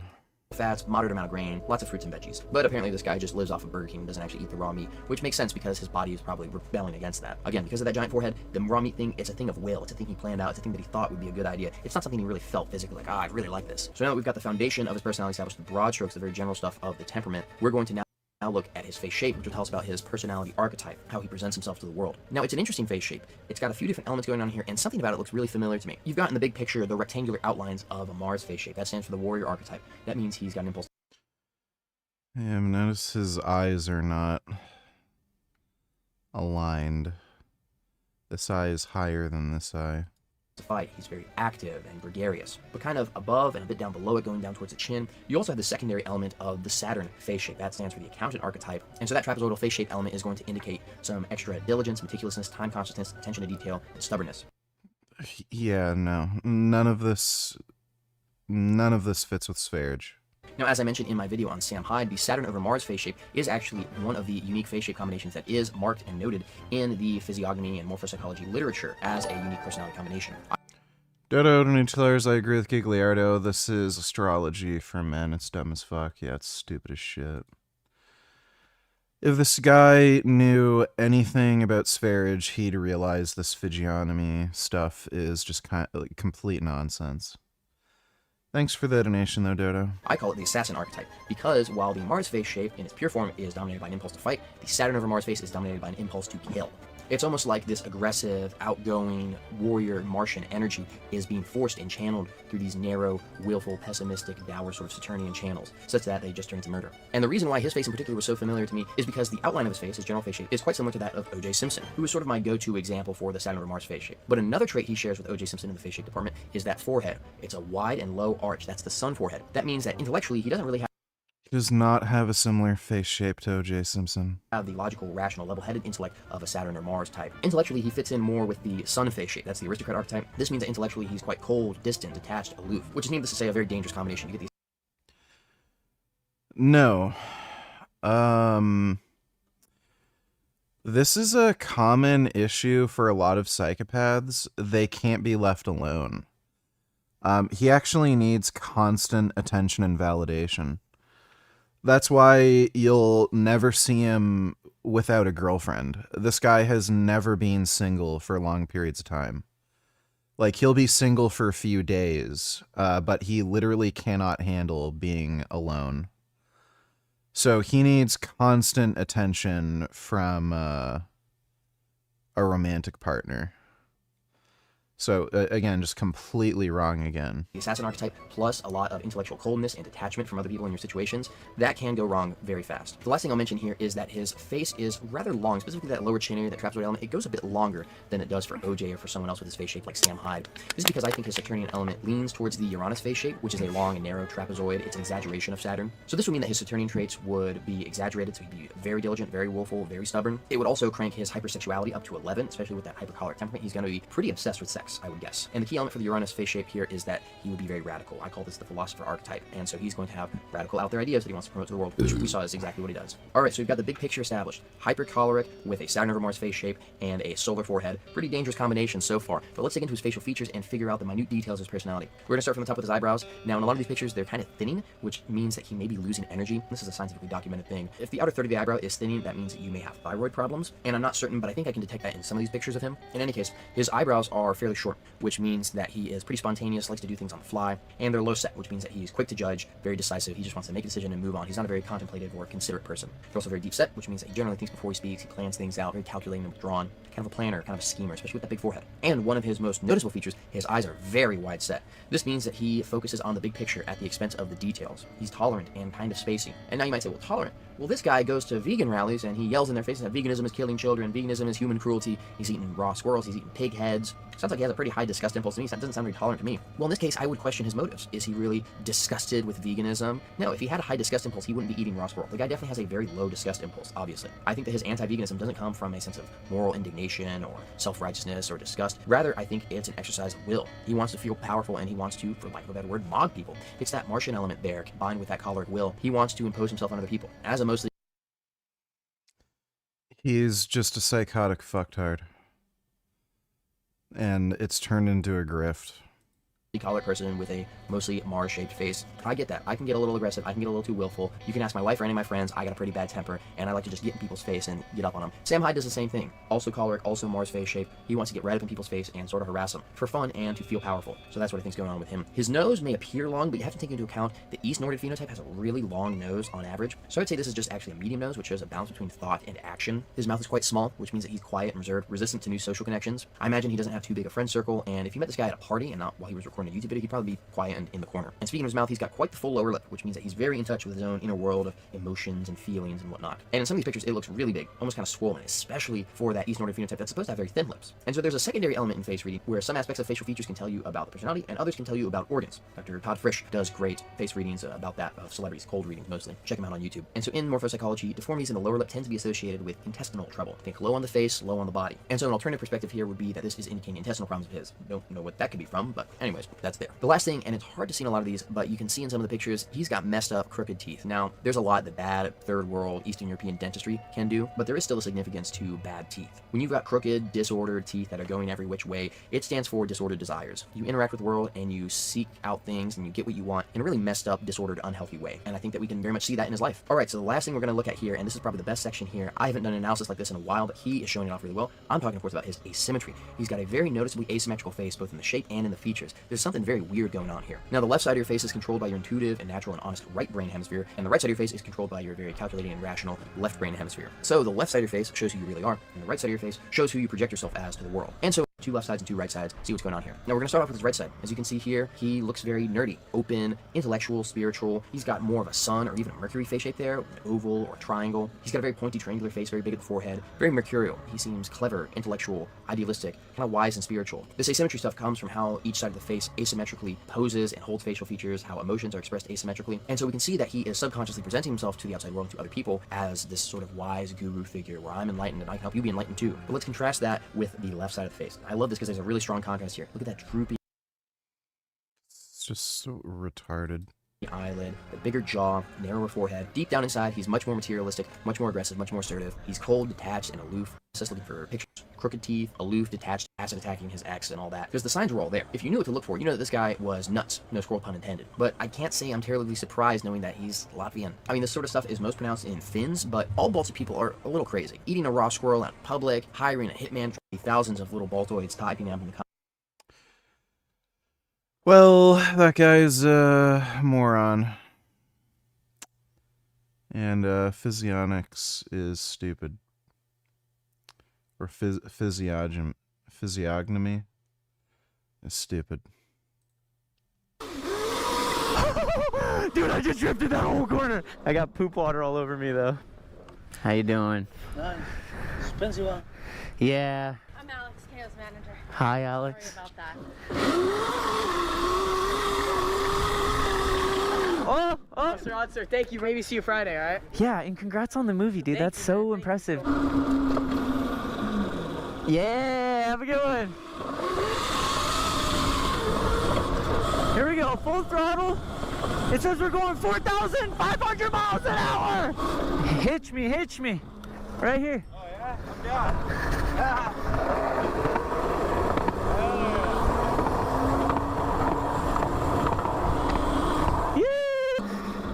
Howdy, partner. What is this? It's like a quad. Yeah. Put it on the beach. Oh, it's not allowed on the beach. It's not allowed here either. I don't like electric. Yeah, like all those kids on the electric bikes. Pedal. Yeah. Yeah. Peddler. Come on, hey, I respect that, dude. I love you, man. Have a great day. Have a good one. That guy's funny. Believe how big these have gotten. It used to be 30 bikes, now it's over 300, which means Dude, I don't know how this guy does rideouts with all these stupid fucking kids. Like, I'd never ride with these dumbass fucking kids. Because I just know one of these fucking idiots is gonna do a wheelie and, like, just smash into me. means most of them are new riders. That Suron is fresh out of the box. Did you just take that out of the box? Yeah, you need a helmet. I'm staying away from him. Oh. That's the kid I was just saying to watch out. He just hit me in the elbow. No way. You gotta be Yeah, see? They're all stupid. careful, bro. Why would you Go ever to ride eco with mode. them? You can't handle sport mode. Yeah, there you go. You shouldn't be hitting anybody.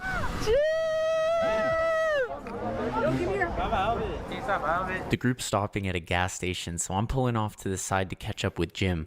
It's only been a few minutes and 2 cop cars are blocking the road, slowly driving towards us, and people are yelling that there's more circling the gas station. No way they got someone. Oh no, they got our Australian friend. No way they got my friend. No way. Dislocated both my fingers, bro. No! Snap that shit, bro. Oh my god! That little stupid kid, bro. I made it out. Yeah!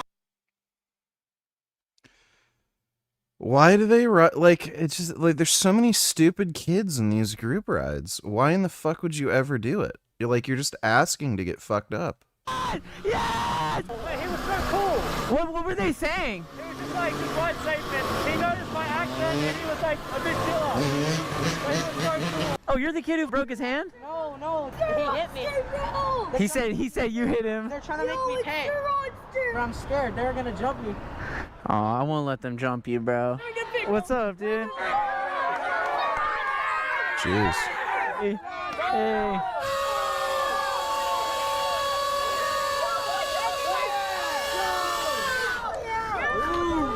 Dude, this thing's freaking awesome. Thank you. You guys make it, build it, buy it? It's custom, yeah. It's 2 years in the making. Really? Yeah. Because, I mean, that's cool, but this, I saw, I'm like, dang, I've not seen anything. Thank you. Would you like to try it? No. Are you trying to eventually sell it, or are you just doing it to ride it? This one I'll have to keep. It's so special. I just love how colorful we are right now. I still got beans in here. I can put my wallet away in here. Definitely no space in that one. Very right. Thanks, dude. He said it's Cherry. He's from Hawaii. Cherry, brah. This just feels right. Sometimes it feels wrong. Like low-key riding a Stark Bargain, this street feels wrong. This feels right because I feel like a car. Oof, and then when you're at a red light, you don't have to sit there and balance your bike. You can just sit and relax. It's even actually a backrest right here.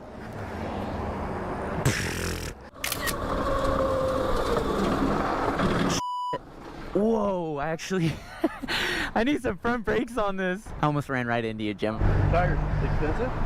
Oh, they're the same tires as the back cart. Yeah, they are expensive. They're like at least $50 a piece. Oh, shit. I'm actually totally losing my rear brake. Woo! Downtown on the roster quad!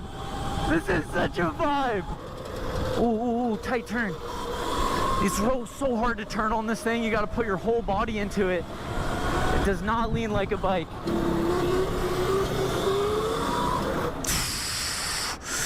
Threading the needle. Well, we meet again. You fucking clanker. Be smarter than the robot. Is she a clanker lover? I think so. Fucking clanker lover?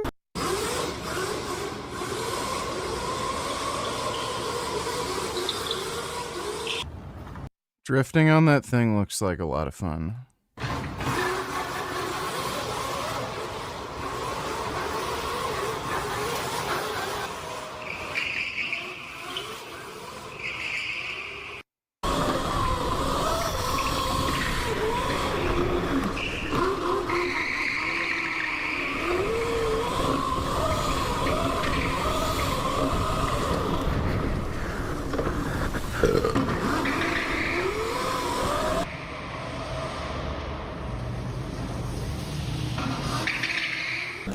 We are downtown. Let's see if this thing can wheelie. This is a heavy cart and all the weight's up in the front and it's so low to the ground. This is almost the worst weight distribution for a wheelie. But I've got this to put my weight way further back. So let's try to wheelie it just like this. Oh! Let me show you how it pops sitting. Dude, he's not wearing gloves again. It's like asking to get his hands fucked up.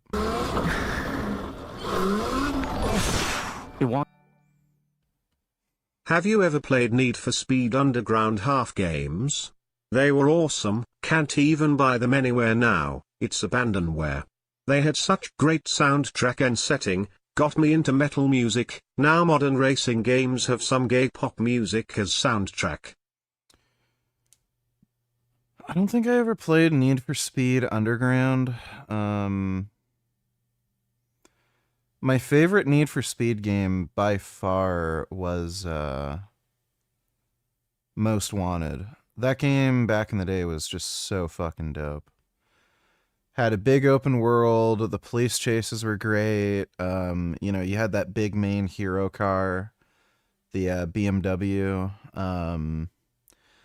They had a good car selection, just period. Like, you know, they had the Murcielago,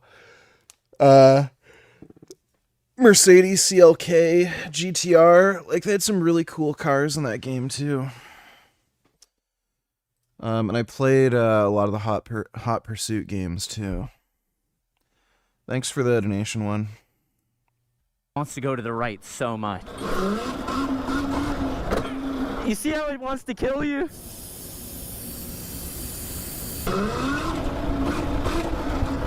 That was a little Weird. better.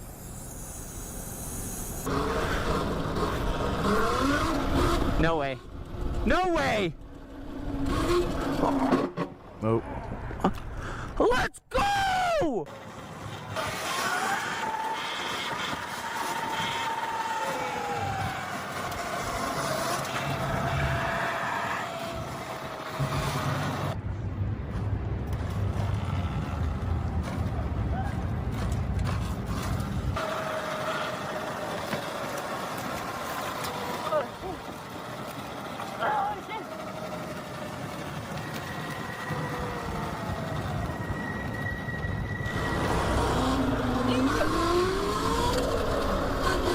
Yes!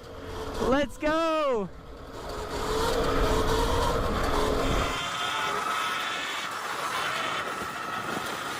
There you go. Uh-oh. I'm en route for a collision.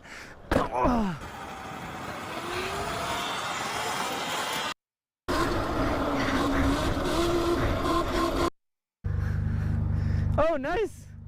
It just rubs right off. We just got back to the truck. Kelly's here for a wheelie lesson on the Rizzler. She learned how to wheelie the pedal bike, and she's moving up into the E-Moto class. And I told her the Rizzler's probably the best bike to start learning on. This is day 4? Day 4? Let's see what you can do, Kelly.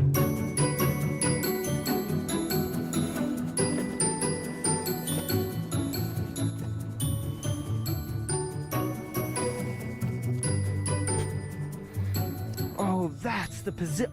Dude, that's so comfortable. That's a proper seating position. So good. All right, one little thing. Just there, you see how when you came down, your arm was like preloaded there? Let me see you start with neutral like that. Yeah, like that. Yes! No way! Whoa!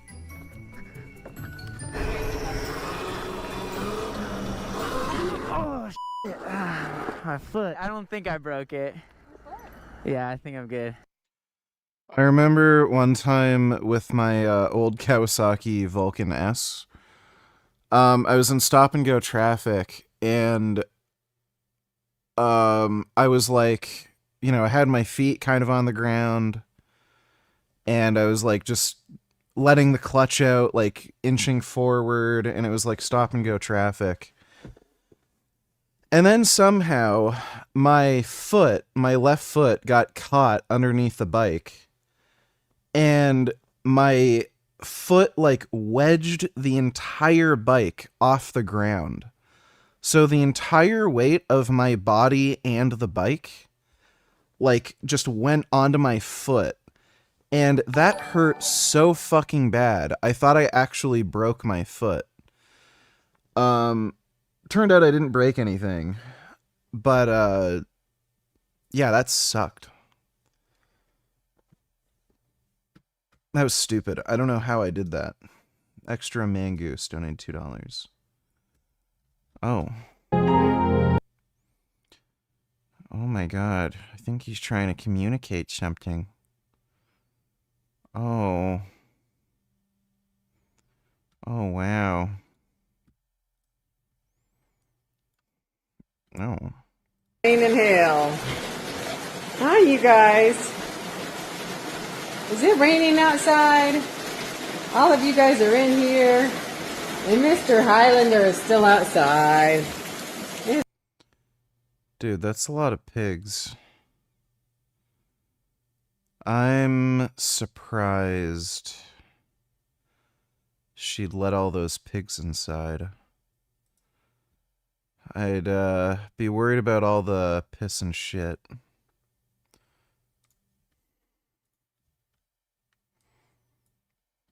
Oh.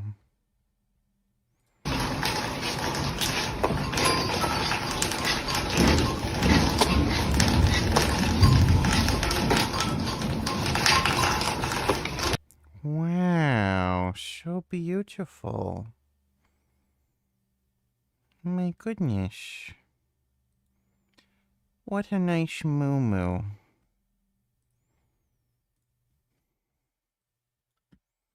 Oh.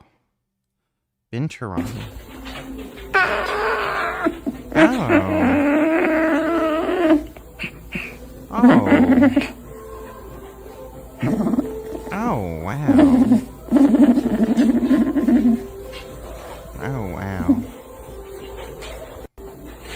That's amazing. Wow, binturongs are so special. Apparently they smell like popcorn. Oh. Oh my goodness. Oh. They found a fuzzy potato walking outside. Oh, that's amazing.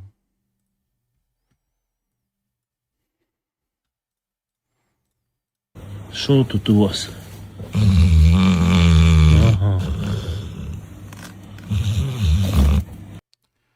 Wow. They're both sleepy. They're both very sleepy. Thanks for the donation, Extra Mangoose. Justin donated $2. Oh. Oh. Oh. Wow. He's nice and clean now. Raccoons are silly. So fuzzy. My goodness. I like raccoons. Thanks for the donation, Justin. I hope it got that on camera.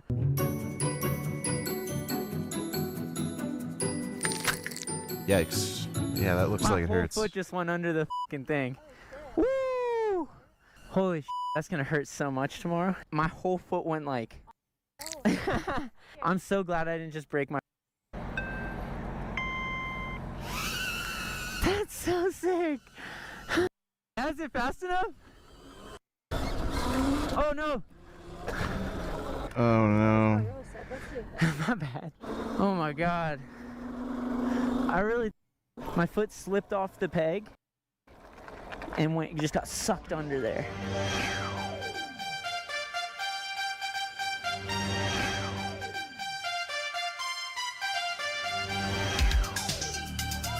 Cool. In this video, we unveiled the new rides, the 10K.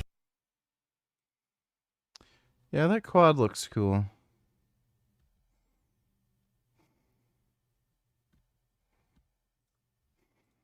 So you've been lifting a few years, progress has slowed down, and you are increasingly fearing like you are being trapped in the dreaded intermediate plateau. Now, first of all, it's worth noting that being a lifetime intermediate is far from the worst thing in the world. The more advanced you get, the more time and effort you need to put in for diminishing returns. So just because you're at an intermediate level, you've gained some muscle. Black, like. Oh.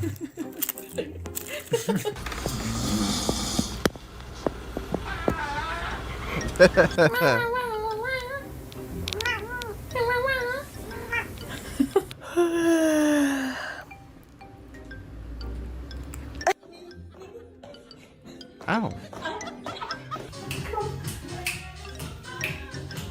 Oh. Oh. Oh my god. Use your body weight to push the dough into itself. You might have to add a bit of flour until... Willie.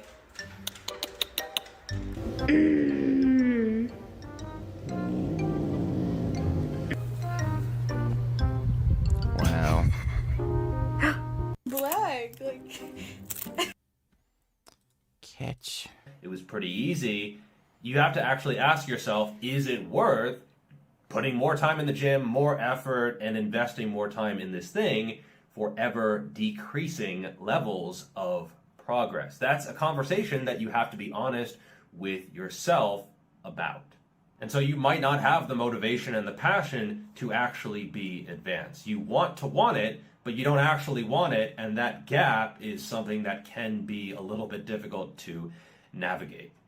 So that's the first point, and I think it's important to acknowledge. It's also worth noting that this is not a one-day transition from beginner to intermediate and then another day from intermediate to advanced. This is more of a sliding scale. It happens gradually. So you might be an early intermediate, middle intermediate, and these are all sort of hypothetical constructs anyway.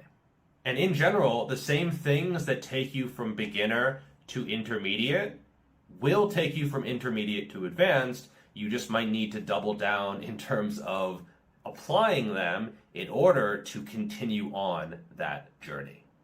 And so just because you hit the 1 year mark, your lifting anniversary, that doesn't mean everything dramatically changes. It is more of a continual process of trying to optimize things.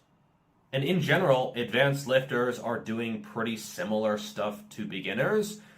They're just doing it better because you need to in order to become advanced. The first thing that matters a lot more is programming and individualization. When a beginner comes to me and then they want coaching, I usually don't even do that just because it's hard to actually personalize something if you don't have a training history. It's not that anything works for beginners, but a huge number of stuff does, and you don't need a lot of personalization or individualization or customization. You are kind of just starting out, and so you don't need to overthink things at all. And so the scope of what works as your training journey advances kind of narrows. You're walking down this tunnel and the walls are closing in.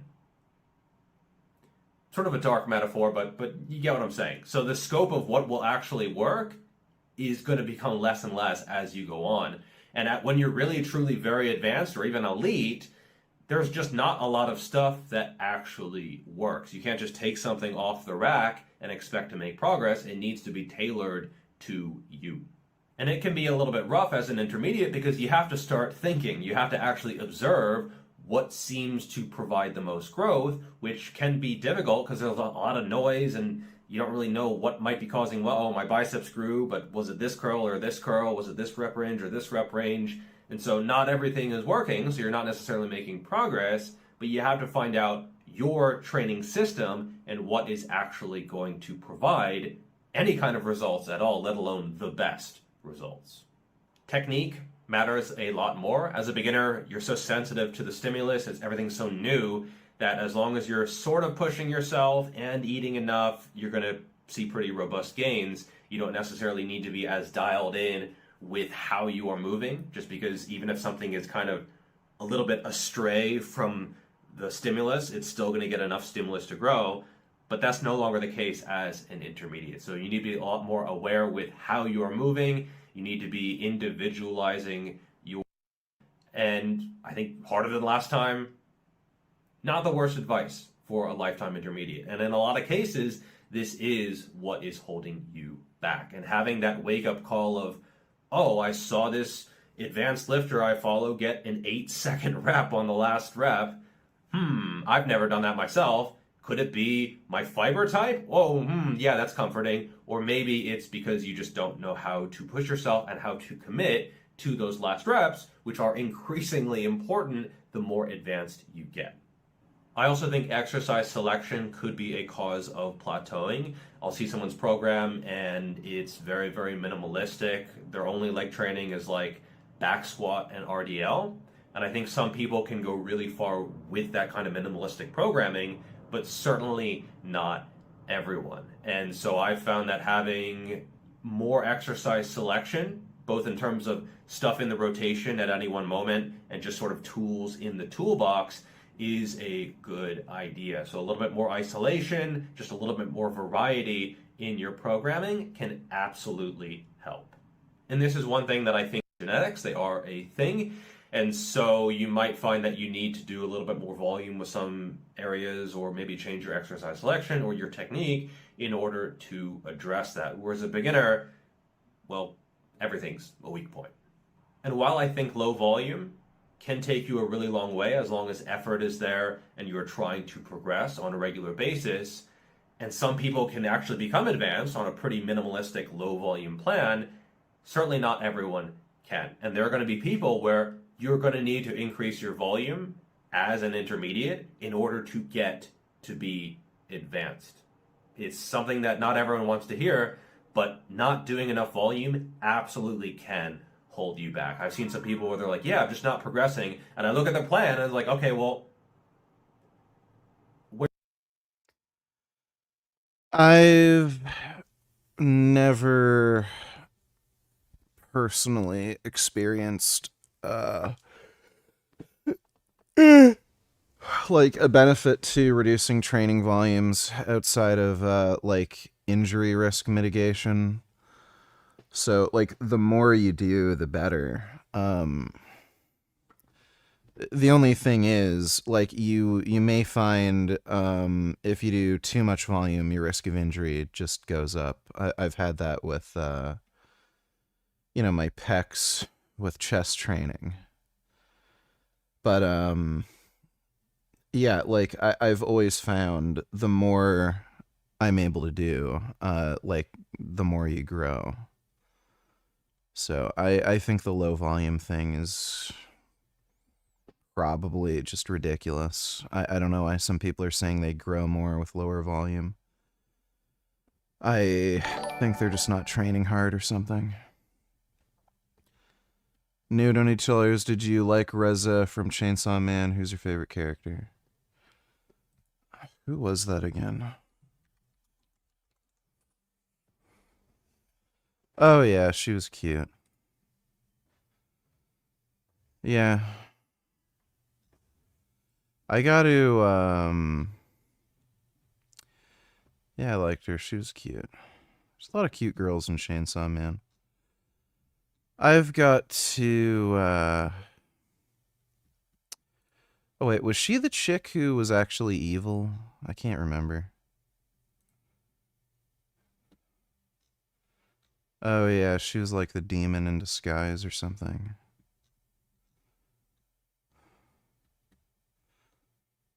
I've got to, go back to reading the manga. Haven't read it in a while. Thanks for the donation though, New. Who's my favorite character?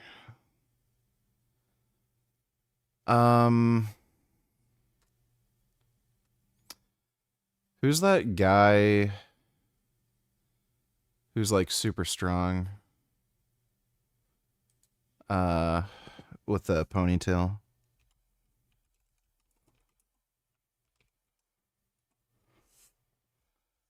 Who's the ponytail guy? Not that dude. Maybe he doesn't have a ponytail. Am I like... Yeah, this guy. Kishibe. Why was I thinking of him having a ponytail? Yeah, this guy is kind of funny. He's like weirdly strong. Because he like has body parts that are, you know, demons and stuff. That guy's kind of funny. Where's the rest of it? Yeah, I've watched Attack on Titan. Yeah, where's the rest? Well, I bought a few rounds of drinks over here while I was waiting, you know what I mean? Your leg day's three exercises for one set, once a week? Yeah, they're just not growing. I don't know what's happening. Well, it's pretty obvious. Without a logbook, without using boost camp, without any kind of they're actually still making progress. It's just slower than before, or slower than they want to progress. Like, man, my bench only went up 2 reps this month. Okay, so you're on pace for 24 reps on your 5 rep max in a year. It's not bad, not bad. Or someone is program hopping a lot, so every 2 or 3 or 4 weeks they're on a new program, and at that point... I think people generally massively underestimate the amount of work and effort you really need to make progress. That's like the number one biggest thing. People just don't put in enough total effort. Like, I know there's a lot of people who have talked shit like, oh, you're training too much. Your session shouldn't be more than 45 minutes or an hour tops. I don't know how the fuck you expect to get in enough work and volume if your sessions are only going to be capped out at an hour. So it's like, yeah, people massively underestimate the amount of work and like total workload and effort needed to make progress. It's just very hard. That's why you don't see many people, you know, who are benching over 400 pounds. It's just extremely difficult.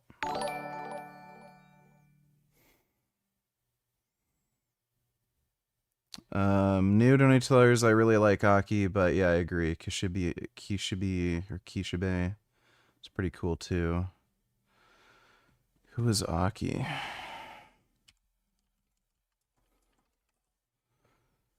Oh yeah, he was cool. Yeah, he got killed. Thanks for the donation though, New.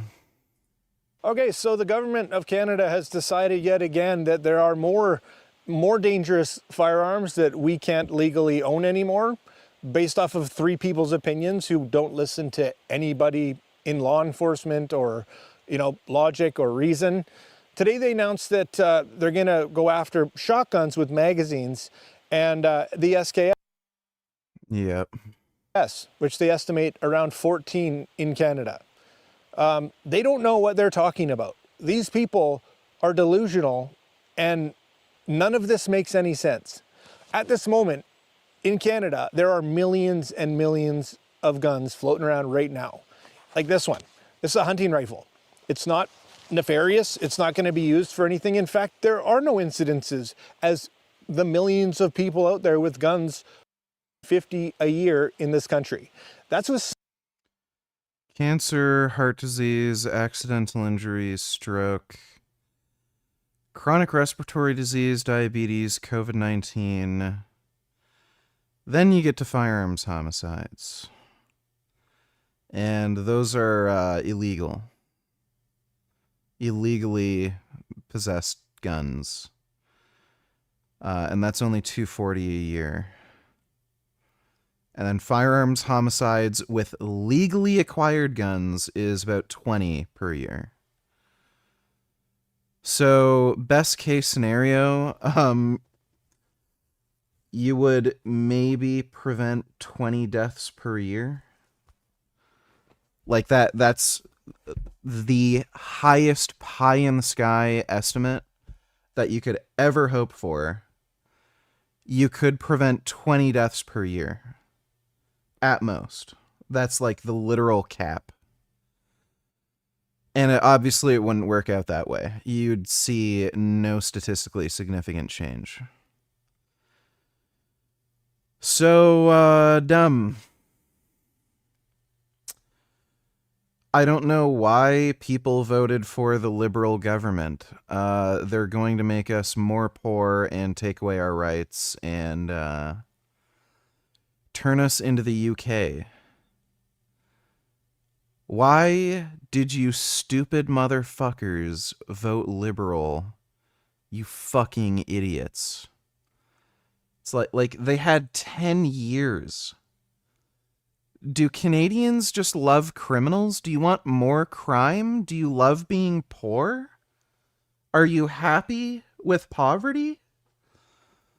Like, it's so ridiculous. So fucking insane. Why the fuck does everyone, like, democracy doesn't work because people are too stupid to know it's fucking good for them.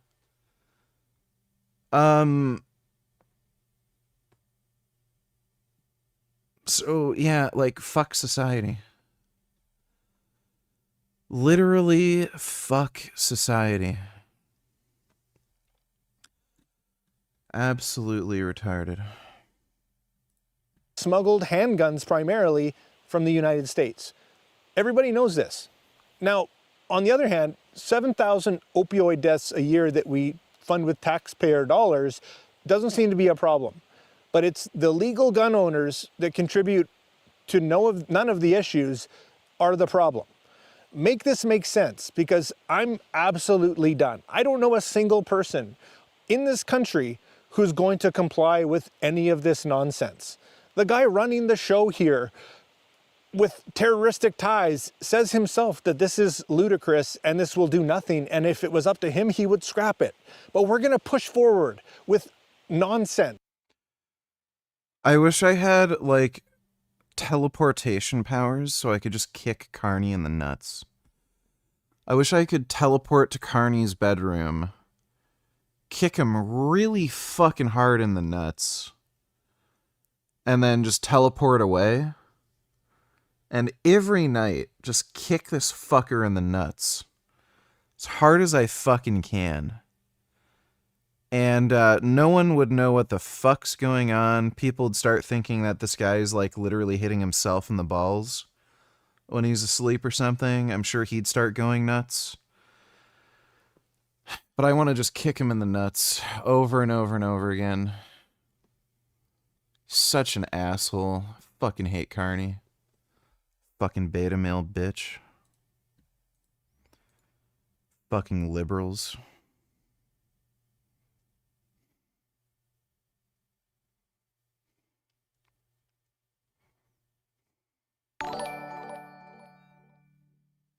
Jasmine Jurian Ryder Lamau. It's windy, Ezekiel.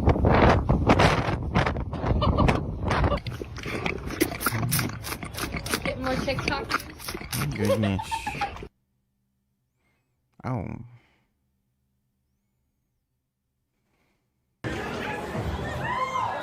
Wow. Oh. They're big kitties. They're really big kitties. Wow, those are big kitties. My goodness. Such big kitties. Oh. It's a little baby.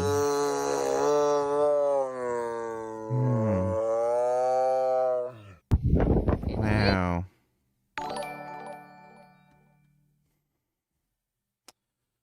$21st donate $2. Let's go. Got you 2 for 2 now, nigger. Well, thanks. Appreciate the donation, dipshit. Trump's war with the Somalian community in America, because in many ways they're both kind of the same. They are thymotically driven. They want other people to see them. They want other people to respect them, to venerate them, to think well of them. And they are not above being quite braggadocious, which is a remarkable thing when you're trying to pull a massive grift. Because it means when you are succeeding in the grift, you brag about it. You brag about how great you're doing, which undermines the grift in public. Not that obviously that's not what Trump's done, but like Trump being a property mogul is part of his big thymotic personality. He wants people to be like, oh, look at that giant Trump Tower, it's reflecting in gold and stuff like that. It's the kind of person that Trump is. And the Somalian community, from what I see of them, just seem to have that kind of personality trait. And so it's interesting watching them go at each other, especially as the Somalis just have not helped their case at all. So apparently they're holding rallies in Somalia to protest Trump and support Ilhan Omar, which speaks a lot. Azuli Ahmed Muhammad donate $2. I want to move to Canada. Well, it sounds like you have a terrorist name, so how about you don't? Just stay in whatever shithole country you're in right now. Thanks for the donation, though, dude. So the integration, I'd play you some of it, but of course it's gibberish. I can't understand a word. And so you've got this, Minnesota just wouldn't be able to survive or thrive without the Somali community here, says Minnesota State Senator Zainab Mohammed, who was, of course, born in Somalia, and somehow she's able to gain elected office in America. And so you've got Lauren here pointing out, well, look, if either Somalia is a place you need refuge from, or it's incredible, and Trump is wrong to say that Somalia isn't brilliant. It's like, okay, yeah, well, pick which one you want, but at the end of the day, you're going to have to commit to it. And if it is that Somalians are making Minnesota thrive, and actually Somalia is great, and that's why the Somalians, out of the goodness of their hearts, have just come over to help America build its own country, because Americans can't build a country, you see. And so the Somalians are like, listen, we have got the world's highest GDP. Do you think any country on the planet actually has a good government? No. Yeah, I can't say they do. Can't say a single one does. Per capita, we have got thriving industry. We have got just the best of everything. You should see our sewer systems. You should see how clean our streets are. It's incredible. Safest place on earth. And therefore, we are going to look at you poor benighted Americans and come over and help you out, because we're so fucking charitable. We're such good people. the Somalians. They're so good. And they're going to go over and they're going to help you out. And that's what they've done. And that's what Somalian President Hassan Sheikh Mohammed has said here. He's basically like, look, stop being narrow-minded. Somalia is a prosperous, advancing, thriving country. And we're just moving to everyone else's countries to help them be more like us. To help them thrive, to help them prosper. Because they just can't do it without the Somalians. If there's one thing that people are glad to hear, is that, oh, some Somali immigrants have arrived. Oh, thank God. Here we were languishing, labouring in the dirt, poor as you can imagine, until some Somalians have arrived to distribute gold to everyone. They're just handing out money. They're saying, no, you silly, silly people. This is how you build a thriving and prosperous society. Everyone looks to Somalia for advice on that. So I looked up. I thought it was 260,000, right? Because I saw some numbers. I was like, okay. And so I looked it up. And I thought, that can't be right. So I double checked. And it's not. I thought it was 260,000 Somalians who are in Minnesota. But it's not. It's only 80,000, nearly 80,000 live in Minnesota. And I thought, okay, that's not that many, actually. Right? The Somali community is actually only about 16% of Minnesota. So it's like, okay, it's not the majority. Why are we hearing so much about the Somalian community? Why are they so dominant in Minnesotan politics? I mean, we did see that they didn't elect the Mars Attacks guy. They elected Jacob Frey. Kenny, you donate $2? Let me see.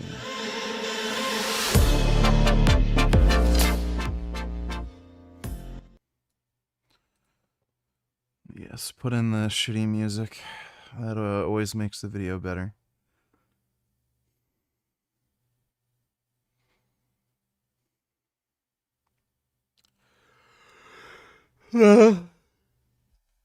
That's him hitting a golf ball. Thanks for the donation, Kenny. Not even Mauritania's government. I don't know about Mauritania. A white Democrat. So it was 58% of the whites voted for Jacob Frey. The Somali vote wasn't that impactful. So why are we hearing so much about them? It's really weird. Anyway, I saw this. Somali Minnesotans generate at least 500 million on... Dodo, $2. I know you don't like Johnny Harris's videos, and I generally don't either, but this was a good one. Also, I don't think the founding fathers knew what Islam was or jihad or really considered it a threat in the future. They had no idea what the fuck Islam was. They have no idea. If they had known about Islam, I think they would have probably made some special things in the Constitution to not allow for certain religious practices. Because Islam is just so fucked. So I'm not watching this. This guy is a lying, manipulative fuckwit. I'm not watching any of his fucking videos. The guy is, like, he's just a known dishonest liar, so I don't care about anything he has to fucking say. Thanks for the donation, though, Dodo. Streamlabs thing doesn't work. I can't donate. Okay, Now I've been hearing a lot of people complaining about that periodically. I might send in a support ticket. Wandering around a few car meets recently, and one of the things I've noticed is an increase in the number of big wings on the back of small front-wheel drive cars. Now, if you look at this car, it's four-wheel drive, it's got a nice big wing on the back, and it looks great, and it actually serves a purpose because it's putting downforce on the back of the car. When you put a nice big wing on, for the sake of argument, a Fiesta, it's putting downforce on the back of a front-wheel drive car. I'll leave you to work that one out. But what you've got to remember when you've got your big wing is this one, it's from the factory, it's got no sharp edges on it, and if I walked into it, I'm not going to come to any harm. If you put a nice big T-tray on the back of your Clio or Fiesta, and somebody walks into it, can they poke their eye out on your big wing? That's what you've got to remember. Can it hurt anyone? So if you're going to do it, just make sure it's not going to hurt anyone. How about don't walk into people's cars? Is that a possibility? Dude, the UK is so fucking gay. So fucking gay. Jesus. You seem tired. Yeah, I'm just fucking tired today. I don't know why. I slept all day and I'm still fucking tired. I've like just been dozing off. No idea why. I've taken the week off of training. Not gonna train until Tuesday. But I don't know why I'm so tired. I'm very, very tired. Income annually and pay about 67 million on state and local taxes. That sounds terrible. What? And now I'm no mathematician, so I whipped up my calculator. And I'm sure I've got these numbers right. So 1, 2, 3 zeros, 1, 2, 3 zeros, 1, 2 zeros. So 500 million divided by 80,000 is 6,250 a year per Somalian. That's the most impoverished community in the country, isn't it? Like, that's insane. 21st and $22. The love for Islam is mostly a one-way street. White Western cucks give them praise and love, and only a minuscule microscopic fraction of Muslims appreciate it and return the love. 99% of them hate King Charles. Yep. Yeah, and this fucking pathetic white guilt cuck allowed a bunch of went to like some Muslim thing. As the Quran says, God does not burden any soul with more than it can bear. We hope that you have a blessed and fulfilling Ramadan. Peace be upon you all. Ramadan Mubarak. As Muslims across the United Kingdom and the Commonwealth observe the beginning of the holiest of months in the Islamic calendar. If I was King Charles, I'd be like, why don't you mud hut wearing, burqa lading savages go fly a plane back to your home country and don't put down the landing gear and drive it straight into the ground. Prophet Muhammad was a child rapist, by the way, and have a good day to you. The month of Ramadan. I just wanted to convey my heartfelt best wishes to you all and to tell you just how much my wife and I are thinking of you at this special time of year. This would have been a joyous time. Mosques would be filling with life. Muslim families would be coming together to share food and prayers. And many of them would be inviting their neighbors and friends. Yeah, they have rape gangs where they target underage children. Of all faiths and none, to join them. My wife and I can only offer you all our kindest and most special wishes and stress just how greatly the contribution of Muslims to the life of the United Kingdom is appreciated. They have objectively made the UK worse in every conceivable way. Give me one single metric in which the UK has improved since there's been mass Muslim migration. Tell me one way the UK has improved in any way. Crime is up. Violent crime is up. Wages are down. Living expenses are up. Everyone's more fucking poor. The NHS is just in shambles. Like, in every conceivable way, the UK is worse since letting in fucking Muslims. So exactly how are they contributing to society? They're not. Like, they're just not. They have not made the country any better in any way. What you've gotten from Muslims are no-go zones, rape gangs, just gangs, period.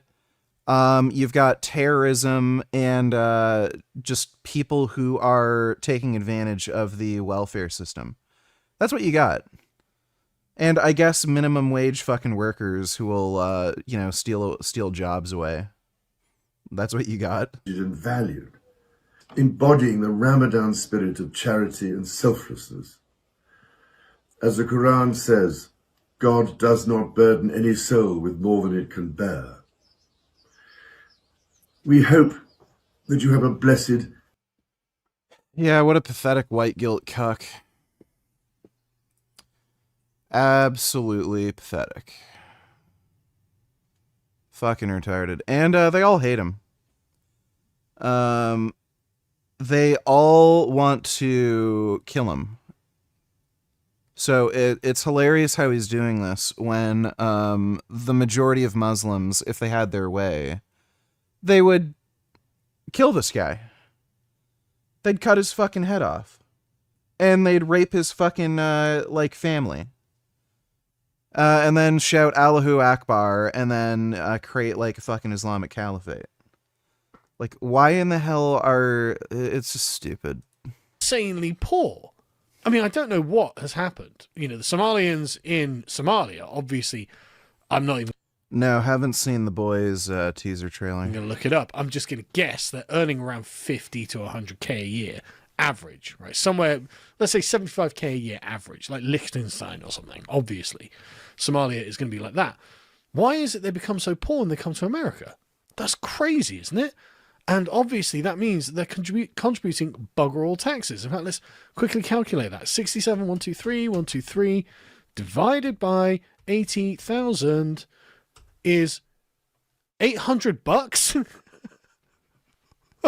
What? Each Somalian every year pays 800. Well, it wouldn't really be. If you're only making $6,000 a year, you're not paying any taxes. It would only be sales tax for certain items. You'd be on benefits. So it's only the small amount of Somalians that are actually productive, that are actually contributing anything to taxes. Dollars in taxes. Somalia thriving, 75k a year. When they come to America, and the cogs started to turn in people's heads. Wait a minute, these numbers aren't adding up. But what I love about this is that's more than the Somali government's budget for the year. So it's a small government state as well. It sounds like a paradise. You're on 75k a year. The government budget is less than 1.7 billion. Can you fucking imagine? Somalia sounds like a paradise. And so you've really got to thank the Somalians for... Kim and Ari Donny Tillers, hey VG, can we watch this together? I haven't yet. Until... How Denmark's left finally solved its immigration crisis. Yeah, sure, we can watch it. Thanks for the donation, Kim and Just a few years ago, Ari. Nobody would have imagined that this woman would lead Europe's anti-immigration agenda. She's Mette Frederiksen, the Prime Minister of Denmark, from the Social Democratic Party, seen by many as a model for center-left parties across the continent. And in a speech as head of the presidency of the Council of the European Union, she said things like this. We need, of course, to be in control of our own borders. Who can enter and stay in our countries? That needs to be a democratic decision. And I will be very frank, people come from coming outside who commit serious crimes and do not respect our value and way of life. I don't think they have a place in Europe. Denmark is known as one of the happiest, safest, most equal, and most progressive countries on the planet. For decades, it was held up as an example of openness, solidarity, and a strong welfare state. But we know something changed when the leader of the party that built that model started pushing for zero refugees, mass deportations, and strict border control. How did such a progressive country, governed by a center-left coalition, end up implementing one of the toughest migration policies in Europe? This is the story of a country that decided to protect its social cohesion, even if it meant breaking one of the most sacred values of its own identity. And to understand why Denmark now defends its welfare by closing its borders, we first need to understand how the idea of protecting it at all costs was born. During the Second World War, Denmark was occupied by the Nazis. And when the Nazis decided to deport the Jews to concentration camps, the Danish population stopped it. In a matter of days, fishermen, priests, doctors, and families organized an underground operation to move the Jews out of the country in small boats to Sweden, which was a neutral country. More than 7,000 people were rescued by their own neighbors. It wasn't a religious or political cause, it was something much deeper. The Jews were, above all, Danes, and they were protected as part of the community. This episode explains part of the country's identity. In Denmark, people know that the survival of a small country depends on the strength of its community. And for them, social cohesion isn't an abstract idea, it's a historical practice. When the war ended, there was a broad political commitment to build a solid welfare state, able to guarantee stability and security for all citizens. free and universal education, an accessible and efficient healthcare system, public housing policies, and a safety net for the unemployed. In the following decades, the country went through a period of economic growth driven by light industrialization, the modernization of agriculture, and the expansion of the public sector. The so-called Danish model of collective bargaining made it possible to set wages and working conditions through consensus, which raised productivity and reduced social conflict. By the mid-1960s, Denmark had become a model of prosperity built on social cohesion and mutual trust. It was a homogeneous society where almost the entire population shared the same language, religion, customs, and a social contract in which every individual had a clear place. At first glance, it looked like an indestructible fortress. But economic growth was creating an unexpected pressure. Denmark needed more workers than its own population could provide. That's why, in 1967, the government signed its first recruitment agreements for foreign workers with Turkey, Pakistan, and Yugoslavia. These workers were called Hostarbeiter. 21st, donate $2. Let me see.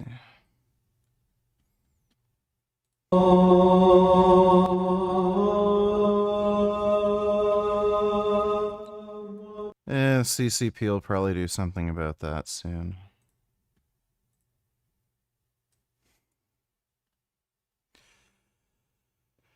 Yep, Australia is definitely getting overrun.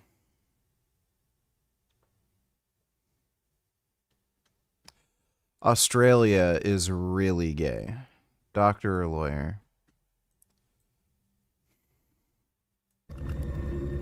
Well, I'm gonna assume lawyer since,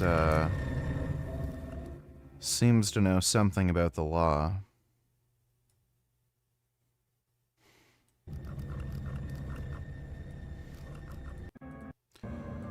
You know, I'm surprised when I see shit like this happening in the United States because you'd expect somebody with a gun to just shoot these people. Like, I'd shoot them.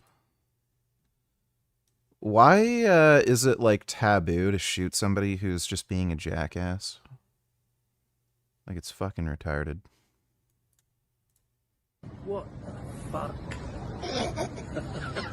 Trying to be snapped. What? They have Black Santa in the UK? I have no idea. More of this, please. Fucking country. Why you? Then go back to your fucking country. Why you talking about this? This your fucking. Go back to your fucking country. Your fucking country. Go back to your country. This your fucking country. Why you talking Why about the fucking your name in this country? Go back to your country. You think you're fucking your name in this country? Are you? Go back to your country. Why you talking about this? This guy sounds like he has a New York accent, so I think he's from New York. You are telling me to go back. Hey!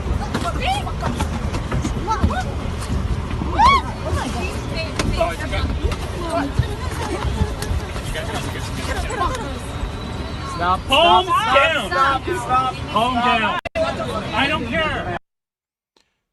I'd punch this guy. I don't know why they'd just break up the fight. I just punch this guy. He's the asshole. Thanks for the donation, 21st. Guest workers. The idea was that they would temporarily fill the less attractive jobs in factories, ports, construction sites, and services, and then go back to their home countries. At first, the numbers were small, but they grew steadily.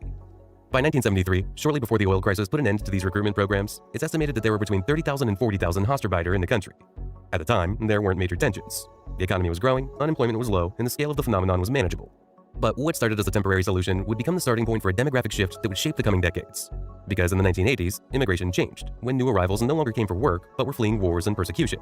The country started receiving refugees from Iraq and Iran, displaced by the Islamic Revolution of 1979 and the war that went on through the 1980s. Somalis also arrived, escaping the civil war that broke out in 1988, along with Palestinians and Lebanese affected by the conflicts in the Middle East. In the 1990s, the breakup of Yugoslavia and the war in Bosnia forced hundreds of thousands of people to flee, and Denmark took in tens of thousands of them. Immigration stopped being marginal. In working-class neighborhoods and big cities, foreign-origin communities began to form, concentrated almost entirely in large public housing complexes. These Axel is messaging you about vegan sign guy saying you won't debate him. Is that the fucktard who says, what is it? B12 doesn't exist? Like, I'm gonna waste my fucking time. I don't fucking care. Neighborhoods had been designed to promote equality, but concentration ended up producing the opposite effect. Areas where Danish stopped being the main language and where local customs lost visibility. The labor market was the main breaking point. Employment rates among immigrants stayed persistently below those of Danes. Language barriers, the difficulty of getting foreign qualifications recognized, and the lack of social networks slowed their entry into formal work. Many ended up depending on state benefits for long periods, which strained the core of the Danish welfare model. Schools became the second alarm bell. In some neighborhoods, most children didn't speak Danish, and in some schools more than 80% of students had an immigrant background. Teachers reported difficulties in transmitting basic norms of Danish civic culture, like punctuality, gender equality, or respect for the teacher's authority. What had initially been seen as multiculturalism started to look like the creation of parallel communities marked by marginalization. Security finally solidified these worries. In several neighborhoods, the police reported a growing presence of informal groups exercising social control. It wasn't just crime, it was territorial control. Entire areas where the police needed reinforcements just to enter. The scale of the change was clear. In 1985, only about 3.3% of the population was made up of immigrants or children of two immigrant parents. By the late 1990s, they already made up more than 8%. For a small, highly homogeneous country, the impact was fast and geographically concentrated. Soon, what had begun as a problem of integration in specific neighborhoods turned into a broader debate about national cohesion. In this context, the 2001 elections brought to power a center-right coalition led by the Liberal Party, Venstre, which would govern until 2011. For the first time in 80 years, the Social Democrats were no longer the biggest party, and immigration became the central issue in the political debate. Denmark hardened its laws on asylum and family reunification, reduced financial benefits for newcomers, tightened residency requirements, and introduced criteria aimed at limiting immigration from outside Europe. This shift was built on the idea that social cohesion was a limited resource, and that the welfare state, to keep functioning, needed newcomers to adapt fully. But soon, the argument stopped being exclusive to the radical right, as other political forces, even on the left, started to admit that the open-door model was at risk and that limits had to be set. Denmark was no longer debating whether it should restrict immigration, but to what extent and under what conditions it should do so. Then, in 2010, the country went a step further when the government officially introduced the so-called ghetto list. It wasn't just a rhetorical label, but a legal tool with specific criteria. A neighborhood would be considered a ghetto if more than 50% of its residents were of non-Western origin, if its unemployment rate was higher than the national average, if education levels were low, and if crime rates were above the national average. The decision was controversial. While in other countries, governments avoided directly linking immigration and crime, Denmark made that link explicit. Behind these increasingly tough policies, there was an economic calculation. The sustainability of the welfare state depends on most of the population. No, drop sets are not the best way to grow biceps and arms in general. Contributing more than they receive. That balance started to crack when the numbers showed a clear difference between natives and immigrants. According to official figures from the Ministry of Finance, Danes of native origin contributed a positive net fiscal amount of around 41 billion Danish kroner per year. Meanwhile, groups of non-Western origin showed a negative net contribution of about 24 billion. The migration debate stopped being abstract and became central to the viability of the Danish model. In 2011, the Social Democrats returned to power after a decade of liberal governments, and many people expected a change of direction. They thought the new government would relax migration restrictions, eliminate the toughest requirements, or make it easier to obtain residence permits. But the exact opposite happened. The Social Democrats didn't roll back any of the measures introduced by the right between 2001 and 2011. They kept them in place, and in some cases, they even strengthened them, tightening access to citizenship and more closely linking social benefits to active job seeking. For the first time, the Danish left openly embraced an idea that until then had belonged to the right. Without social cohesion and labor market integration, the welfare state isn't sustainable. In this context, in 2015, at the height of the European migration crisis, Denmark... So, they're not completely and utterly insane? Why is this so hard to understand? Received more than 21,000 asylum applications in a single year. It was a huge pressure for a country of just 6 million inhabitants, with a system designed for stability, not for massive inflows. While other European countries improvised solutions, Denmark responded by tightening its laws even more, with the center-right back in power, but now with a very broad political consensus. Social benefits for asylum seekers were reduced, border controls were reinforced, and above all, the message was sent that national cohesion came first. In 2016, the so-called jewelry law was passed, a controversial rule that allowed authorities to confiscate cash or valuables from people requesting asylum. The official goal was to make refugees help pay for their own stay, while also sending a clear message that Denmark wouldn't be a comfortable destination for those hoping to settle in Europe. The government even published ads in Lebanese newspapers explicitly warning about the new restrictions, in a deliberate attempt to discourage potential applicants before they began their journey. Faced with the biggest migration crisis in decades, Denmark defended the idea that solidarity has limits and that the social contract had to be protected, even at the cost of controversial measures like the ban on the burqa and niqab in public spaces passed by Parliament in 2018, a decision that made it clear that cultural adaptation as part of integration wasn't optional. By 2018, the ghetto list included 29 neighborhoods spread across major cities. Names like Volsmose, Gellerup, or Tingbjerg became synonyms for exclusion, unemployment, and violence. These were urban enclaves where common rules and values had stopped applying, and the state's response to this situation was drastic. Plans were approved to demolish public housing blocks and relocate the families living in them, with the goal of mixing the demographic makeup. Crimes committed in these areas began to carry tougher penalties than in the rest of the country, and the state made it mandatory for children from these neighborhoods to attend public daycare from the age of 1 for at least 25 hours a week to learn Danish and basic social values. Families who didn't comply could see their benefits reduced. The plan was clear: eliminate foreign enclaves inside the country and set a goal that by 2030, no neighborhood should have more than 30% non-Western residents. In 2019, the Social Democrats returned to power after an election campaign built on promises to... Like, it's funny how this is the most sensible thing you could, figure. And then if you were to, like, implement these sorts of policies in the UK, you'd be called a racist. Just fucking crazy. To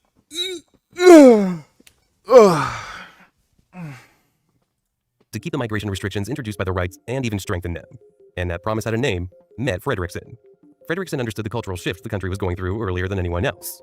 Direct, pragmatic, and unafraid to challenge ideological dogmas, she presented herself to voters with a clear message. Protecting the Danish social model meant controlling who could enter. Defending the welfare system was no longer about opening the doors to everyone, but about preserving internal cohesion. With her in power, Denmark pushed a political goal of reducing asylum applications to zero. It wasn't just about tightening requirements or speeding up deportations, it was about completely changing the logic of the system. From that point on, immigration through asylum was no longer a path to a new life in Denmark, but a temporary protection, with the explicit expectation of going back to the country of origin as soon as possible. Those who obtained protection no longer received stable status, but temporary permits of 1 or 2 years, subject to regular reviews. Each case was reassessed, and if the situation in the country of origin improved, protection was revoked. In 2021, Denmark revoked the residence permits of 453 Syrian refugees. The official justification was that areas like Damascus and its surroundings were no longer considered dangerous enough to keep offering international protection. According to the government, if the war had receded in those areas, then the humanitarian obligation had been fulfilled. They were moved to departure centers, facilities with limited rights, where they had to wait until they could be deported or agreed to leave voluntarily. The change wasn't only legal, it was doctrinal, and official language stopped talking about integration and replaced it with self-sufficiency and return. The goal was no longer to turn newcomers into future Danish citizens, but to make sure they could support themselves while they stayed and were ready to go back as soon as possible. As part of this new doctrine, the state started offering money to leave. Any immigrant or refugee with a residence permit could request financial compensation to return voluntarily to their country of origin. The state covered travel costs and paid up to 225. Get the fuck out of here. 5,000 Danish kroner, about 30,000 euros, to help with reintegration. If a person didn't have a long-term future in Denmark, it was better, from the state's point of view, to pay for their return than to support them indefinitely through the welfare system.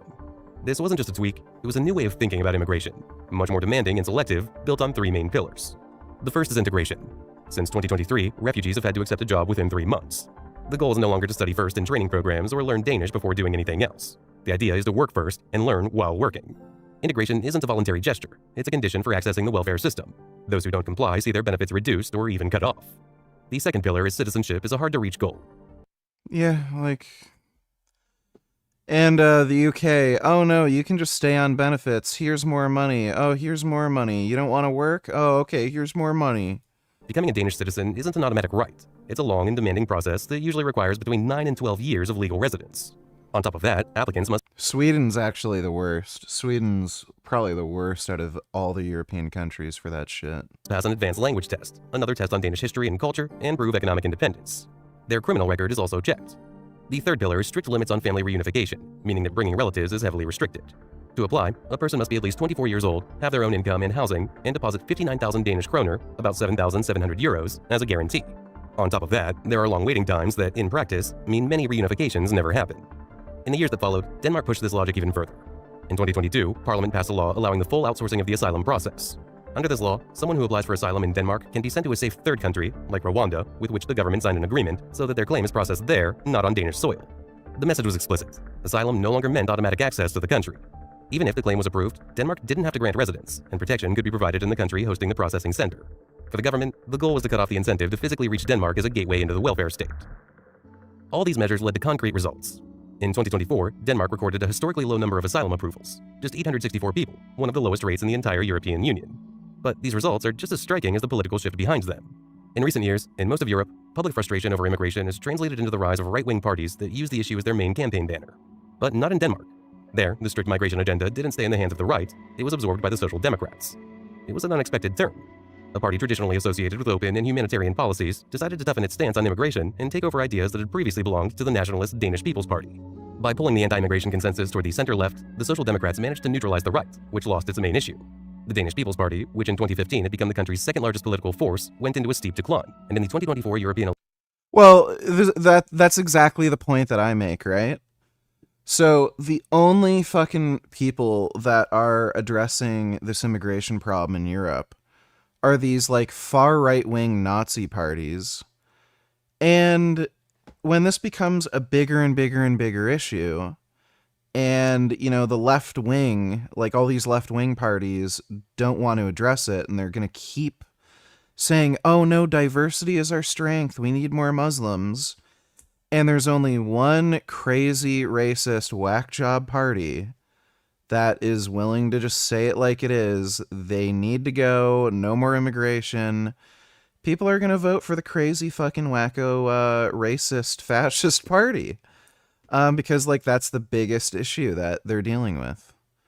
So yeah, if the left wing would just not be retarded, then there'd be no reason to vote for these crazy fucked up, like fucking whack job parties.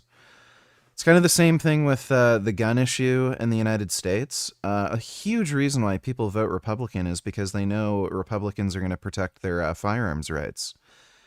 If Democrats would just be pro-gun, like that would knock out a huge reason to vote right-wing. So like everyone is so fucking stupid and ideological and just so fucking incompetent and retarded. I just can't stand how pervasive and omnipresent stupidity is.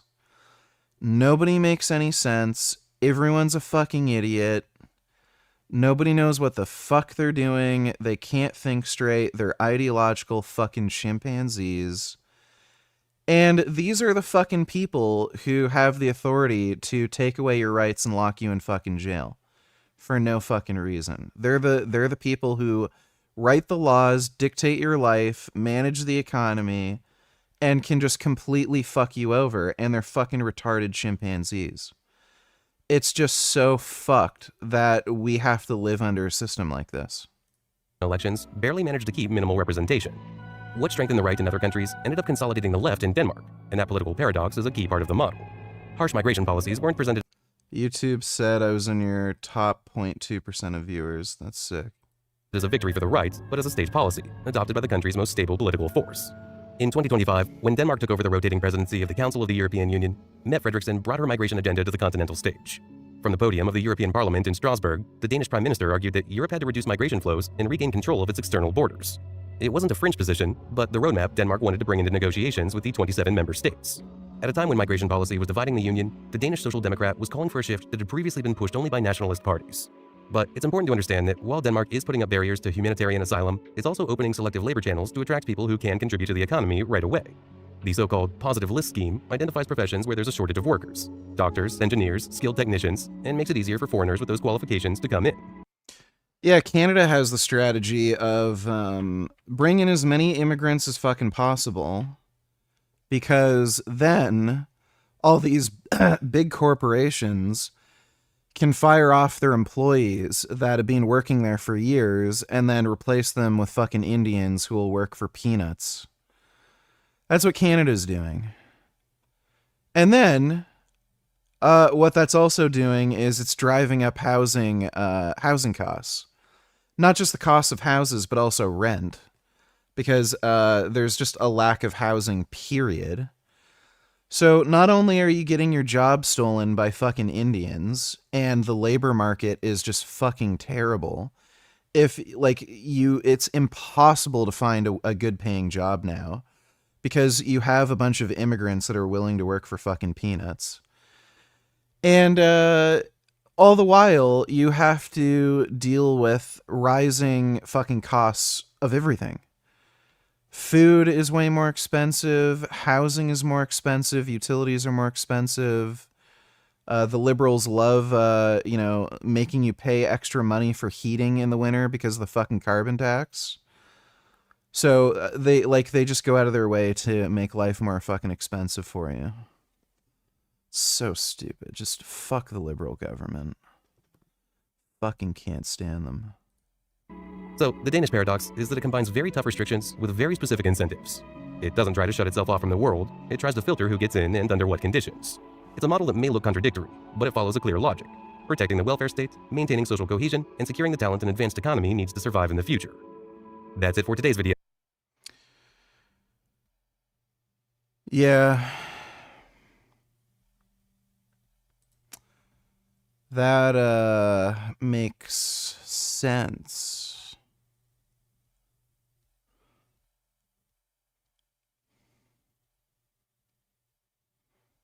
Oh my god.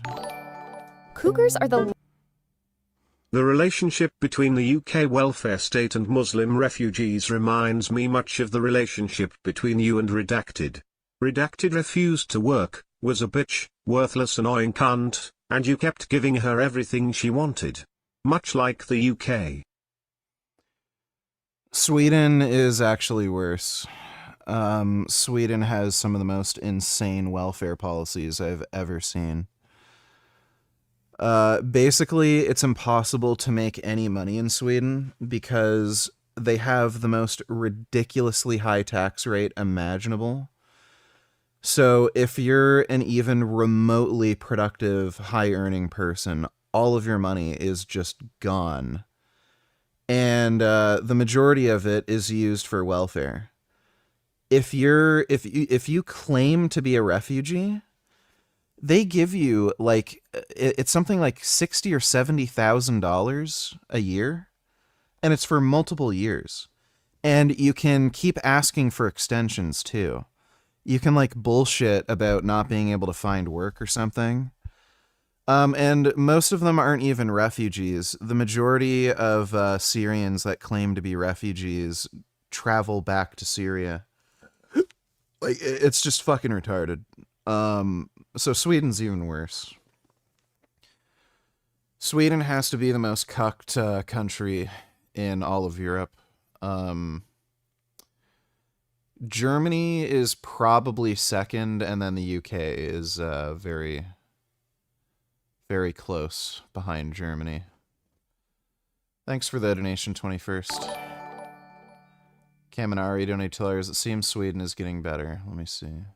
Up to 1 million refugees may be heading to Germany this year, but Sweden takes in the highest number of refugees per capita in Europe. You may took in 163,000. The Swedish government is offering to pay immigrants $34,000 if they go back to their home country. This isn't some far-right fantasy. This is official policy backed by multiple parties, supported by most of the Swedish public. One of the strictest on immigration. And has Sweden actually solved its immigration crisis or just created new problems? Today, on Across the Globe, we're breaking down Sweden's radical transformation, the policies, small towns that had... I'd have to look into that. I don't know. Last I heard, they're still pretty cucked. Largest wild Thanks for the donation, though, Cam. cats in North America. Depending on the region, they're called mountain lions, pumas, catamounts, or ghost cats. Despite being up to 8 feet long from nose to tail and weighing up to 150 pounds, they don't roar like lions. Instead, they purr like house cats. They're incredibly agile, able to leap 15 feet straight up or 40 feet horizontally in a single bound. Despite the mountain lion name, they're more closely related to cheetahs and house cats than African lions. I want one.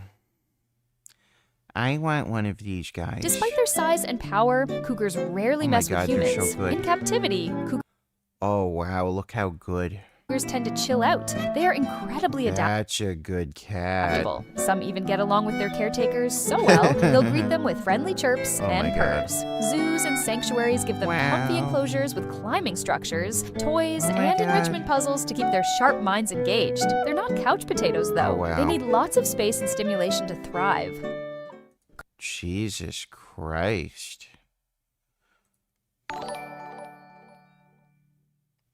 Your hypocrisy on the European immigration crisis and the American one is astounding. You said there was no problem with immigration under Biden, despite him letting in tens of millions of illegal aliens through our southern Imagine this. border. Changed your mind?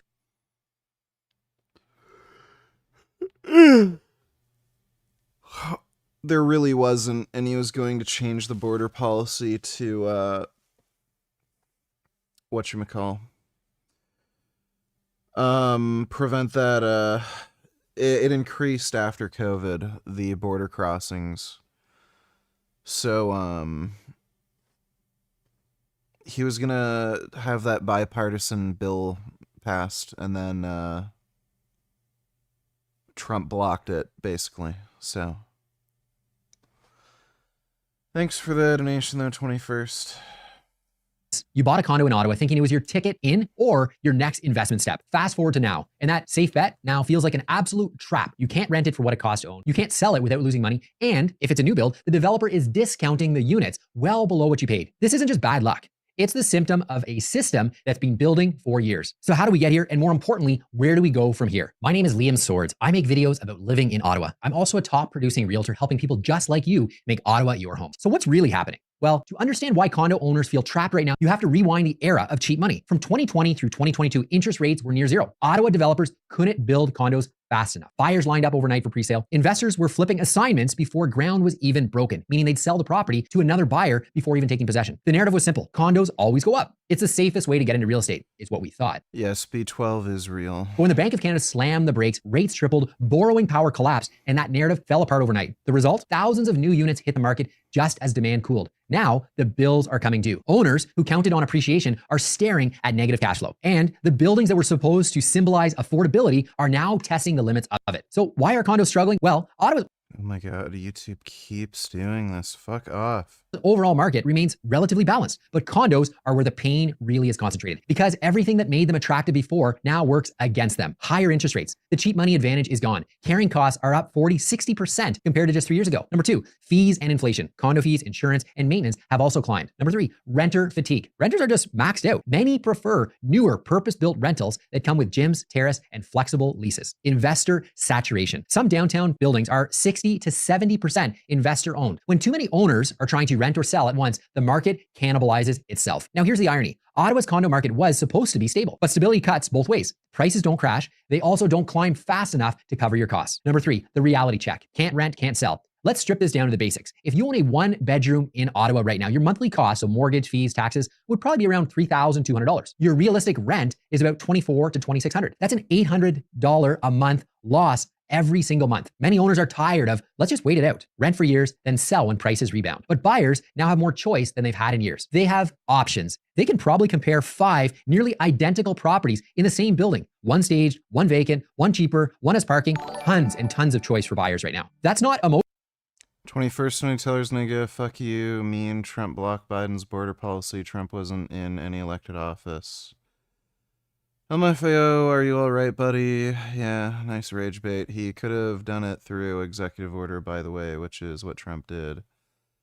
There's no excuse, retard. I don't think he technically could. But whatever. Thanks for the donation, dude. That's just reality. The old playbook, buy, rent easily, sell quickly, just doesn't work in the current Ottawa environment we're in right now. Number 4, the deeper problem, how Ottawa's market got lopsided. Ottawa didn't crash, it shifted. Here's what really happened behind the scenes. Let me break it down for you. Oversupply at the wrong price point. We built too many small investor units and not enough end user homes. Population pattern shift. Immigration and job growth has slowed just as thousands of new completions hit the market. Developers under pressure. With financing tightening, some builders are offloading unsold units at steep discounts, dragging nearby values down with it. See, if you're a buyer right now, you're gonna look at everything that's sold and make the best decision based upon sold data. So if the builder in your unit or in your building is dropping prices, that's an actual sale price that a buyer is gonna say, well, why would I pay $50,000 or $60,000 more? I respectfully don't care what you paid for it 3 years ago. I wanna pay what today's value is. So there's a significant gap right now. And on that topic, affordability gap is next. Even though Ottawa is cheaper than Toronto and Vancouver, local wages didn't rise fast enough to match today's borrowing costs. So what you're seeing is not just a temporary slowdown. It's a structural reset. And like every reset, it creates pain before opportunity. So what does this mean going forward? This period is redefining what value means in the Ottawa condo market. You think you know Ottawa's safest, strongest neighborhoods? Think again. Some of the city's most hyped areas near the LRT, near water, near everything are now among the hardest places to buy and sell. We pulled the numbers from Ottawa Real Estate Board and the Ottawa Police Services annual 2024 report, and the results are jaw-dropping. Come inside.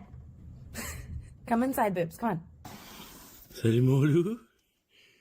Oh my goodness. Hey, Rory. Some lady on the internet says you're cold. You should probably come inside. Come on. Come.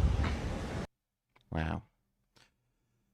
Dodo, Donatellers, Kratz, how vegan teacher still gets millions of YouTubers talking about her every week, nonstop for years. And everyone forgot about you. Too bad she's not the best debater or communicator. Watch this, please. Another innocent bird slaughtered. Just lovely. Disgusting. How many lives were snuffed up this year? Principal Barnes says Not now, Paige. Settle in, everyone. food truck are one of the biggest offenders in this city. How many innocent animals have you slaughtered to make a buck? Cafeteria, the blood of innocent animals is on your hands. 3% is pretty good and all. Giving free Giving things? us Why are you food. being so mean to him? Okay, it is none of your business. This is not over. Wait. This just fell out of your wallet. I didn't want you to... Imagine what they will. It's the owners. Yeah, I'm not watching that. Thanks for the donation, Dodo. You ready to come in? Beasley, do you want to come in? Mimic, come on! Let's go! You ready, baby girl? Go. Oh my god. It is bedtime. Let's go. I think she probably would have laid there all day. Oh. What the heck? Hey, Rory. Some lady on the internet says you're cold. You should probably come inside. Hi. Do you want to come in? We black. Bando. We black. Hey, Rory. Those are dogs. Genuinely, coming over here to basically become indentured, really, and it's got to be maintenance it. Absolutely.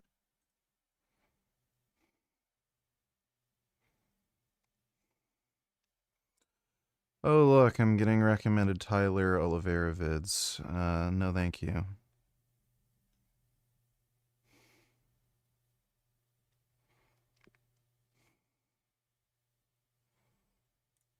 You be nice to this little man. You're fine. No, Grace. Mike. What the You think hell? your horse is jealous? I'm petting one of his friends out at pasture. And here's my horse. Oh, my baby. I love you, Blair. Oh, yes, I love you. Robbie.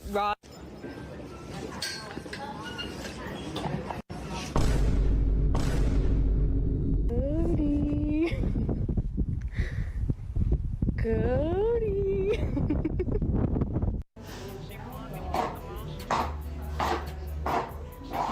Seriously. What the HECK is this? I don't want to look at this.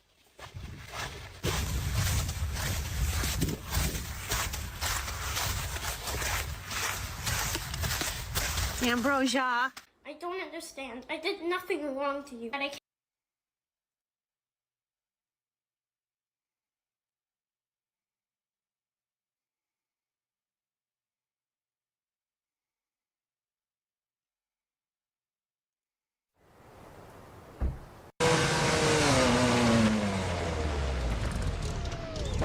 Five, four, three, two, one.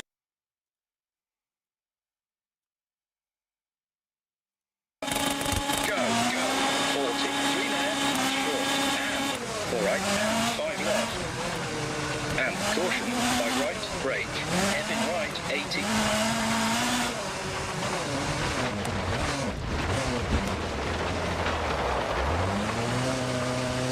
Effing left, tight late, 50.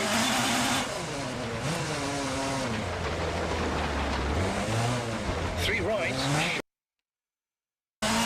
Apparently this is running on a modified version of Unreal Engine. Alright, we gotta figure this shit out. Oh, I got a big noodle here. Oh my god, you're fucking tired. Holy fuck. This is a tired kitty.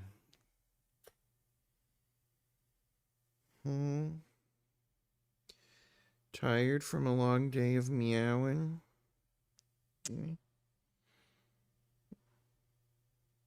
He's like full on noodle right now. You're doing a full noodle. My goodness, you're so handsome. Got a very warm tummy. Got such a warm tum-tum. Love my baby's tum-tum.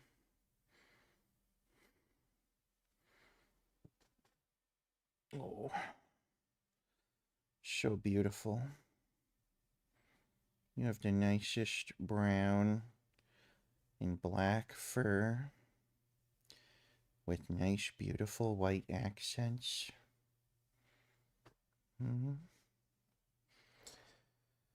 Yeah, I love Gummy more than all my family members.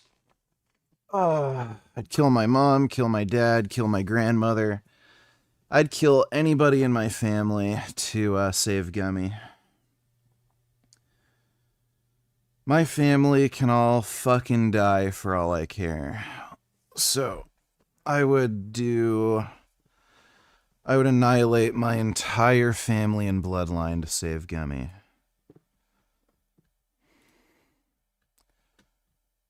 Just makes sense. Okay, I'm gonna go take a piss, and then we'll set up the racing wheel and try to play a set of Corsa Rally.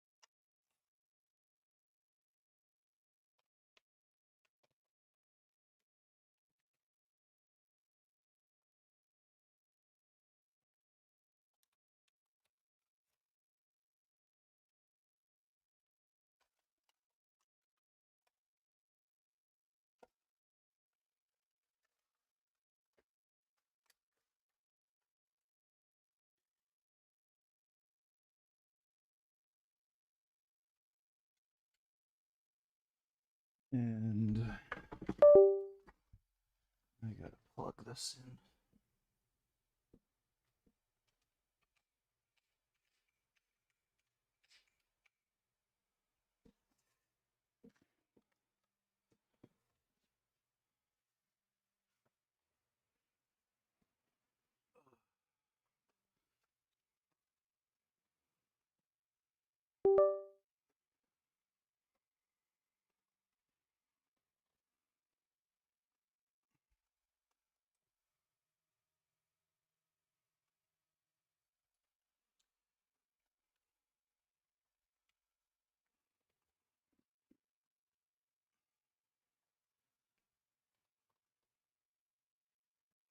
I don't know. I don't know if this shit's gonna give me problems or not. Let me see. Wait, do I not have...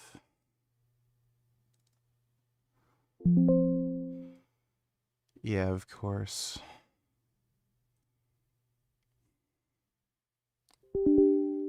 Let's see if this just fixes itself properly. Yeah, yeah, there we go. Because nothing makes any fucking sense.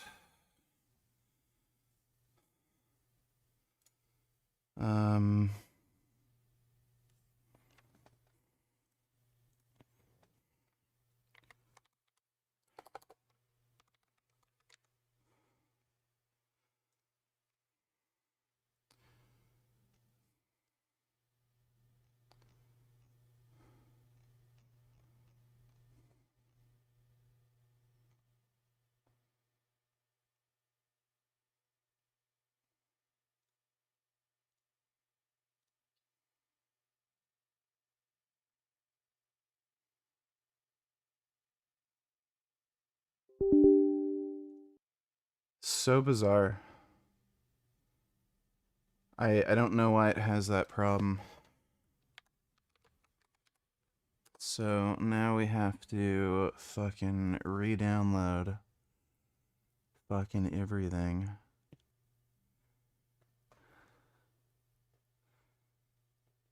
Wait, do they not have...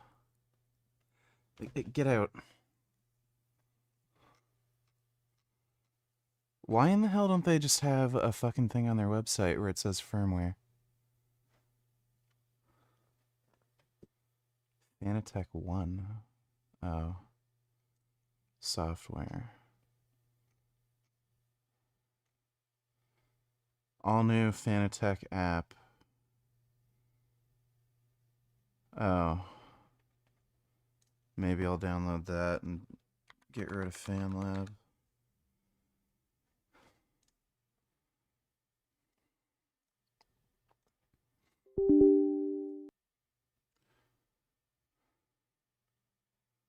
There we go.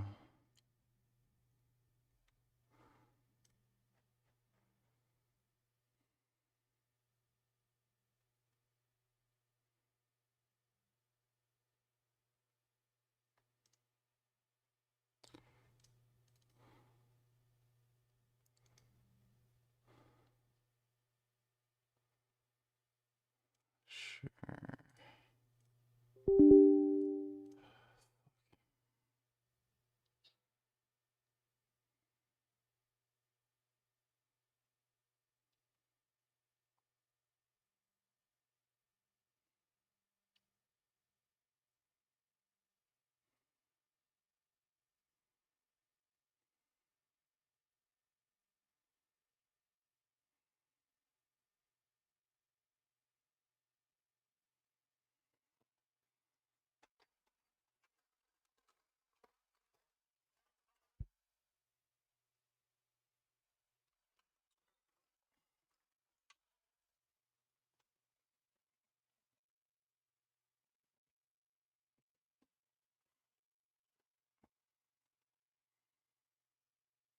I don't know where my gloves went. I should have a pair of gloves on my desk.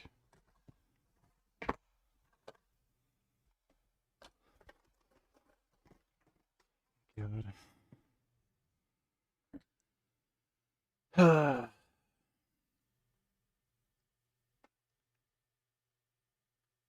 Holy fuck, how long does this shit take?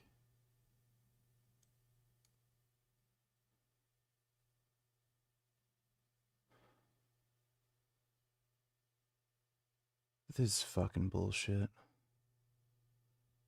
This is fucking retarded how fucking long this is taking.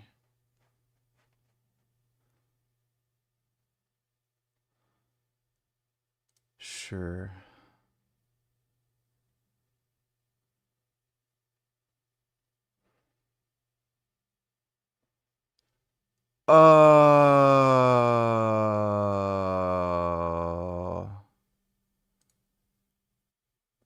requires Windows restart.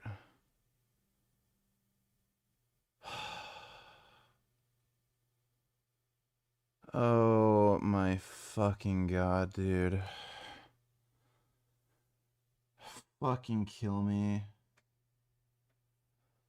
Holy fucking shit. That's just fucking great. Okay, well, we're not playing a fucking set of Corsa today, I guess. Great. Wonderful. Thanks. I love it. That's terrific. Fuck you, fucking bitch.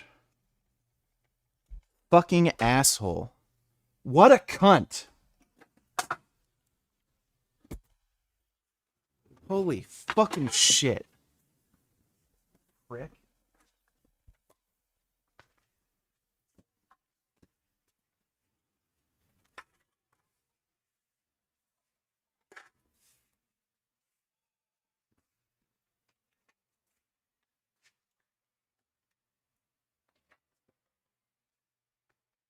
Get out of the way, Gummy.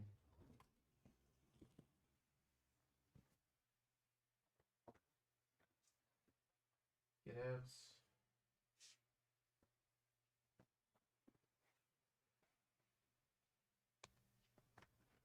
Oh, what a bitch.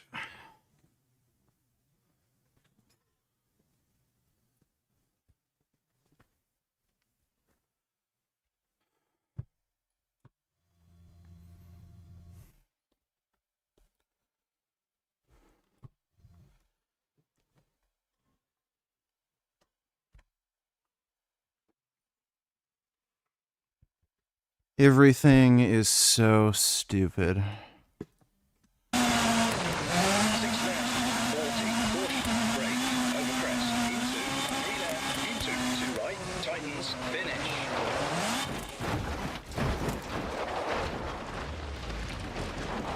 Well, I'm pretty sure that car would be wrecked.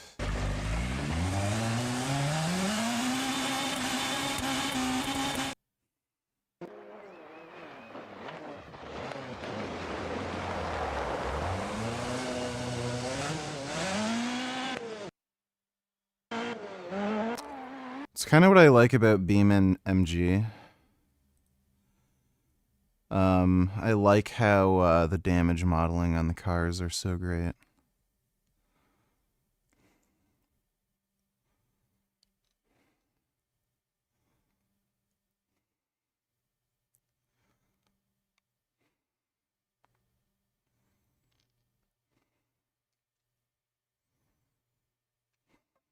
Ah!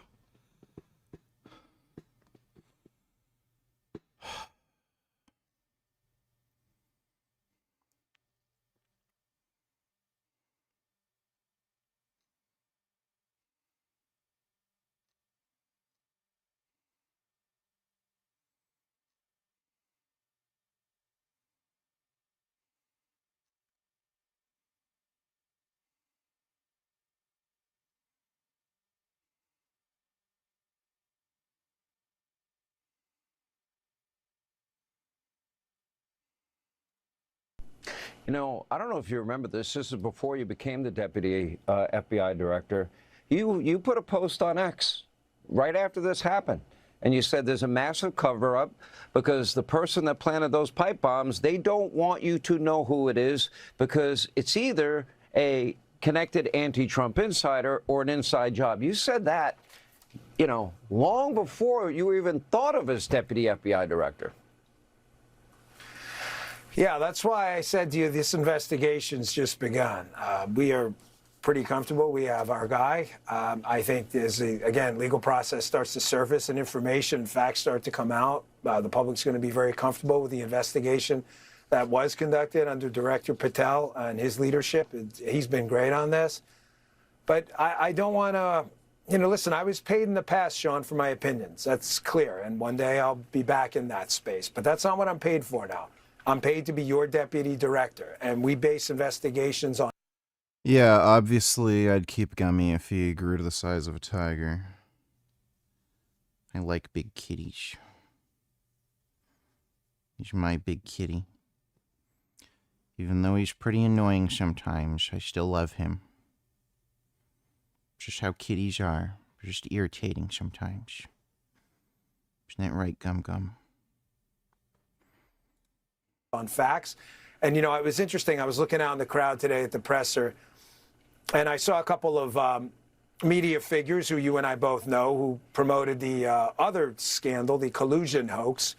And I thought to myself, you know, the difference between us and them is, you know, we evolve. As information and new inputs come out, we can produce different outputs because that's what we believe in. We believe in facts and investigations guided by facts. Sure. There were people out there in that crowd, I'm sure still believe in this collusion fairy tale hoax. So we'll see. Oh, this guy's such a fucktard. We're going to be guided by the facts as this thing goes forward. And I also can't stop the, you know, leave the truck here without thanking the president.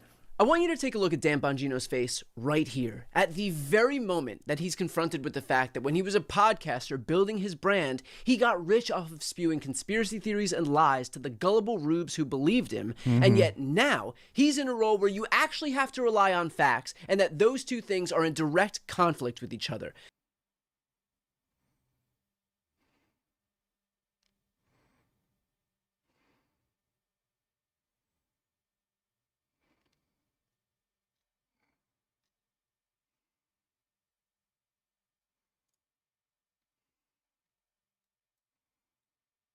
Oh my god.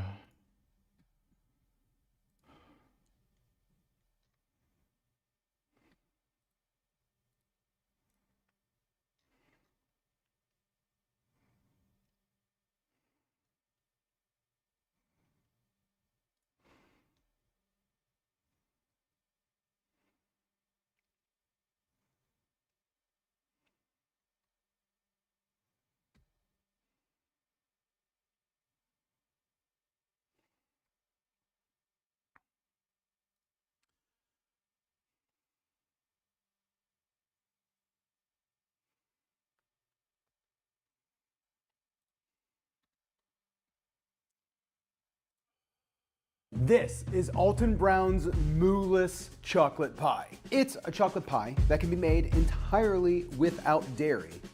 And supposedly, it's incredible. And I'll be honest, it looks pretty good. Now, before I dive in and give it a taste test, I want to make my own version. Red Cabbage donated $2. Oh, I can see lean. Great. I don't know how I fell for that. That's wonderful. This because I've made something similar in the past. So let me show you how I made this, and then I'll make my version, which is... No, I'm never gonna play Monster Hunter Wilds because I don't play shit fuck stupid games for retards. Is a little higher protein and some easier ingredients. Okay, so let's get moving on Alton Brown's version. First thing that we need to do is make the pie crust. Now, the pie filling calls for chocolate wafers. Couldn't find chocolate wafers, so we're gonna be using chocolate sandwich cookies, which is made with a wafer. Now I am gonna weigh these out, so that way we have it exactly the way Alton made it. The only thing that is going to be different, which I think is really funny, is he called this the mooless chocolate pie, I believe. Mooless, I think was his term. But it's not mooless because he uses butter. So it's not mooless. That doesn't make any sense to me. We need 6.5. Oh, he's probably a stupid dumb fuck who didn't realize butter comes from cows. Ounces of wafers. Butter comes from butter. I feel like when I'm done, I can end up making the best giant stuff. Okay, so we're almost at 6.5. There it is, 6.5. Crazy. So the next thing that we're gonna do is toss these wafers into a blender and just blitz them for a second to make them kind of powdery. I'm gonna just toss these back into the bowl, and we need about 3 ounces. Like I said, I'm using vegan butter. Perfect, 3 ounces. Toss this in the microwave for just a little bit. And then he uses a tablespoon of sugar. Now, the recipe calls for the butter to be melted and then slightly chilled again. We're just gonna not melt it all the way through. It's actually gonna be okay if it's a little clumpy too, in my opinion. So we'll just drop this in and then mix together. So at this point, I'm just gonna toss this into my pie tin. Everything looks nice and wet. form this into the crust. I don't know if you've ever made a pie crust, but this is really as simple as it gets. Normally, the same recipe if you're doing it with graham crackers or vanilla wafers, or I don't typically use the sugar, and a lot of times I do like to add a little pinch of salt. We'll see. I'm gonna save these little tricks for my next version here that I'll show you. Little piece of parchment paper, you can kind of press this in. And I want this crust to kind of come up the sides a little bit. Now I have my oven preheated for 350 degrees. We're gonna toss the crust in the oven, bake it until it's dry, about 15-20 minutes, which is plenty of time for today's sponsor. So it's already been a couple years now, and people are still asking me about my weight loss. I'm still getting comments from people who are saying, I haven't seen you in years, oh my God. I lost over 110 pounds, and that all started with the help of Noom Weight. Noom Weight is this recipe uses. Hey my nigga, have you ever had a cigarette? When was your first? Was it your last and why? I've never had a cigarette. I have been using nicotine lozenges for, I think, like maybe 3 years now. Haven't had any nicotine in the last, I think, 2 weeks. Well, it's either been a week and a half or 2 weeks.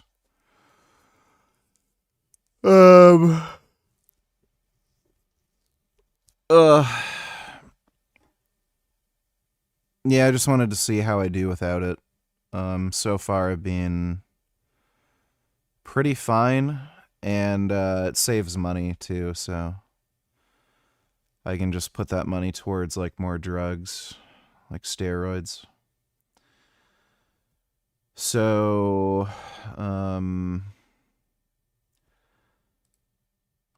assuming my attention span and everything like that stays fine, I'm probably just not gonna use nicotine anymore, just to save money.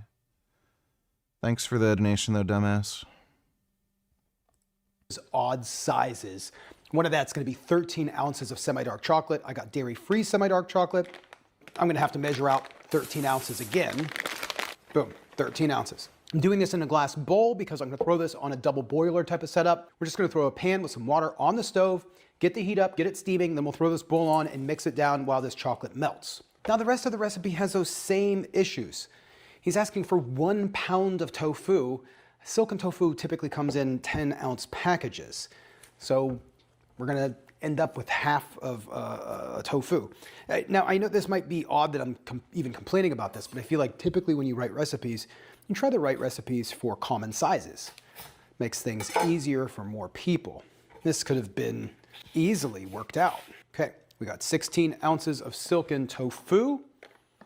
We'll set this aside. Now we also need a 1/3 cup of coffee liqueur, a teaspoon of vanilla. I'm gonna bring the tofu back because he's calling for 1 tablespoon of honey, but I'm gonna use a tablespoon of maple syrup. I guess he was definitely not going for a vegan recipe when he created this, because even though he called it mooless, he still used some.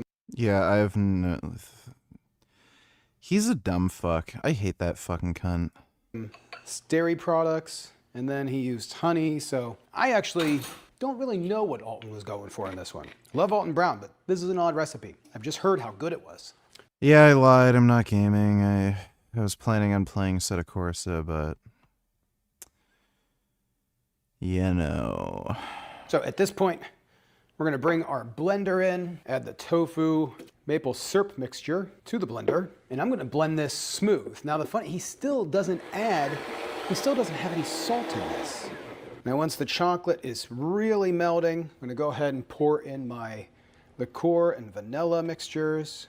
Okay, so my chocolate is melted. We're gonna get this spinning on a super low speed. And I'm just gonna start adding in the chocolate, and then we'll just let this kind of spin together for about a minute. Okay, so I'm gonna pull the crust out of the fridge.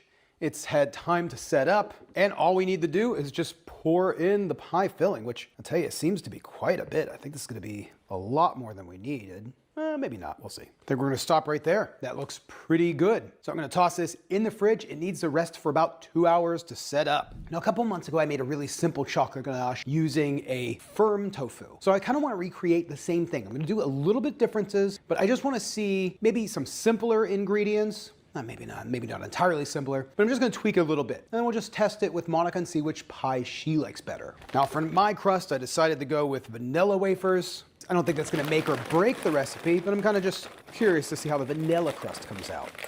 I've had so many cookies and wafers today, I'm gonna explode. Now I'm just gonna blitz these up really quick. Now instead of butter, I'm gonna be using coconut oil, refined coconut oil, so that way there's no taste. And I'm gonna add a big pinch of salt, tablespoon of sugar, and then drop. This already has too many steps for me to bother making it. In our cookies. Let's just give this a mix. Ooh, look at almost a whole cookie right here. So also gonna give this crust just a little sprinkle of vanilla extract. Same thing, let's drop this into the pie. That was the nastiest pour of vanilla extract I've ever seen. Crust, spill it everywhere. He totally fucked that up. I'm just gonna make sure this is nice and evenly pressed all the way around. I'm just gonna give this a good, firm press. Boom, perfect, look at that. So this is gonna go in the oven, same thing, bake for about 20 minutes, throw it in the fridge, let it chill down, and then we'll start making our filling.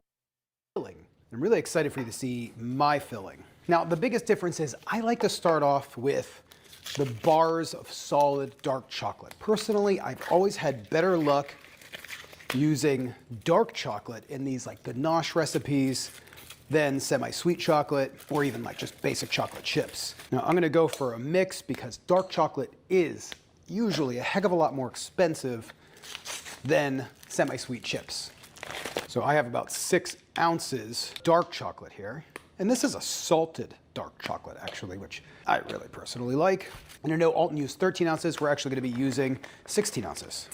Now for the next step, I'm just gonna make 2 shots of espresso. If you don't have an espresso maker, you can make a really dark coffee. Maybe just use a little bit more, but I want the really rich coffee taste, not coffee liqueur taste. Big pinch of salt, 2 teaspoons vanilla extract. So we'll throw this on the double boiler and melt it down. Took the crust out of the oven, threw it in the fridge, let that cool down. So the water is boiling. We're gonna throw our chocolate onto our double boiler and get that melted. While that's melting, I'm gonna take an organic firm tofu. Don't need extra firm, just firm. I'm gonna drain it. Now I'm gonna throw the whole block into my blender along with 4 dates. I love dates. I love the sugar that dates have. I love taste. Love that you're getting some extra fiber. And then start the blend on low speed. You'll see this will get smooth and come together. I use this because this is gonna firm up more. I like the taste a little bit better, but it's gonna end up with a denser ganache. Super, super creamy. This is gonna be perfect. Perfect, perfect, perfect. Chocolate is melted enough. It is thick. Same thing that we did last time. We're just gonna get the blender started on a low, add in the chocolate just a little at a time. This is all blended together. I'm gonna put it on high for about a minute and just let it add some air into it. Boom, that's it. This is nice and hot. Quickly just transfer this over. Ooh, this is thick, much thicker. It's almost like a pudding. And then this is gonna firm up actually pretty hard. Okay, I'm gonna throw this one in the fridge. Let it set up. Same thing, couple hours, we'll come back and do a taste test. Okay, baby, are you ready for some pie? I'm ready. Can't wait. Let's do this. Both look amazing. Yeah. It's okay. So we'll start with this one here. Okay. Cheers. Oh, I lost the crust. Very good. Yeah, oh yeah. Soft, kind of like a mousse, you know? Yeah. The crust is nice. Very like kind of rich and decadent, but not too rich, right? Yeah, not too rich. Everything's kind of mild. Yeah. No tofu taste. At all. Yeah, you wouldn't know this was tofu. Yeah. Okay. Yeah. So, Okay. try this one. All right. Definitely denser. Yeah. Yeah, definitely denser just by like kind Firmer. Cheers. This is delicious. Yeah. Even though it was dense and hard to cut through, very nice and soft, you know, melt in your mouth. And I really like the crust. I kind of like the vanilla and chocolate together. It mixes really well. It kind of gives it like a milky chocolate taste, you know? Like a very like soft, creamy texture. I really like it. Is there any flavors that you tasted between the two that you can like call out specifically besides chocolate? No, I mean, I can tell that this is a dark chocolate. I couldn't tell for this one. And then let me see. Let me just take a bite of just the chocolate. Like you said, you could tell this one's a dark chocolate. It's richer, it's denser. This one with just the chocolate, it's so mild. It's flavorful. I think the coffee brings out the deep chocolate flavors. I do too. More than the coffee. This one actually, when I tasted them side by side, this one actually just tastes more like sugar, like more sweet. It's just sweet. Where this one actually has like a depth of flavor. Yeah, that's my biggest thing. I mean, this one's great. It's for somebody, if you're not like somebody that doesn't like something like super rich, this is phenomenal. The texture is great. Everybody would love this. This is like, everybody would love this. I think this one, more depth of flavor. And there's the mix of flavor of the like chocolate and vanilla, which is nice. It's not all just like sweet sugary chocolate. Yeah, Alt in his. Alton Brown is dipshit. What a stupid recipe. Mooless. And then it's not vegan. Like, why bother?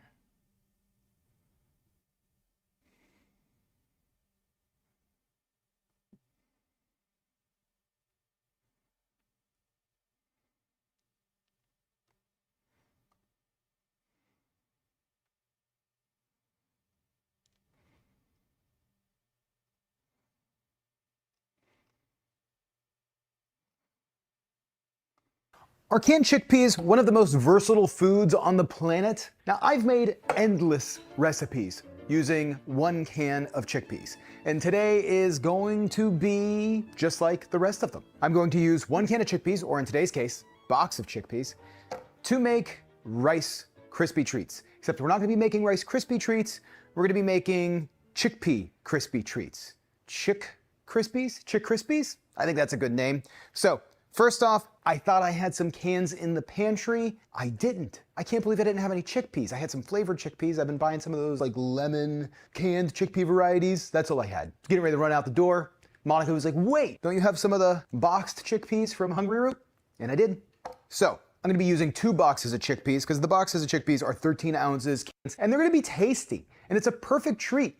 If you're gonna be having like a whole new basic, you can throw them into either your air fryer, your oven on a low temperature. Back to a time without it. Hungry Root is each week. There's something more about hungryroot.com. These things, they look perfect.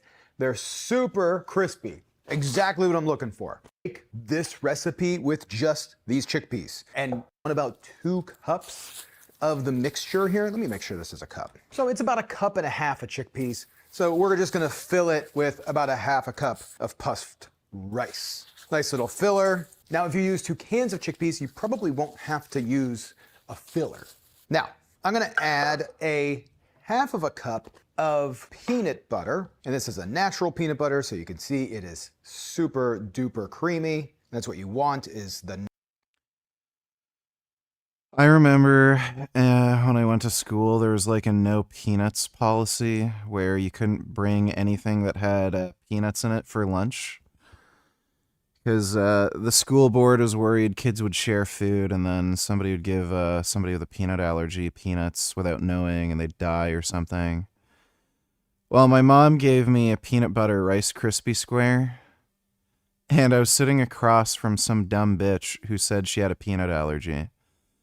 So I told her, okay, so don't eat it then. And then she was like, you can't have that because I'm allergic to peanuts. And I'm like, yeah, so like I just told you don't eat it. What's the issue if you don't eat it? And then she couldn't give me a reason. And then her boyfriend came and he's like, bro, if she ate peanuts, like she could like die and suffocate. And I'm like, yeah, so then don't eat it. And then like I eat it. Nothing happens. No one dies because she didn't eat it. And then they tell some teacher about it. And then I'm like, yeah, so did anybody die? No? Okay, so I guess nothing happened then. And then they call my fucking mom. And then my mom's like, okay, so she didn't eat the peanuts, so what's the issue? Like, my mom literally tells them the same thing I told them. It's like living in fucking crazy land. Natural peanut butters. Peanut butter, cashew butter, any nut butter that you really like. I think peanut butter comes out really good. Cashew butter also comes out pretty good for this. And a half of a cup of maple syrup. Ooh, that might be all the maple syrup I got. So I'm not gonna get a half a cup of maple syrup. I actually have some date syrup that I really like. So we'll kind of top that off with that. It's a lot thicker. I think it's gonna go really great with this recipe. Now, don't ask me why I put this in a bowl. We need to move it over to a saucepan, throw it on the stove. We're gonna bring it to a simmer. We're gonna bring it to a simmer while we're stirring. Okay, just a couple minutes. This looked perfect. So we're just going to pour this whole mixture in. Normally in a Rice Krispie treat, it's like marshmallows and butter and all this stuff. The peanut butter kind of takes care of the fat, replaces the butter. It also helps kind of bind this together once it cools down. It's gonna add a bunch of flavor that I really like. Kind of want to work quickly before the sugar starts to thicken up from the maple syrup. And then really fast, just gonna give this a little pinch of salt. Okay, boom, chickpea crazy. So at this point I have my baking dish, probably, I don't think this is an 8x8, it might be like a 7x7. We're just going to toss this in and really press this down. I'm even gonna go a step ahead and really give it a good press. Pretty happy with that. I'm gonna toss this into the refrigerator for at least 30 minutes, maybe a little bit longer. I'm actually gonna keep this covered. But this is perfect. I'm gonna cut them in like a set of 4 and then 3, so that way I get like, what, 12? I think that's, we see what Monica has to say. Baby, these look awesome. So, okay, here we go. All right, sticky. Yeah, sticky. All right, here we go. Cheers. Cheers. Mmm. This is awesome. Right? Mm-hmm. Give it a rundown. What do you think about the taste? The taste is great. It's got kind of a peanut buttery taste. Mm-hmm. It's more crispy and nutty and crunchy than an actual Rice Krispie treat. Yeah. But it tastes like a Rice. It has the feel of a Rice Krispie treat. Yeah, it's that kind of snack. I mean, it's delicious. It's a good change. I like it. Crispy Rice Krispie treat. Yeah. Chips. You can do way more chickpeas, less rice, no rice, I think even. I think no.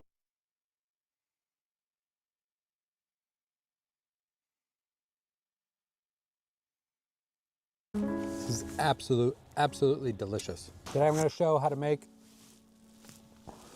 something I used to make way back in the day when I used to work on a ski mountain. Just wipe them, brush them. I'm going to put them in here first. Some are going to be a little bit thicker. It's not perfect. I don't mind the different textures because it's all mouthfeel. So some are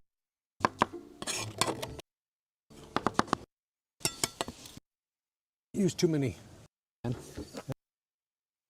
Just going to use a little bit of this here and there. So as long as the wind doesn't mess with me, I can keep these 2 pans on here. Try to. While that's cooking, I'm going to pick, and I'll leave these on the cutting board as well. I know I'm going to bring the tongs.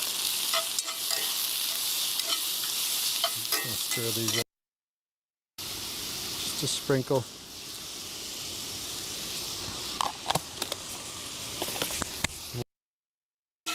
And also help bring out the sear. The more, I might only use, oh forget it, I'll use all of it. And this was the extra firm one, the one that's in the vacuum pack. It'll work well with this. Now this, obviously, just because I'm camping doesn't mean the rules change. God. Tofu, but now I'm going to clean it. Along with a squirt of olive oil. This onions are nice. They're getting nice and crispy. You can see that. Awesome. That looks great. And then the mushrooms are also beautifully brown. Look at that. That's some flavor in there. And I still want to cook those down a little bit more. I'm going to add a little bit more oil to this. That's on there. Still low heat. Great, this guy didn't cook that in. Now, we just kicked it up a big notch with that garlic and herb. Wow. Now one more. This video is sponsored by Two River mushroom. I'm working with these guys. First functional lion's mane broth that is on the market. It's so flavor of that mushrooms is also going to be added to the broth. A bit of oil. Yes, there's still some water in there, but whatever. Then these mushrooms in with the tofu. So there you go. So the tofu and the mushrooms. Beautiful mixture. And I'm going to shut that heat off. Plant-based. Hold on one sec. Make a sandwich without giving that to you. Good girl. You like that? You love it. Dog. Good girl. I'm just gonna. I think that's a good sandwich right there. Beautiful. Look at that. Ooh. And this sandwich came up because I used to work at. Sit down for this.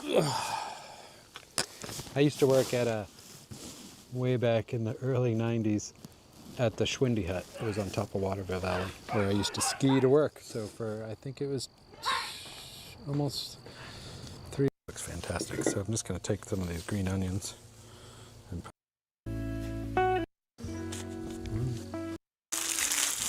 No, it's too dry here right now. Should I have plenty earlier? Or in my case. So these are just some of the tips. That was food.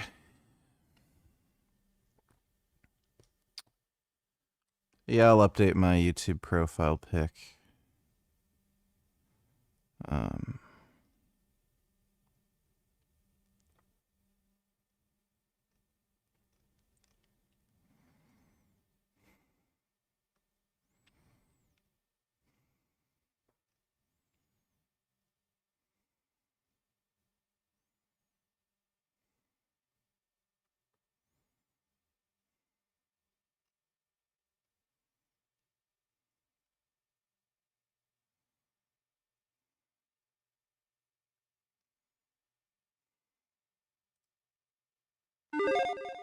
The Game Awards. The pretend also it would make sense to be him here, but you don't see. And whatever. If reincarnation was real, what would you want to be reincarnated as if not a human? Well, I'd preferentially be a human.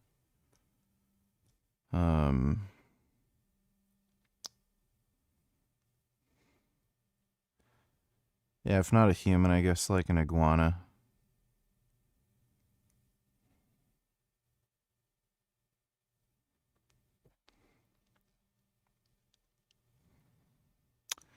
We'll play Set of Corsa, both Evo and Rally tomorrow. Might do a morning gaming stream too.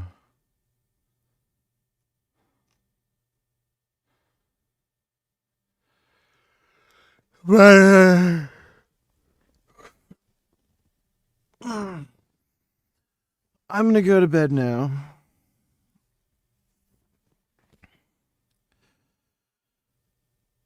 Hope you all had fun.